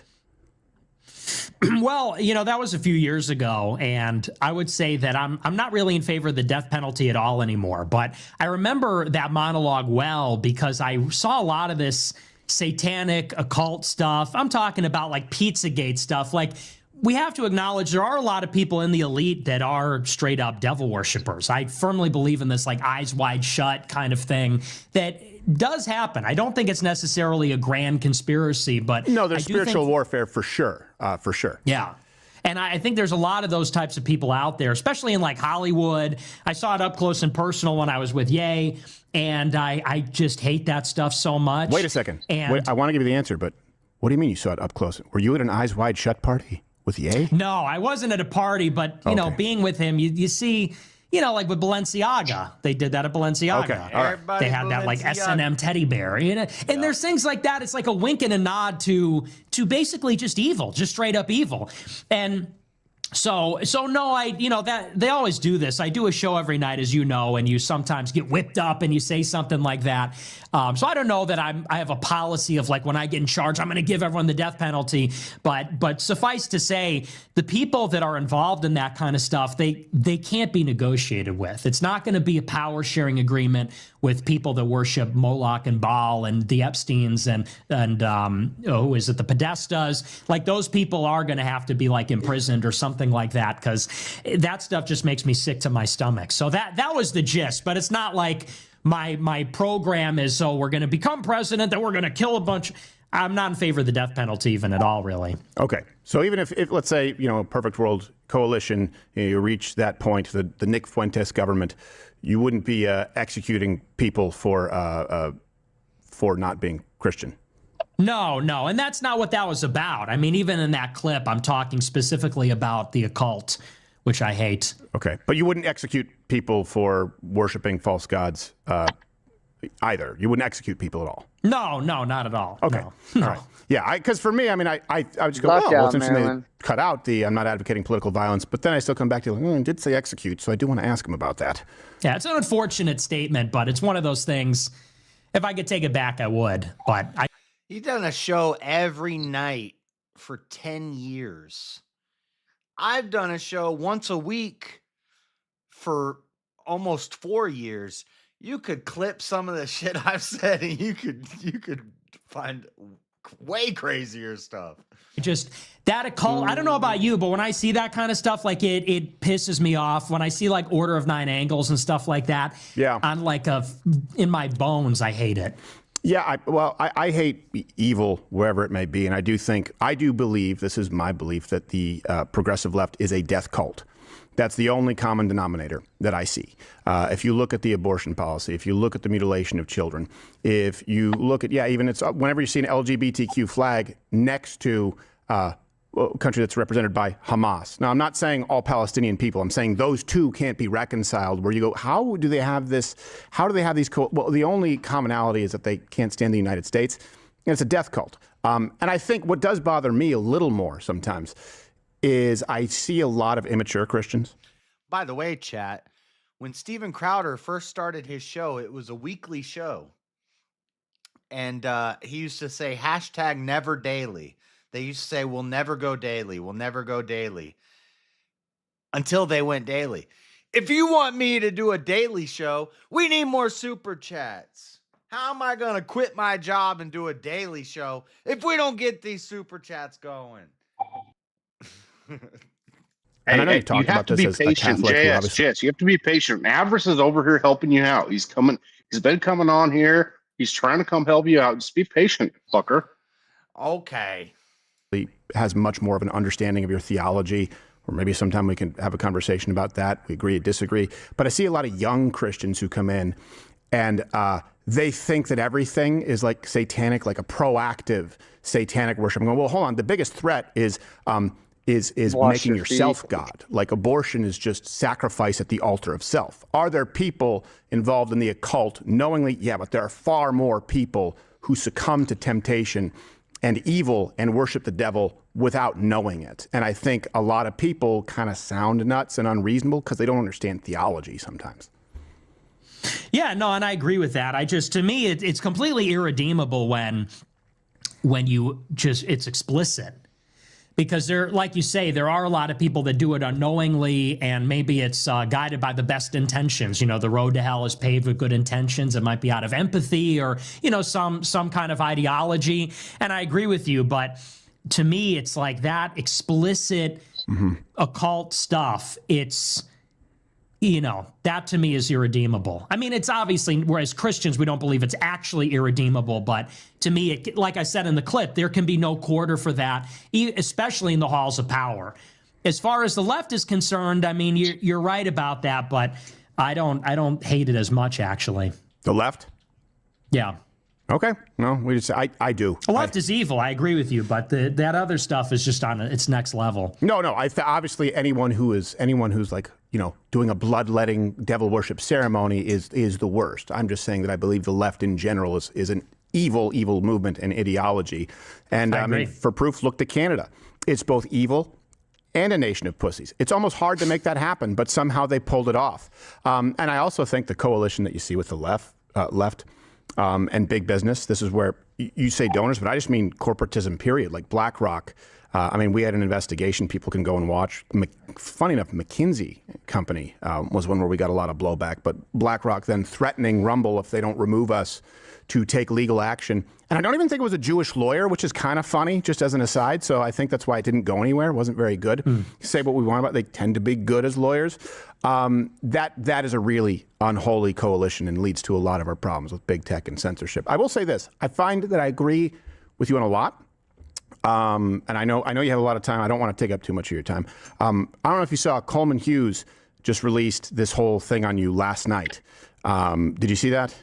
I did. Yeah. Yeah. And it seems to me when I saw that they have some sites set on Rumble because they started bringing Rumble Nick. They said it was said like 20 times. And of course, I believe Coleman Hughes works under Barry Weiss and CBS, and they spend a lot of money on YouTube, would have a vested interest in alternative platforms going away. So that kind of raised an eyebrow, and I want to look into it more. But he did say that you, Nick, you'll give one face to the audience on Rumble, and then sometimes a different face when you go on podcasts and moderate quite a bit. do you think you've been doing that here? Because I know you'll say, well, I could take that back, or do you think it's this is fair and it's consistent? I think I'm being fair. Okay. They've been saying this about me for 10 years, where they say you're presenting a more normie-friendly face. I would just say I'm a three-dimensional human being, and when you watch a show, it's a performance, and it's me, as you know, well, maybe because you got other people, but for me, it's like I'm in a room by myself, and when I do a show, I'm just talking to myself, and when I'm talking to myself, you know how it is, you get whipped up, and you make jokes or use hyperbole, you're being rhetorical, like that tends to happen. Then when you're in a serious conversation where they say, do you want to kill everybody? You're like, no, like here I was joking, or here I meant this. But no, I think that's a dishonest characterization of it. Yeah. Well, let me ask you. You've said one time, I think you were giving an interview. It was funny. You said sometimes jokes don't land, and you just were straightforward about it. I know that all too well. Believe me, a crowd full of drunks in Schenectady will let you know when you're 19. Let me ask you, like, what in your mind when you're doing it? Like, what's the perfect joke? I don't know for me, it's if it makes me laugh. Yeah. I mostly do my show for my own sense of humor. Like the things that I say, it's because I think they're funny, and I literally can't help but I have to say it, and I make myself laugh. And so to me, the best jokes are the ones that I laugh out loud if I watch the clip. That's a good point. I don't care if any of you laugh. I'll laugh. Okay. And do you ever write a joke, or do you ever think of a perfect structure? Or this is just sort of, you mean these are sort of joking statements?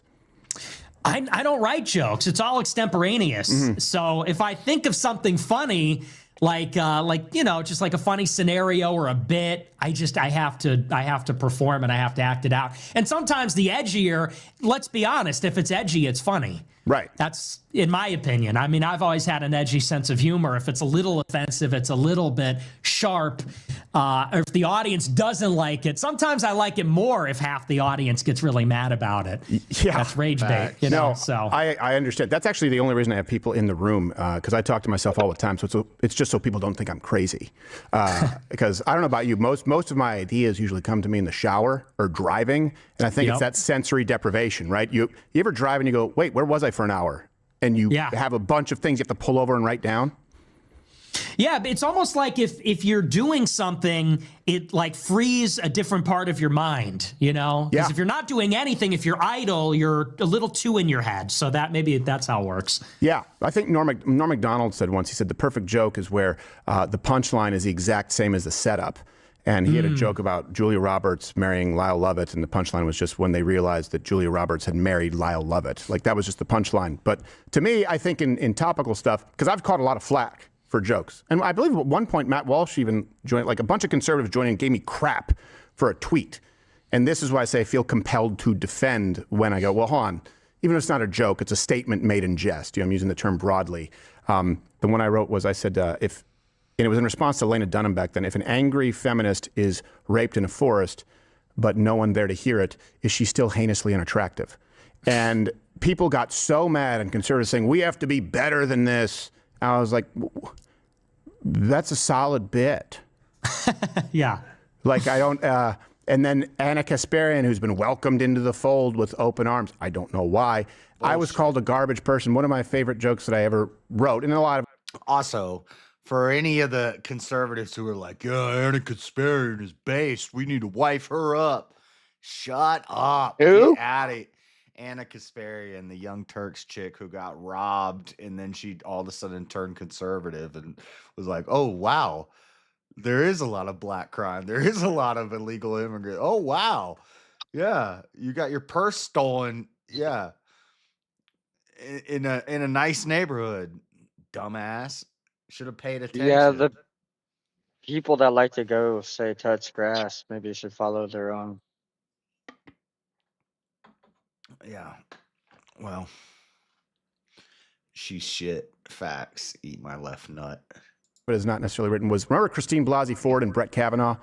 That was a big thing. Yeah. And it was something like the setup was like she accused Kavanaugh of attempted rape in a letter to Dianne Feinstein. And I'm paraphrasing. And the letter that she gave to her psychologist contradicts the story that she gave to the New York Times. And that contradicts the story given to her attorney. And the attorney version contradicted with the story that she had given to the authorities, who are still, it should be noted, pursuing the distinct possibility of her being a, quote, dirty, lying whore. And Alec Asparian goes, I'm better. That's a garbage person who would make that joke. It's just a fact. Christine Blasey Ford was a dirty, lying whore. There's not much more to it than that. Let me go. So on that vein, this is, and I want people to know, don't take this out of context. I want to run some clips completely out of context, the way they have been run as hit pieces on you, so that you can clarify. So this is going to seem really shitty, but I know that people have seen these, and I probably already know the answer. Yeah, I've probably seen all these. These are what No Jumper ran, and yeah, these are the ones that we've been through 1,000 times. But let's watch. So we can have a bit of fun with it. This is actually smart. This is smart because what's going on is they're cleaning up. They're cleaning up Nick Fuentes' image right here. People don't know what's going on, but they are cleaning up his image. Well, really? But this hasn't just like this has been happening. It's not new. I'm not saying it's new, but what they're doing is they're cleaning up his image. Yeah. And he knows how to, like I said earlier, he knows how to play for the camera and he knows how to play for the audience. So he knows how to say, okay, this is what one of them is having sex with a black person is the same as having sex with a dog, basically. Or, well, what? They asked him, this is what got him, one of the things that led to him getting canceled is he was at a party with I don't know if they're going to play that clip because it's not a clip, it's a sound recording. Somebody was secretly recording him at a party, and she said, they asked him about race mixing, and she asked him, do you think that a white woman having sex with a black person is the same as having sex with a dog? And he said no, but both are degenerate.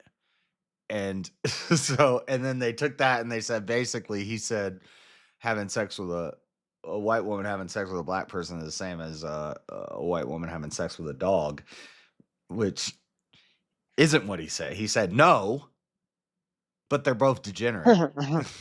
And so, but I don't think they're gonna play that clip. But and then there's one about like fights in airports. I don't know what they're gonna play.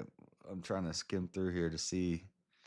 These are all clips from his show, so they're not gonna play that one. But that's a common one that's brought up against him.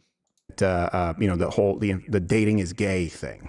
If we're really being honest, never having a girlfriend, never having sex with a woman really makes you more heterosexual, because honestly, dating women is gay. Dude, having sex with women this guy is gay. like Wagira with like. And James, take having notes. sex with men is gay, and it's all gay.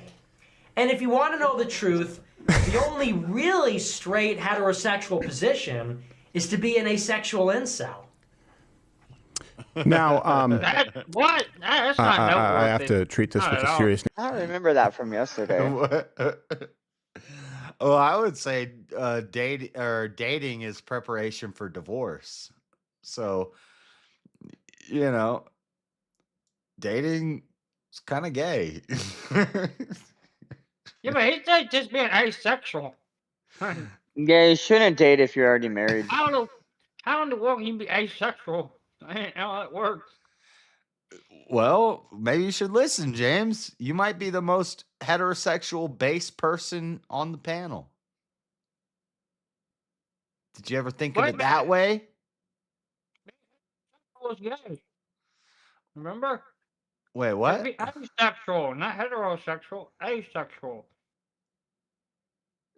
Yeah, he's saying not having sex and being a asexual incel is the most heterosexual thing because dating and having sex with women is gay. I'm just kidding. I don't agree with that, but let's hear his defense. Yes, it deserves. Do you believe that having sex with a woman is gay? Because some could argue that intercourse with a woman is the most Violent. heterosexual thing that someone could do. Well, you would think that by definition. Yes. At the same time, you know, it's the closeness with women. I sort of see women as like the abyss. And it's like the longer you stare into them, the more they stare back into you. And That's an experienced woman. Yeah, I mean, a lot of these like hypersexual men, they become more like women. Gay, they become a little more gay. Facts. So we have to acknowledge there's something very true there. Something very true. Well, I think the reason people also use this, and I like how he didn't back down from it. He's like, yo, it's true. Like, what are you going to cuddle? You trying to cuddle? That's gay. It should be wham, bam, thank you, ma'am. I'm trying to go half on a baby. Okay, that's it.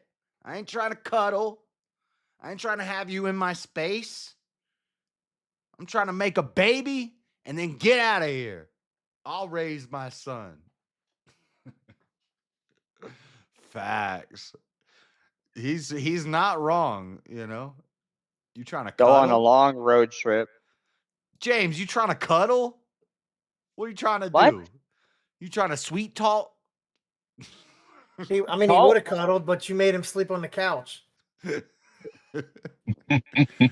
Oh, you missed your chance. He effed the C. It wasn't a couch. It was a corner chair with an ottoman. Well, that's even worse. What the hell? You couldn't even get him a couch. Nick, What do you think he would have cuddled with you after that? everybody in chat saying he's gay. That's not gay. It's gay to. Are you gonna be a sweetheart? I don't know. I like how he just doubles down. It really bothers me. They go, "Oh, Nick is an incel." As I understand it, you have always said that you are going to be waiting until you're married. So they take something that's No, Nick is a proud incel. And when they say, well, you're not an incel, you could have sex with women if you wanted to, he says, no, I can't help it that I am the way that I am. And women are just repelled by me because, you know, maybe you're attractive. Maybe you know how to, you know, talk them up and charm them and stuff. But as soon as they hear who you really are, they're like, oh, I'm not sleeping. I'm not sleeping with this guy. They find out real quick. That's what inceldom is. the virtue and use it against you, combined with, I think what you just said was in jest, and go, well, he's an incel who's gay. Well, the incel thing is true. I mean, women hate me. Women can't stand me. I'm 5'9". I'm 5'9". Women think I shouldn't exist. That doesn't matter. They think I should be dead. Yeah, I can see you right now. You've got big hands. No. You have notoriety right now, my friend. You just go do some live shows. They'll be throwing themselves at you, but still maintain that virtue. You know, you have to learn to swat them away. Don't stare into that abyss. You're right. But no, that's what they'll do. They'll go, oh, this is, you're not, that's not true. You're not an incel. Not at this point. You choose. You're a choose cell. A Volcel. I'm Rizless. I have no Riz, Steven. Okay. All right. No. And I won't do it. I won't do the playful banter. They don't have successful. All right. I got it. Well, I don't know what Riz. I've learned about drip. So neither one of us is wearing a whole lot of drip. But you seem to have a nice watch. I just this is the recently other learned one about that people have talked about. I think it's is this the one with Destiny? I don't know. I put these because they're each like a few seconds. So I'll just play it. So because people go ask them about this, and then you can clarify. Again, I assume all of these are in jest. I'd be remiss if I didn't bring it up. Everybody says you're a Volcel. You're a multimillionaire. You're not an ugly guy. You're famous. You're popular. You got clout. You're a Volcel. No, I'm not a Volcel. An incel. I can't help it that I am the way that I am. Because then people are like, I can't believe you let him get away with it. All right, roll that one. They want to get the Medal of Honor, the Congressional Medal of Freedom, because they went out with some average woman and had a couple of kids, and they live in some house where they're watching Disney Plus, and Because you go to the farmer's market, it's a revolutionary act. I don't think so, Buster. Like, we need to go at the center, and that requires real dedication, real sacrifice that, yes, might involve actually not having kids for some people. You know? Does it ever cross people's mind that in a war, young men die? Is this any different? Is sacrificing a family life different than dying in a war for a political outcome? I don't think so. And I'm sorry, that's the wrong clip I meant, but we can. He's not wrong about this. I hate when people are like, oh, you don't know about this because you don't have kids yet. Bitch, you don't know what it's like to be alone your whole life. You couldn't handle it. You couldn't handle being alone your whole life. Deal with it. Or it's a bluff and a cover up, and he's smart. Try like that. His strategy is to not share his, personal life. You're not strong enough to handle being alone. Anyway, what does that mean? Address that one too. The clip I wanted was of Destiny about him being based or something. But that one is one that some people obviously would say to bring up because us being replaced. And by the way, I'm not using the term replacement theory because just like nationalists, the left tries to coin that. Paul said it's better not to be married, but if you're going to burn with lust, you might as well burn with a woman. Guess what? I don't want to burn. Jesus didn't have no kids. Shut up. That advice would maybe fly in the face of fixing the problem of us being replaced demographically. It's called being a man. So Jesus wasn't a man. See? I know this will trigger people. Jesus wasn't a man. Definitely wasn't. He definitely Paul wasn't a Indian. man. How many of the disciples had kids? I wonder. I don't know. I don't think any of them. None of them.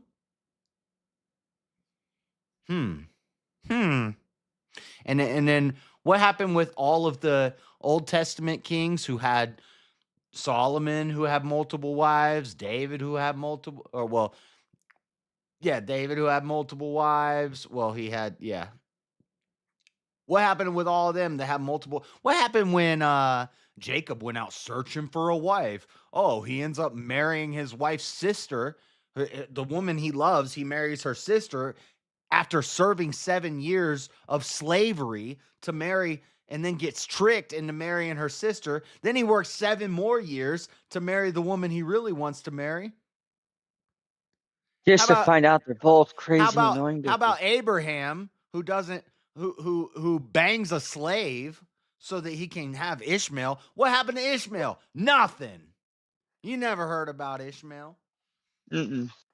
Seems like the based guys didn't get married and didn't have kids. Oh, so the gay ones. It's a man to have. I got married and had kids. Shut up. Yeah, I hear that all the time. And I don't think the solution to demographic replacement is everybody that watches my show has kids. Because even if everybody watches my show has I'm not coping, they're coping. Kids, it doesn't solve the problem. It's a political problem. Like, why is our fertility rate low? It's a policy problem. And it's a societal-wide problem. And so I don't like the idea. It's sort of like, you look at how society is, people go, oh, well, if you don't like the way your city is, go move somewhere else or go do something else or change it to voluntary. I know who you're talking about on that one.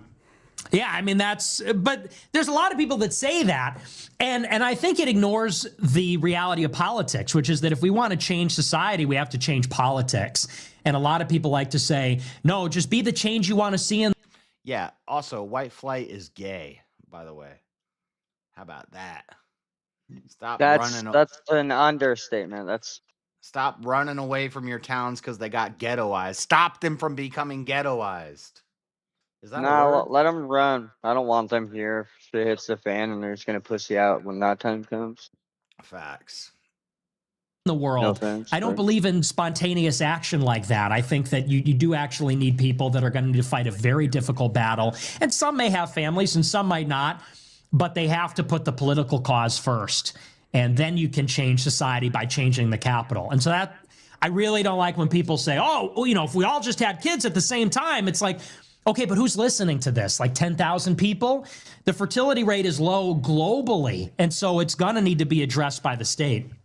Yeah, I think people need to do both. Not that I was going in the silly direction, but not to go back to the serious direction. I think people need to do both, and even people who go to war can do both. And I think that you actually can see, it was Andrew Breitbart who I kind of came up under his tutelage because I was just a comedian, and he had big Hollywood back then before it was Breitbart trademark anything, and he said that everything was downstream from culture. I've heard people say both downstream and upstream. I'm not sure which is correct, but I would argue that's true. And a big reason that birth rates are low is because culturally we have been bombarded with that for a long time because the world is going to end and it's morally wrong, right? Population is a problem. Overpopulation, that's what we were told for a very long time. So it justified, it was this confluence of that along with the feminist movement and sexual liberation, the idea of taking control of that. And we really saw an anti-natalist country. So I do think culturally, it's important. I agree with you. I don't just think be the change you want to seek. I think you need to have a plan and a prescription. I would include in that encouraging people to have families, especially native born, not feather Indian, but native born Americans. Yes, encourage men to get out and get married and have kids, but it's not for all of us. Some of us sacrifice for the weaker ones, No, I totally agree. Yeah, I totally agree with that. But I understand the point that you're making, that can't be the only thing. But I also don't want to take for granted that there have been there's been some headway made on that, where you actually have a lot of young people now who are very pro-family and understand the necessity. Whereas when you and I mean, you're younger than me, not that much younger than me. When you were young and I was young, that wasn't considered a virtue or a duty at all. As a matter of fact, the opposite. So I've seen the pendulum swing, and I definitely want to continue that momentum. Yeah, me too. No disagreement. Okay, this is the one. It's not Destiny. It's something about the young milk that people run and go, you got to ask them about it. Okay. Right when the milk is good, I want to start drinking the milk. Same thing goes with women. I don't want to turn 30 and find some 20-year-old, 29-year-old woman that I have something in common with, and it's like, hey, properly aged, like wine.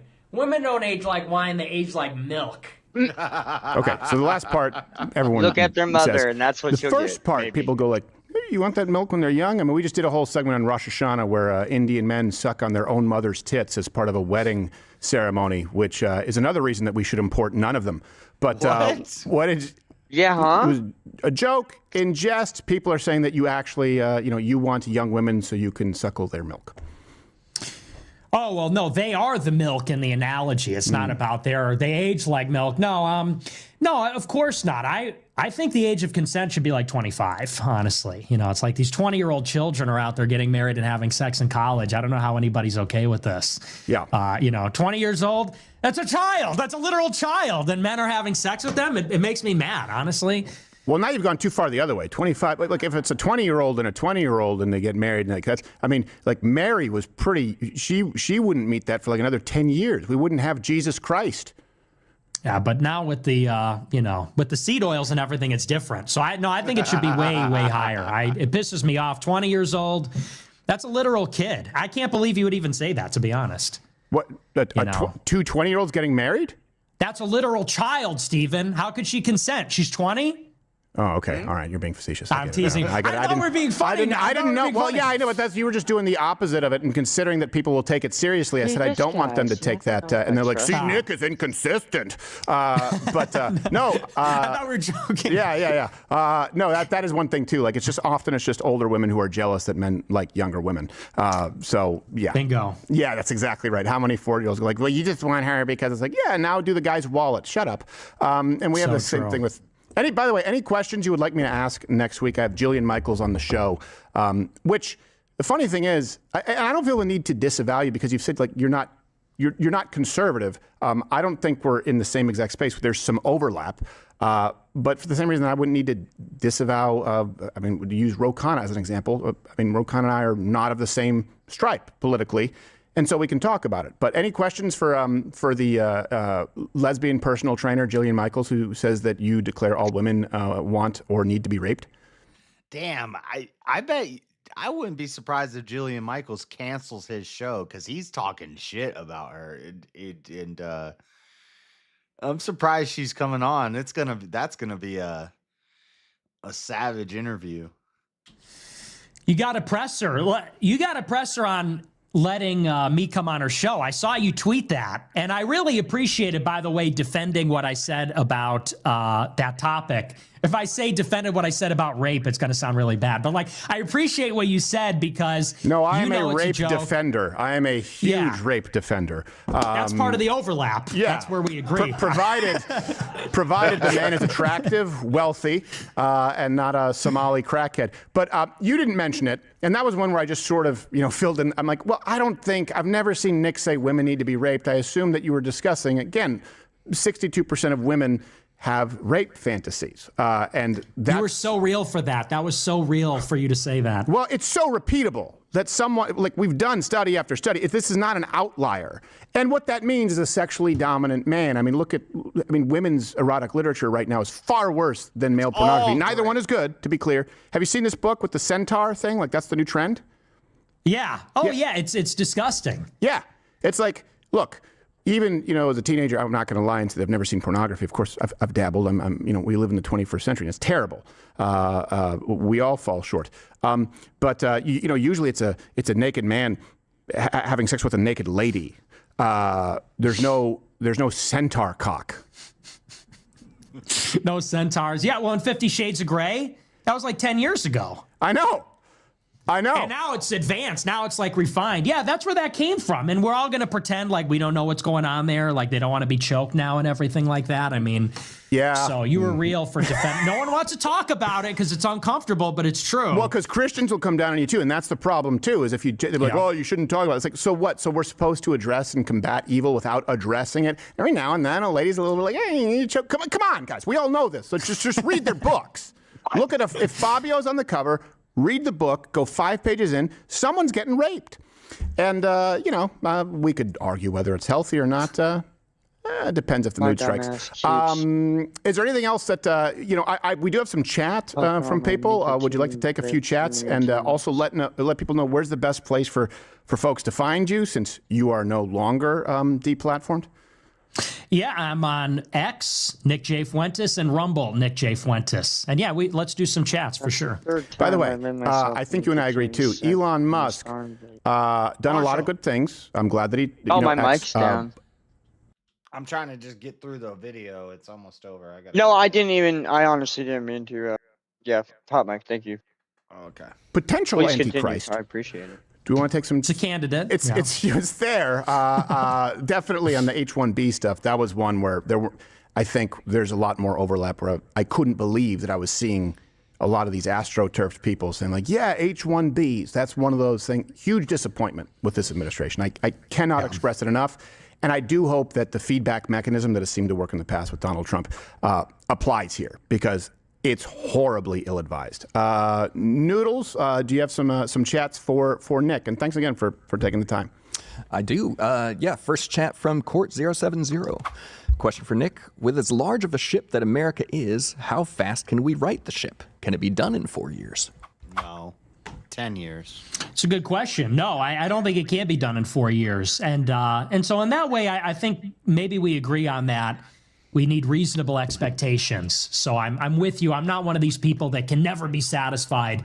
I'm not happy with it, like you said, even about H-1Bs. But no, the country can't be changed in 4 years. It's going to take 15. Yeah, I would agree. It could be destroyed in 4 years. I would say that it's a lot easier to destroy than it is to build something. And that's why I think these conversations are important, no matter how much we disagree. Except for people who call for the actual death. That's my. I say that's my standard when people go, because someone said, I can't believe you would have Nick on when Steven Crowder, you say that you would never have someone on who calls for the death of anyone of a political stripe, because Nick has called for the deaths of all Jews. I'm like, well, by the way, I don't fully agree with some of the things that you say about the He was deplatformed, CSAL. Now he's coming back. Riffs, as we call them in French. But I've never heard you call for. YouTube did a thing where they unbanned a bunch of people. So like Steve will do it, Sneeko. They're back on YouTube now. Nick and Alex Jones, they gave them back their channels, and then within 24 hours they took it back again before they even posted any content. for the death of all Jews. When I'm talking about people like Hassan Piker or Destiny saying political violence against my opponent, that's a line, because I had an imam on my show who called for my death, and it got pretty dicey. I was like, I'm not going to do that again. That's my standard. All right, I think that's a fair question. Next chat. All right, next chat from Ignatum. Do you consider Islam a major threat to the U.S.? Yes. No, and I said this on Alex Jones the other day. I really don't. And I think that, don't get me wrong, I don't want America to be Islamized. I don't like Islam. I'm not pro-Islam. I'm a Catholic. But I think that Islam is a major threat to the whole world. I disagree with Nick here. Politically, that is something that is trotted out whenever people start to scrutinize Israel too much, because it's certainly more of an issue in Europe. It's far less of an issue here. And I think that is something that they try to get us to identify Muslims as our principal enemies. And by they, I mean Zionists, because that is Israel's principal adversary in the Middle East. And I don't think they have the same ranking in America as they do in Israel or in Europe.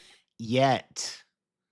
But he's making a good point that it is Israel lobbyists and Israel groups that push this narrative that the Islamists are going to come and cut off all our heads. But I also think he's half right and he's half wrong. He's right about the Israel angle, but he's wrong. Islam is a threat to every Western nation. Europe, not by a long shot. Yeah, I would say yes. And that's because I was raised. I remember the school where I went in Greenfield Park, Quebec. I watched some kids cheer when the second tower was hit. Had a very, very large percentage of Islamic students, so much so that some of my homeroom class at lunch hour was turned into a prayer room. And that's always where you and I differ is Europe. Obviously, it's a bigger threat.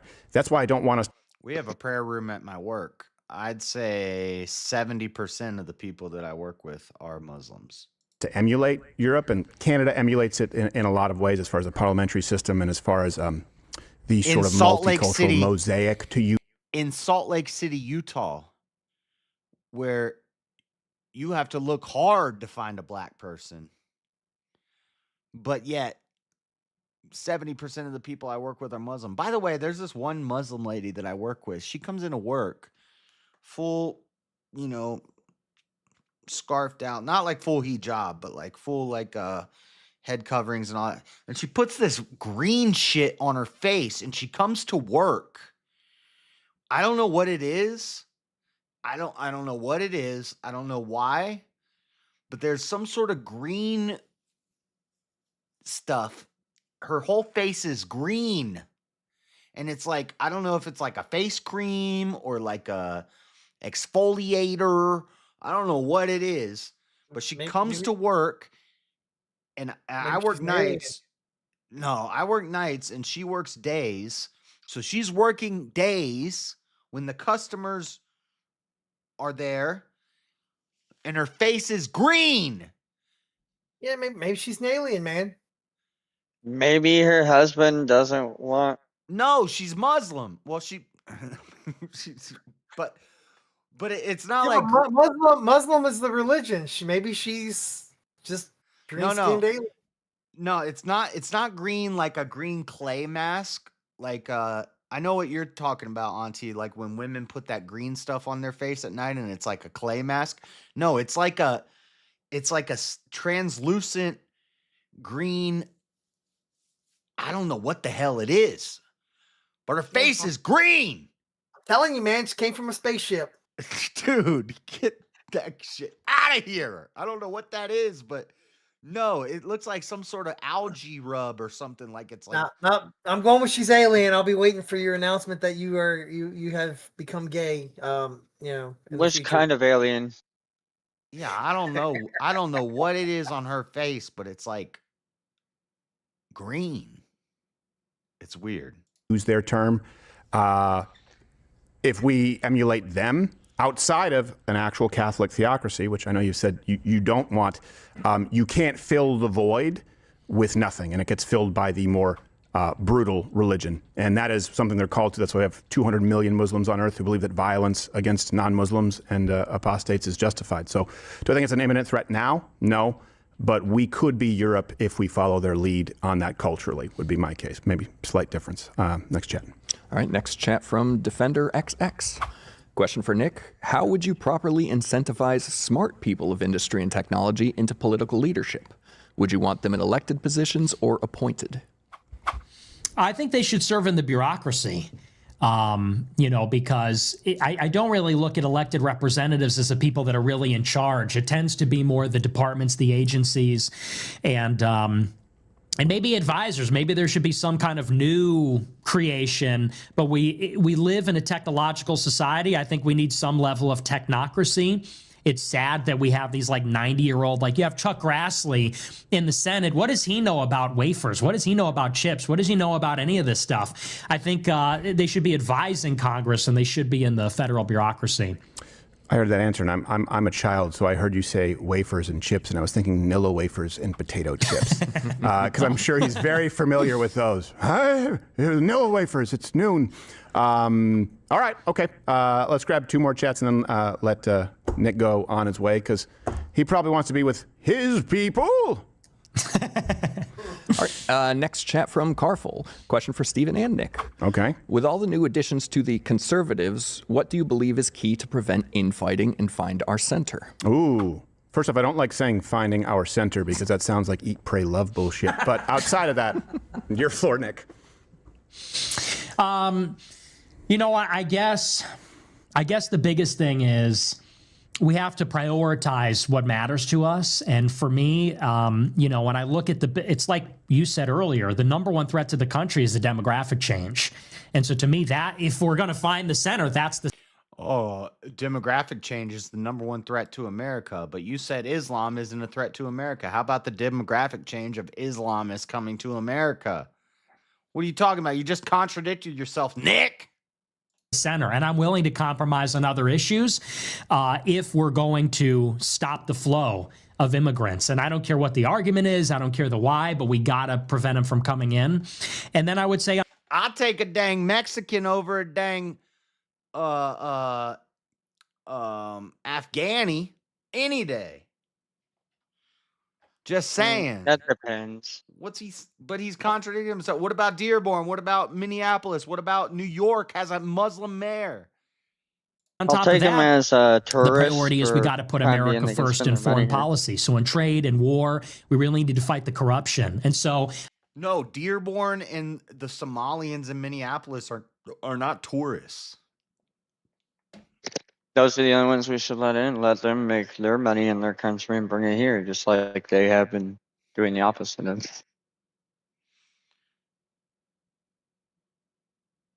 Yeah. Okay. I could be wrong. Yeah, I get what you're saying. I think as long as we rank those things, we can redefine like what it is to be America first. Or not redefine that, maybe enshrine America first as the center of what it is to be right wing.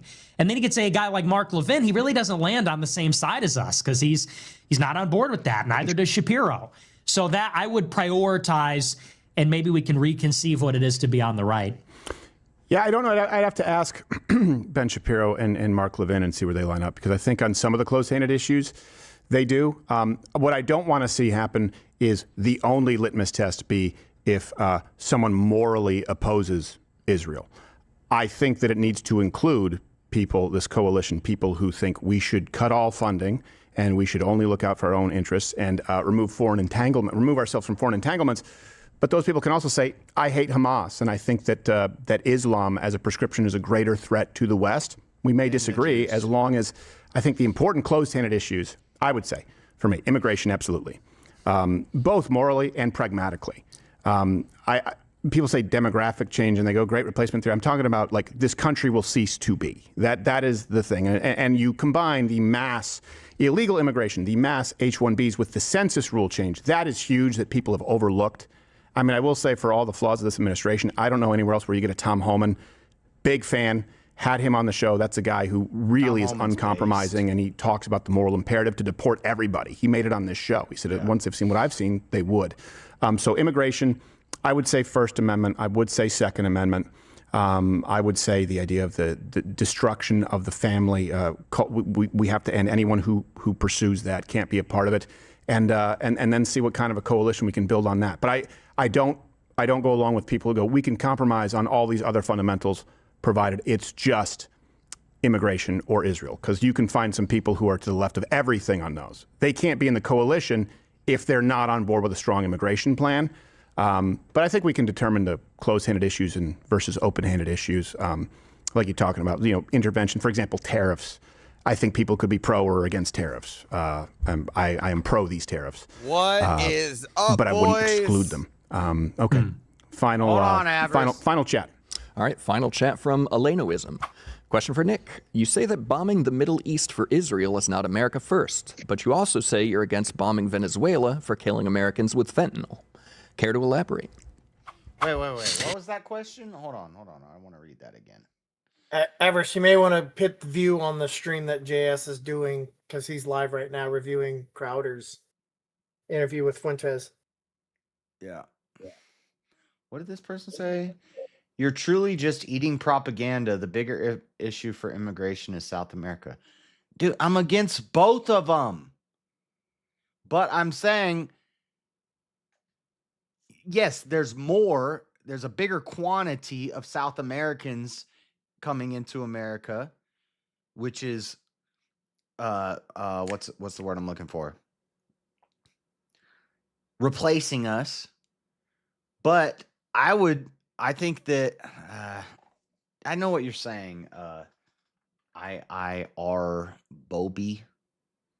I know there's way more coming from South America, and that's a problem. But I'm saying that the Muslims are more dangerous than the South Americans. Both are bad. Both are bad. But would you rather have a Mexican next door neighbor or a Muslim next door neighbor? I'll take the Mexican. But both are bad. I agree. Nah, I like bacon. The question is, he says that bombing the Middle East for Israel. What about the Black Israelite? The Black Who Hebrew. strikes first usually wins. They're just dumb. So I don't. But would you rather live next to a Black Israelite or a Pajit?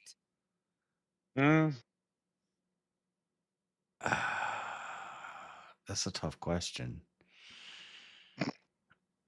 Huh. Is the Black Hebrew Israelite born in America and raised in America?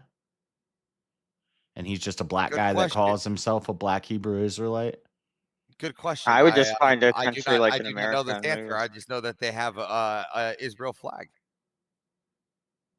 Huh. I'd rather.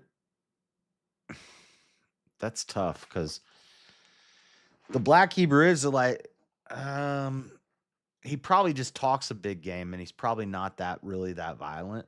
Well, not more violent than not more violent than like your typical black person, but sorry for invading your Black Panther party.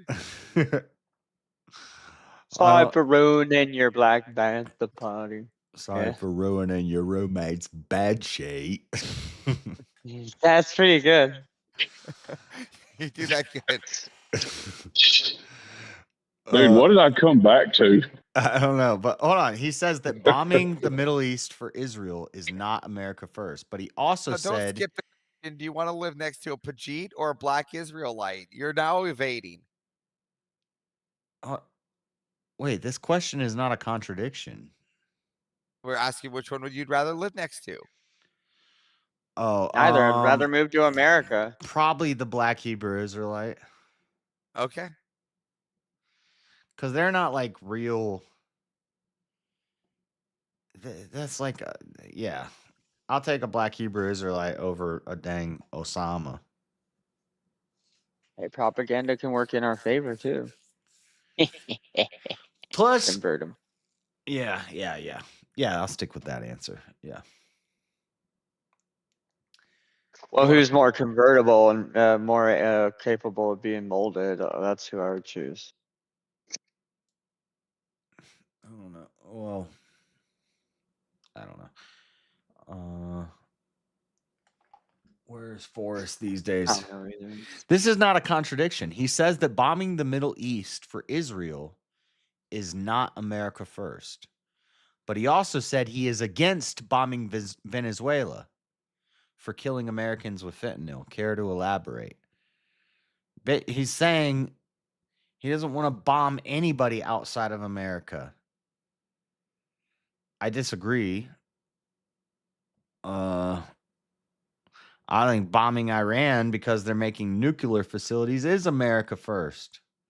I say bombing Venezuelans who are bringing fentanyl into America is America first. Yeah, you're a traitor. But bombing people for Israel is not America first.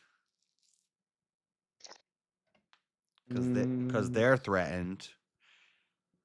So we're bombing on behalf of them. That's not America first. Maybe Prime Estate? Anyway, there's 7 minutes left. I just want to get through this dang video. It's almost over. Venezuela for killing Americans with fentanyl. Care to elaborate? Yeah, well, as far as Venezuela is concerned, I'm much more in favor of intervention there than in the Middle East, and I've gotten a little flack for that. Because that's right on because I do believe that the Western Hemisphere is our domain. It's our sphere of influence. That's the Monroe Doctrine for 200 years.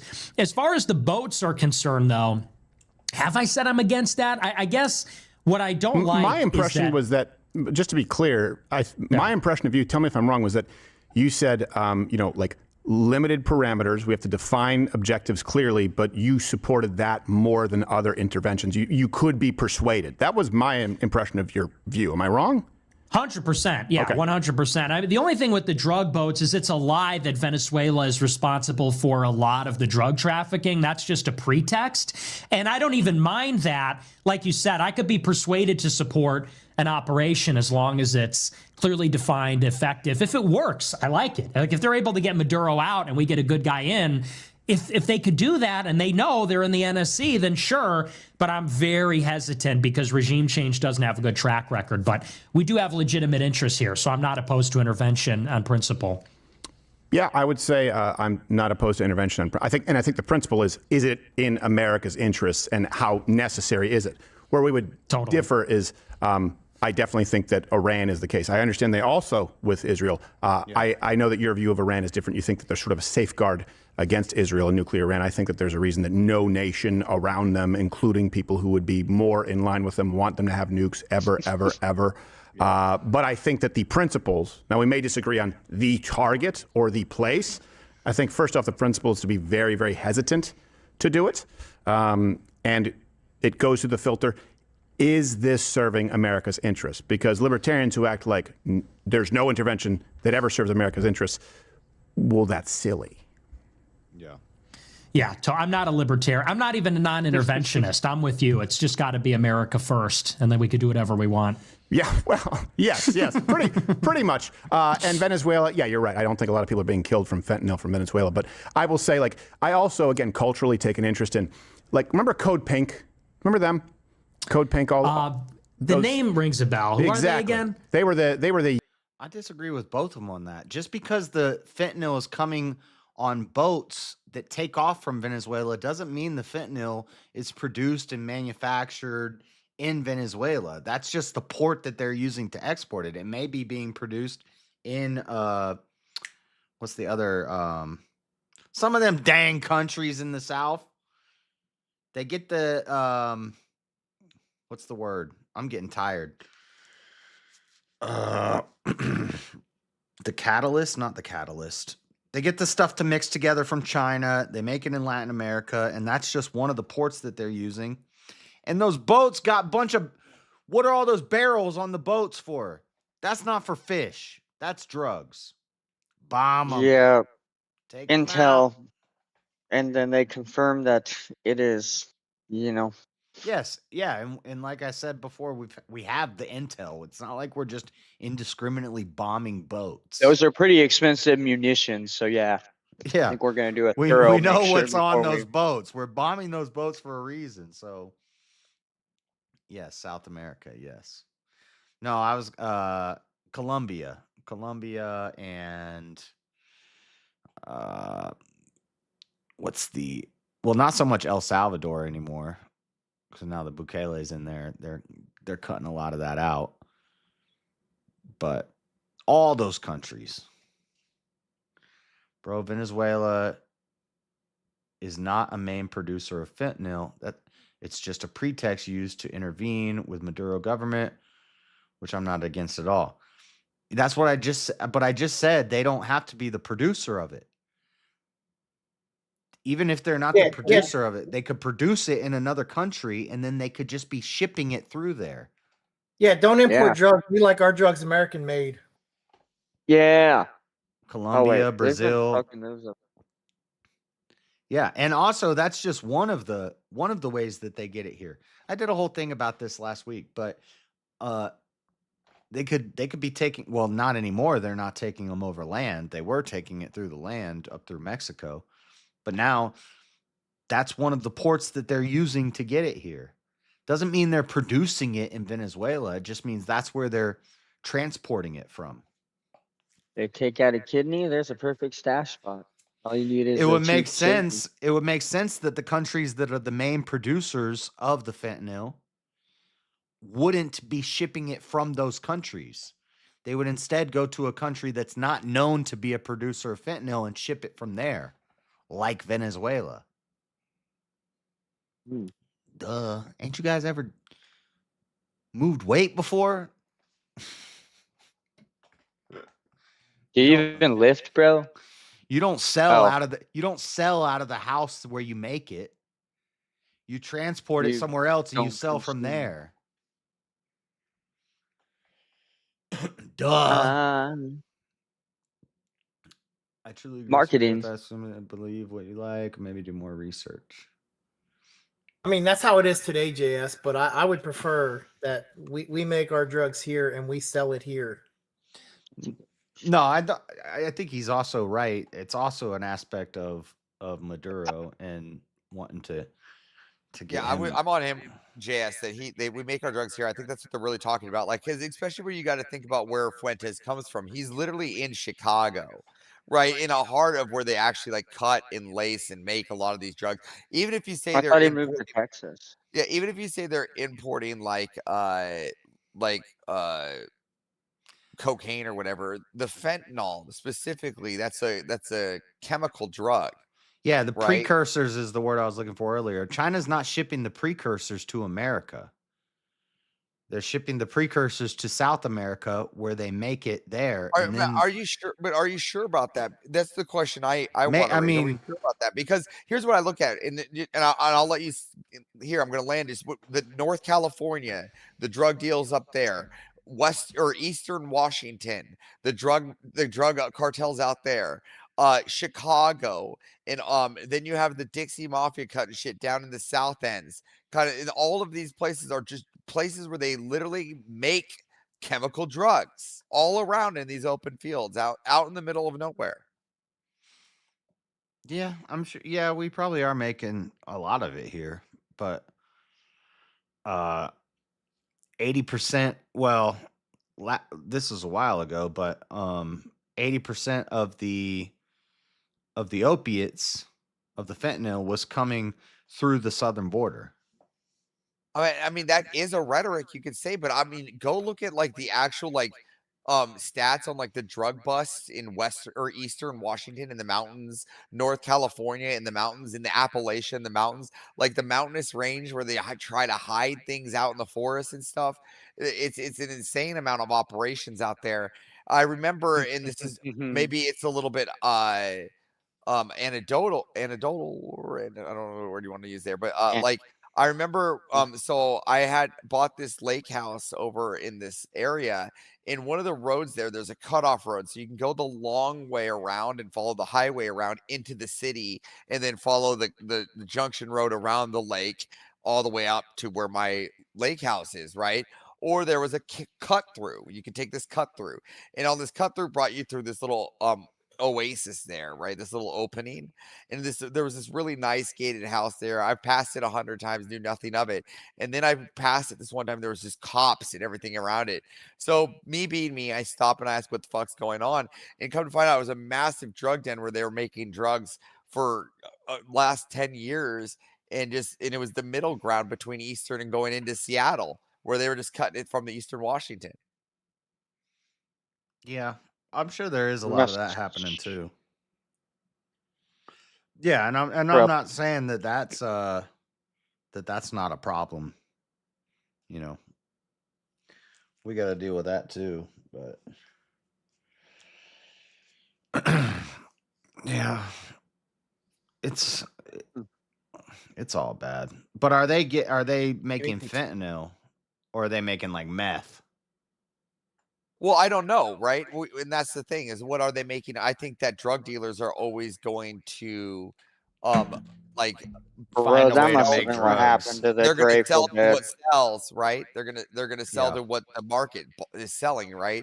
I would say that the marijuana industry has been pretty much catapulted into normalcy for the most part. So like that's not like considered as contentious. So they're going to be looking at things that are more contentious and changing, and it's going to get more dangerous in that field to begin with. So I think But they might be switching.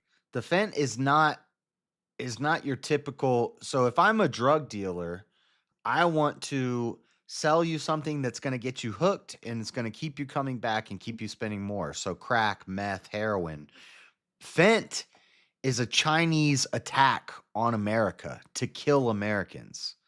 It's I mean, I don't know what your evidence is on all of that. I think they still make that because We have to lock up Tide Pods. It takes like an extra 10 minutes. Shut up, Marshall. Only the most extreme opiate addicts can handle fent regularly and not die. Yeah, I hear what you're saying, but that's why they literally have. But they when have they're the putting backup fent Narcan, right? They're like, oh, we can just save ourselves with Narcan, right? What we need to do is just I know this sounds morbid. We just need to let them drop. Let to them be die. honest, Yeah, I get that, but when they're putting fent in coke and meth and weed, that's well, they're to not kill. listen, but that's why you have to legalize or watch it, like the weed. I mean, I don't know why anybody who dies from fentanyl on weed, that's some stupid shit. Go to a store and buy it, right? So Don't you buy your legalize pot from a crack dealer. Good Shut idea. up, Marshall. What happens is when you legalize weed, Chinese snakeheads have taken over Tulsa, Oklahoma, and Maine, and they're making pot farms, and they're making the what are they called? The cartridges, and they're putting God knows what chemicals into the cartridges. Yeah. So listen, I don't listen. I don't believe it's God knows what chemicals. There's too many regulations when it comes to what gets ingested. I know that it's not the best regulation saying like, it's been we let people proven. hold on. I know that we let people like get like BHT and things like that. We can say that, but I don't think they're gonna say, oh, there's fentanyl. You can say that they're putting other shit in there, but I don't think there's No, not fent, but fentanyl being put in the legal marijuana. And by legal, I mean state legal, not federal. Yeah, I was talking to what's his name, Zach. When I was down in Nashville, I was talking to Zach about Maine, how it's worse in Tulsa, but Maine is getting really bad. Chinese and they're basically doing slave labor. They're bringing Chinese immigrants in, they take their passports, and then they have them work in all these pot houses in Maine where they're growing pot because they legalized pot in Tulsa, they legalize in Oklahoma, and they legalized pot in Maine. The crime rates have skyrocketed. People are getting murdered by Chinese gangsters who are being brought in to work on pot farms, and then they have illegal pot farms, but they're selling the pot legally, and then they're making cartridges, and they've tested these cartridges and they've found I don't know the names of all the chemicals, but Again, it's not okay, fentanyl. good. Like, stop doing carts, then smoke fucking flower. Okay, new rhetoric. Like, I got it. I'm not a big cart fan as it Even is. the Like, flower. Have you seen this? What's it called? We were talking about it earlier tonight. Where no, people I are, haven't. I don't think that they're lacing flour with fentanyl. Hold on. Have you heard of cannabinoid hyperemesis syndrome, CHS? It's a new thing. Well, they've been talking about it for a couple years, but now they're going to start putting it as a warning on weed. When you buy your legal weed, they're going to start putting a warning on the label for the CHS thing where people are violently vomiting, their heart rate is accelerating from the weed. So yeah, that's me. I go through that a lot for vomiting and abdominal. you just pain, start but like, puking well, no, I mean uncontrollably from your weed. abdominal pain is primarily, but No, I I'm not use it. saying you're smoking the If weed you've to never stop it. smoked in your life and you take a concentrate, that might happen too. Just I'm saying. not talking. No, Marshall. I'm talking about flour. I'm talking about. Oh, Well, yeah, thank you. maybe it's Or carts, so but just CHS. I They're don't gonna know. That's put. ours. I'm not saying you're smoking weed to stop your nausea. I'm saying people are getting uncontrolled vomiting from smoking Yeah, weed. I agree to all of this stuff. Again, that's again, you could say that people, and I get this too because when I overuse it, right? This is again people not being able to But I control never heard about this before their when I was a intake. kid. No, actually, I've heard about this for quite some time. This is You one ever thing see I've actually. This is actually something that I've talked to in the VA when I go and do pain management. Something we talk about quite frequently, and I've been talking about it since 2017. Wow. That's still fairly recent. Well, I mean, marijuana being used in this amount of in frequency is still fairly recent. Or maybe the strength of it. No, well, also the way we use it, right? The amount being used. When it's underground, Yeah. there's still less people going to be using it than when you can just go buy it in a store. You have to concede that more people are using marijuana today than they ever have. Yeah, and that's not a good thing. So, which adds the door to more. I get it because it adds the door to more access, which creates people to abuse it. Yes, you're absolutely right. If you're talking about abusive behavior, right? But abusive behavior is not what we're talking about. We're not talking about killing behavior, which is what fentanyl is doing, right? And they were finding. Well, okay, yeah, we'd already covered that. But yeah, they were finding weed with fentanyl in it, and people. I've yet to really see that evidence, right? It wasn't legal weed. It was Well, illegal. sure, illegal weed. Go buy a weed where they actually have to test it to sell it. I mean, average, Or just so you know, it does happen. My cousin literally died last year from smoking weed that had fentanyl in it. Did he buy it in a store or did he buy it from a drug dealer? No, she bought it from a dealer. It was. I didn't say it was legal weed. I'm just saying. that's it what does he's happen saying. That they are lacing weed As I'm with. saying, don't go to a dealer, and if not, That's then have the same common enemy. then be ready. But weed's not legal here, so like, Okay, there is that. Hold on, I have an answer. So then, if you're going to be doing something where it's not legal, right? Then you be ready for the consequences and get the testing kits. Yeah, I don't disagree with that. I'm just saying it does Grow it happen. yourself. You can go to. But where did that Amazon. fentanyl come from? That fentanyl came from China. And can go to who's running Amazon all and of the buy legal the pot testing farms in Oakland? And why do you think China's buying up all the land? Who's running all these pot farms in Oklahoma and Maine? Is Chinese people. Where does the fentanyl come from? It comes from China. So the illegal weed that has fentanyl in it and the pot farms that are ran by Chinese people who make the fentanyl. There's more pot farms here in America. What are you talking about? I know, that's my point. Once we legalize weed and China and as China is buying up farmland in America, and then we legalize weed, and then Chinese people come in and they start working the pot farms. You're creating too many. Okay, but where's the? It's not as well, we gotta know where. I want to ask where is the like what is the what is there like a where is the like or like Hold on, like hold on. What would they gain? How is this a crazy leap when China is buying farmland? Weed is legalized.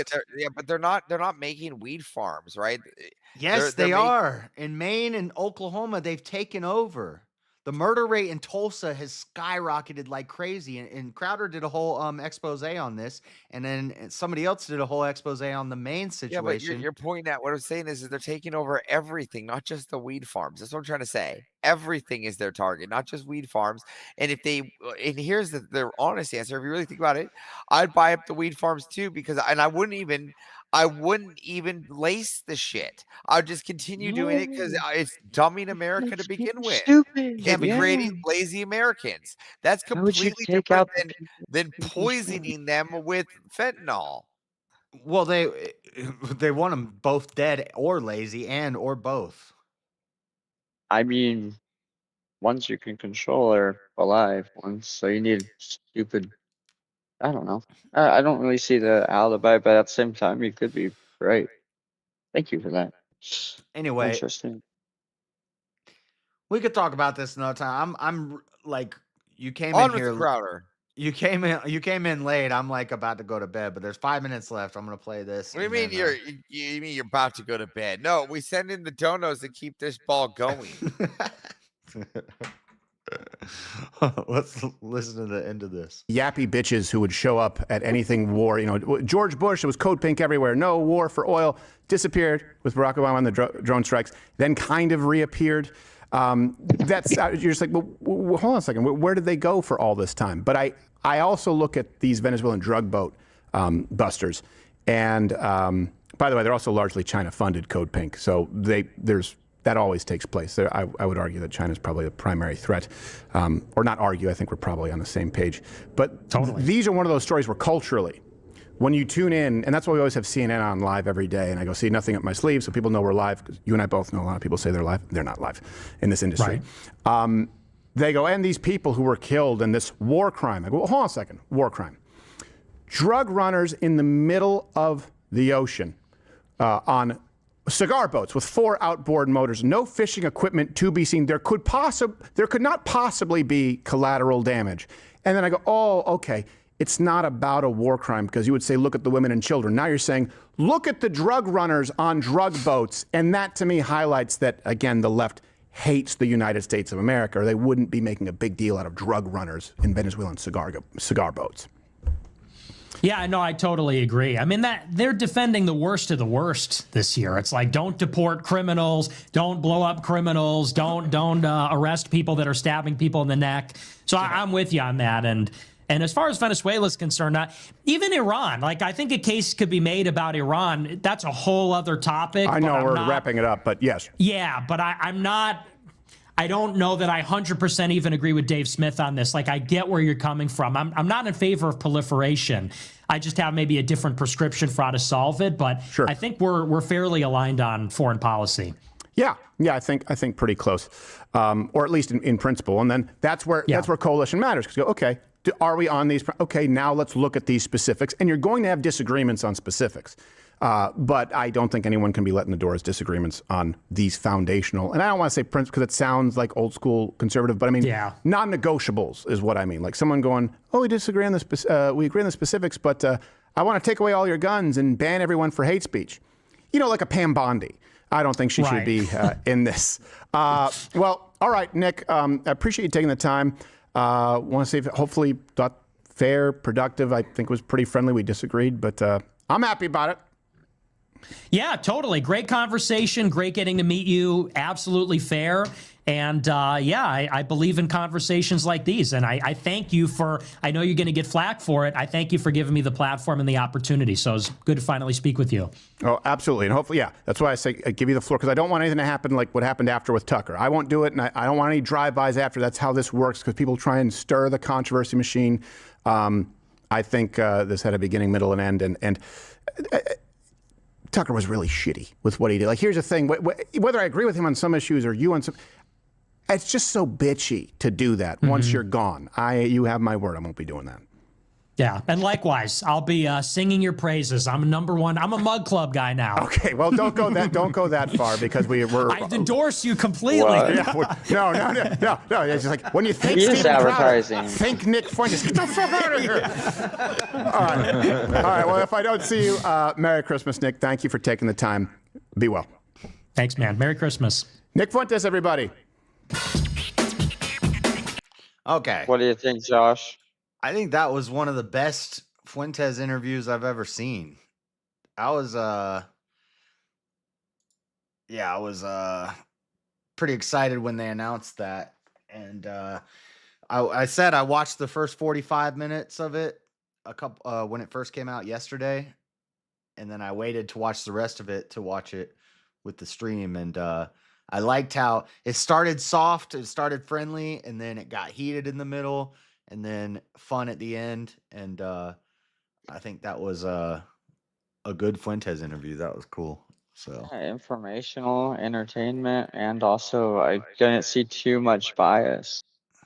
Other than it was a very cool. a 2-hour interview. It only took us 4 or 5 hours to get through it. So sorry.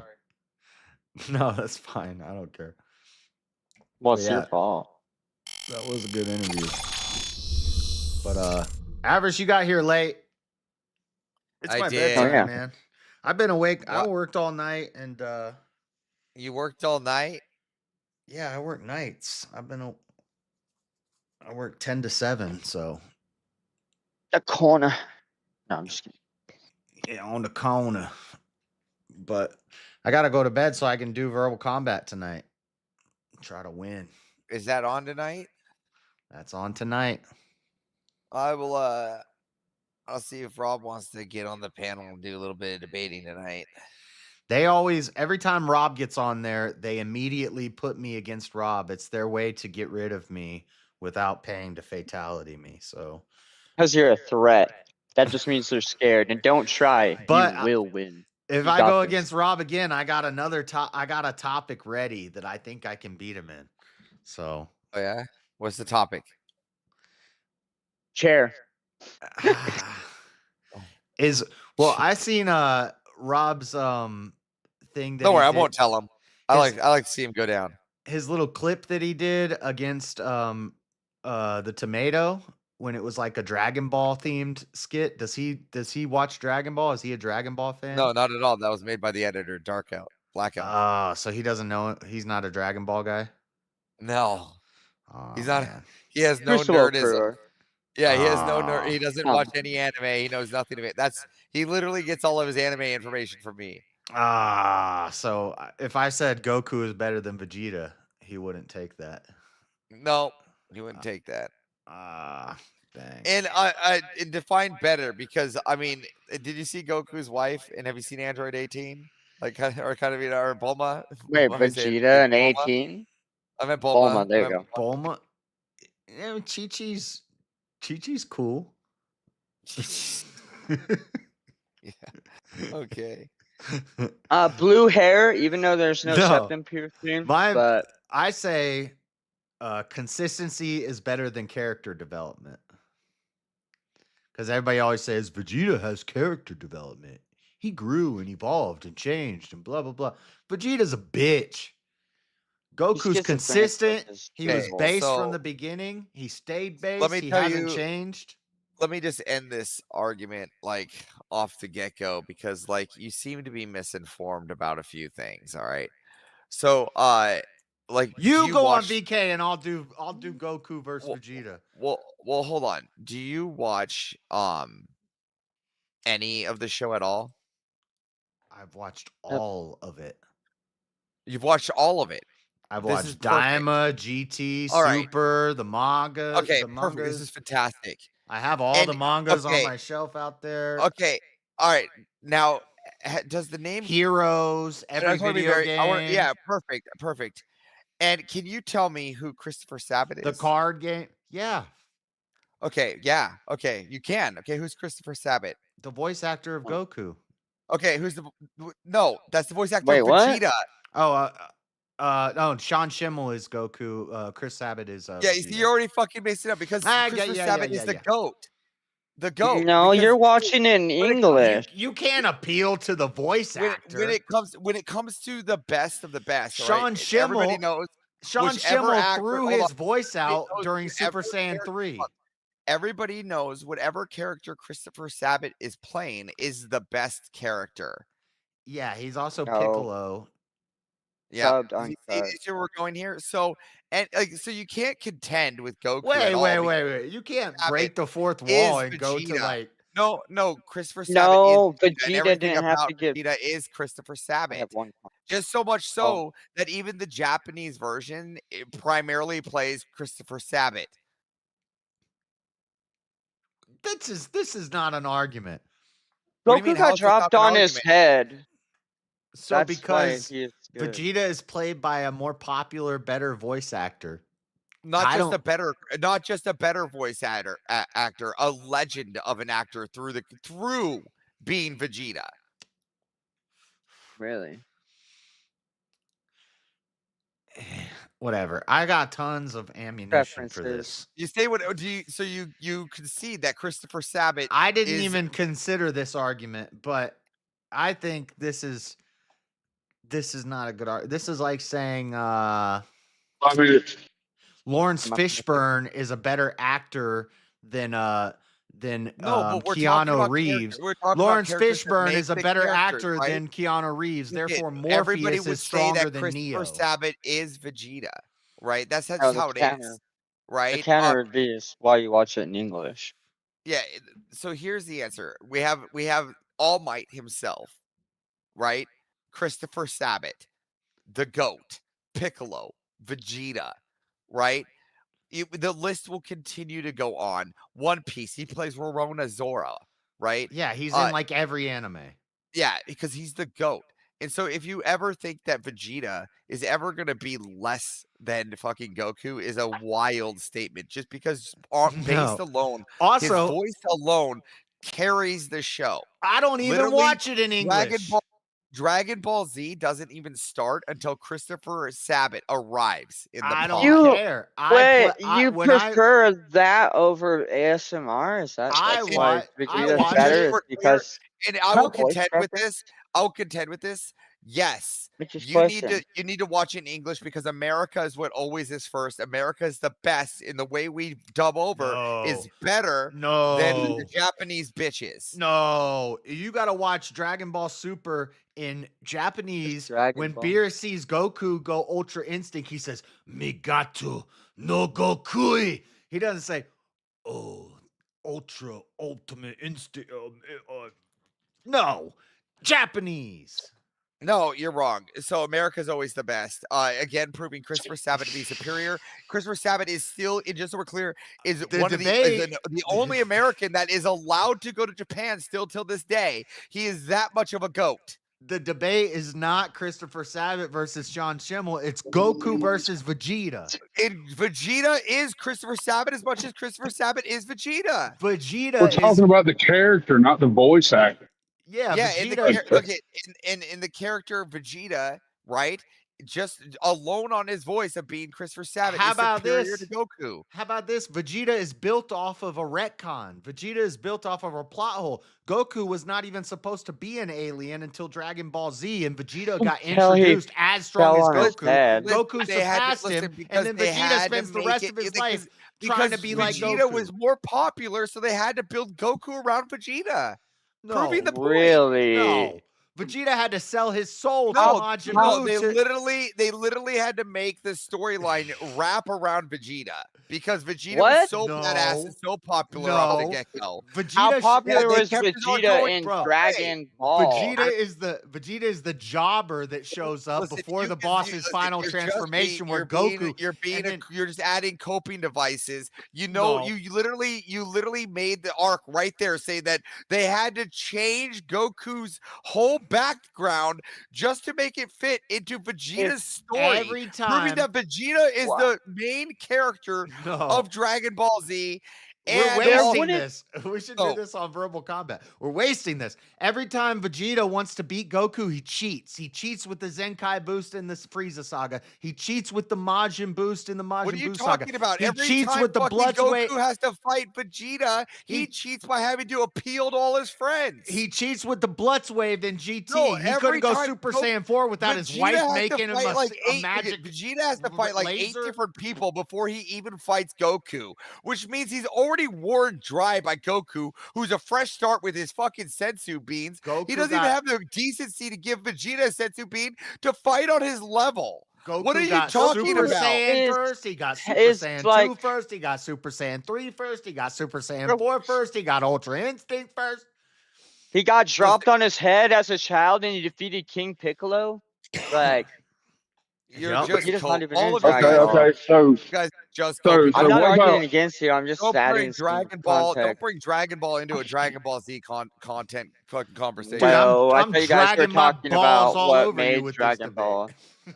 I think so. Also, I disagree with both of you. Dragon Ball is better than Z. Or, well, that's actually more debatable. even I would said say that. Super.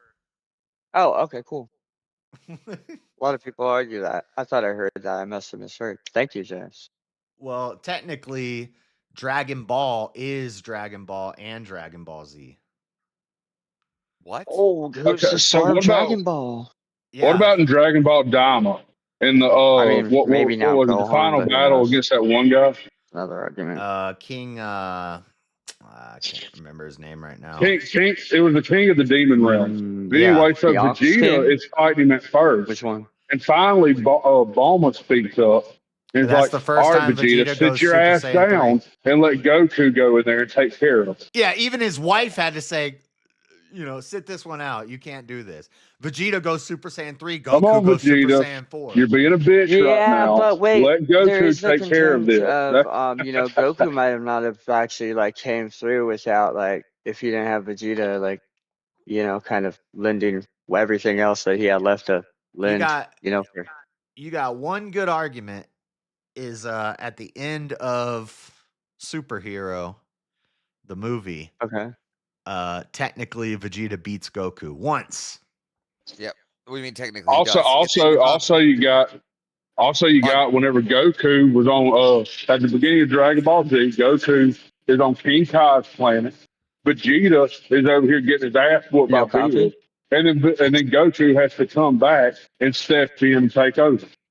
And that's what happens each and every time. Goku is the better. Lord, listen, you can say is this all you better than want, but, Vegeta. like, at the end of the day, Goku has to go home to that 2 dank ass wife, and Vegeta gets to come home to the fucking 9 Bulma. All right, and But he gets you know, hold up. You know why Vegeta is allowed is able to do that? No. Because Goku saved the world so many fucking times. No. How about? listen, Hold on. Let's go back to the wives. Chi-Chi is a stay-at-home mother who is trad. Bulma is a boss. Bulma is a boss bitch who runs a multi-million-dollar corporation. Inherited. No, that's inherited. No, That's they're inherited. both That's they're both inherited controlled by Yeah, feminists. that's inherited wealth. So that's inherited actually a good point, No, JL. listen, just because she was got inherited wealth like Marjorie Post. Chi-Chi's more based. Chi-Chi's a trad. No, just because she has inherited. Listen, Bulma just is because she has is boss inherited babe. wealth, because she has inherited wealth, like fucking Marjorie Post, does invented not mean she capsules. actually ran the company. There were men running the company. All she did was play around with her little experiments the whole time. Yeah, Bulma You can't is say that. trash. So she was literally the hot bitch. Bro, arch she candy. left Yamcha, her high school sweetheart, as soon as she saw Vegeta. Listen, you just can't. You can't compare. So here's the thing is that different. we're giving you examples What about of battle how IQ, Goku is better than Vegeta, and then all you come up with is, oh, Bulma's hotter. So fucking what? No, I gave an example that Vegeta had to. Bulma they had got to a change pixie Goku's haircut. story arc just for Vegeta because Vegeta was so much more popular and based than Goku. But who's more Goku powerful? believes in happy wife, happy Who's more life. powerful? Vegeta just fakes it and pretends that No, but he's the not question, a listen, the feminist. question is about powerful. So who's better? Oh yeah. Goku. Oh, my God. Goku really tried. He beat the shit out of Vegeta. Goku. Listen, you're talking about powerful. We're talking about better. Goku's being set up to become an angel, and Vegeta's being set up to become a destroyer. Listen, Vegeta did who's more, stronger? Who's better, Vegeta the did angel more, or the destroyer? Vegeta did more for the franchise than Goku did. The fusion of the both, I think. Goku is the franchise. No, dude, you can't make that claim. Yeah, Ken. He sells more. His merchant sells more. Wait. You'd have to prove that. You have to show that to Would me. you pick Vegito over Hold on. Gogeta? Who A question for you two. Shut up, I Marshall. ain't saying that he isn't I have a popular. question for both of you. Would you guys pick Vegito or Gogeta? What's your favorite fusion of the two? The Vatora or the Gogeta. Super Saiyan 4 Gogeta is better than Super Saiyan Blue Vegeta. Base? Yeah. I agree But with you. how about this? Who's got a float at the Macy's Day Parade? Vegeta. No, Goku. They both were there. No, I've never seen a Vegeta float. They both were there. I don't think so. Maybe this They year. both were there. I missed it this year, but They both were there. It's an easier costume to I pull don't off, think I so. think. You had You Vegeta, know what I? the blue thing with the shoulder pads. I don't think so. Yeah. Look it up. I'm Googling it. What about Widow's Peak? Could that be like a maybe? Oh yeah, Vegeta's balding.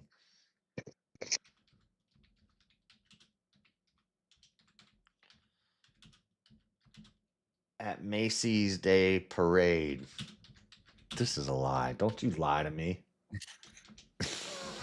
Whenever you think of Vegeta, you think of vagina. No, there hasn't been vagina, a Vegeta it's- float. But Dragon Ball has been represented Hold with on, a Goku hold on. balloon for The internet 3 years. doesn't know everything. Hold on. Grok is taking his sweet time creating this image. Just give a second. You can't make a fake. Wait, what? I I mean, JS, he's getting destroyed on this, so he has to turn to Gronk. Listen, I'm not again, That's really I'm a good. DC guy. We all know this. But I will stand by Christopher Sabat and anything Christopher Sabat plays. The only good argument for Vegeta that they always go to is character development. They always say and Christopher Sabat. Vegeta has a great character arc. He started Christopher evil and he Sabat. progressed. Yeah, and he had a great story. I'll give him that. Yeah, I will too. But I don't care about character development. I care about consistency. Yeah, but character development makes the story. It's what makes everybody intrigued and engaged. he got and- beat into submission to be good. Goku just fell on his head, and he's just good. Whatever. I gotta go to bed, guys. I don't know. It's just something to think about. Have a good night, Josh. I'm taking a nap soon. Yep. When are you gonna go on an urban adventure, you little bitch? Next time there's like a protest or some trip I gotta take or something. No, I just want to go on an urban adventure. Did you see my Nashville video? I just made an urban adventure video in Nashville. What is this? To whom it may concern, this is a formal letter to excuse blank. Oh, from all activities during. That's hilarious. I don't care about your emails. Oh no, I'm reading Formula One, you little bitch. Oh, I heard your guy got second place. He's P2 for practice runs. Sure. Go to sleep, JS. Oh, look, a We love bitch is you. talking. You're the Marilyn. bitch. You're trying You're to the keep this feminist. show running when no one wants to hear what the fuck you got going on, Averis. You know, shut the fuck up, you Let whore. the man go to God sleep. giving you an order. You better listen. Let the man go to sleep. How you gonna Oh, shut complain? the fuck up. Reading your bullshit, and he's been trying to Yeah, get you off here sound like forever. And you Bulma. come on here and run your damn Fucking dick whore. sucker. Bro, Thinking you'll that's get to a Bulma, video. Bulma rhetoric. Bulma. Get your That is get so your Talking your feminist ass stupid out. Get your Vegeta feminist. shit. Go back to your friends. Go back to your friends. This you is feminists. probably All gonna right, go. he's pissed at me, JS. So you can end the stream now. Yeah, this is That's probably all he's gonna gonna keep do is going bitch. for another 2 hours after I leave the Yeah, Discord. you see, look at her. She's I will fucking not. here like I'm this not talk. She safe. should have just been I where don't she was and know. just shut the fuck up like she was. Averis, you're ugly as a quiet. homemade sin. You have no All room right, to all talk. right. I'm You are, you are you know what? I terribly can be ugly. ugly all I want. You're still a 2. Good It night, doesn't even everybody. matter. Hey, Marilyn, your Marilyn, opinion. for I'm hanging not out Goku even or close to Vegeta? you. Thank you. Goku or Vegeta, Marilyn? Good Pick one. night. Bye. Thanks for I'm hanging gonna go out. with vote Later. Bye, Goku. Jay. Okay. Shut up.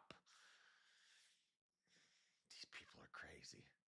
How is Marilyn? See, don't fall for Marilyn's evil vixen tricks. She acts like, he comes up here and attacks me. Nobody was talking to you, Marilyn. You came up attacking him. So I don't want to hear it. All right? They both do it. See, Avarice. None of us even addressed Marilyn. I saw Marilyn join. I heard her say, "Hello, I'm Marilyn." Nobody addressed her, and then she started attacking Avarice. So don't fall for her vixen ways. Okay. I'm going to bed, guys. Thank you for hanging out. We got to do VK tonight. I'll be back in, I don't know what, like 6 hours. But you do like her though? Not really. Not really. I like her as much as I like all the ladies, which is not at all. A lot still her fault. I'll go Super Saiyan 2. Just wants that Vixen biz. Okay, I'm getting a little loopy. I gotta go to bed, guys. You saved me. Anyway, I'll be back in 6 or 7 hours. We got VK tonight, and then tomorrow night we got Fight Night. We got UFC. I'm trying to decide. I'll probably run a poll tonight whether we should join Saturday. Saturday there's a UFC pay-per-view. It's not a great fight card. Do we do Discord and watch the fights like we normally do on fight nights? Or do I go on Grid One's debate show? Maybe we'll run a poll and see what you guys would like to do, because I could go either way. So I haven't decided yet what I'm going to do Saturday night. But tonight, Friday night, as usual, we'll be on VK. So I'll be back then. And then we'll stream, we'll do VK, and once I get kicked off VK, we'll hang out here and do what we normally do on Friday night. Same thing we do every night. Try to take over the world. All right, God bless, guys. Thanks for hanging out. Later, make sure you hit the like button on your way out. If you like it, tell a friend. If you hate it, tell everybody. And yeah, fights kind of suck this week. The card's not. Yeah, I don't know. I'll have to talk to my little brother because he knows more about the like lesser known fighters. Sometimes some of the lesser known fighters have some good fights. So we'll see. But I'll talk to you guys later. God bless. We out. Oh wait. Let's set up a raid real quick. Who can we raid? Who's streaming? Anybody? What time is it? It's 2:30. Let me see. Who can we raid? Jay Dyer's live. EOD. Let's go to EOD. Jay Dyer's awesome, but he's got a big channel already. EOD's got a smaller channel. I like to raid the guys with the smaller channels. So let's go to EOD. And I will see you guys tonight. Undercards are mid. All right. Deuces, we out. Peace.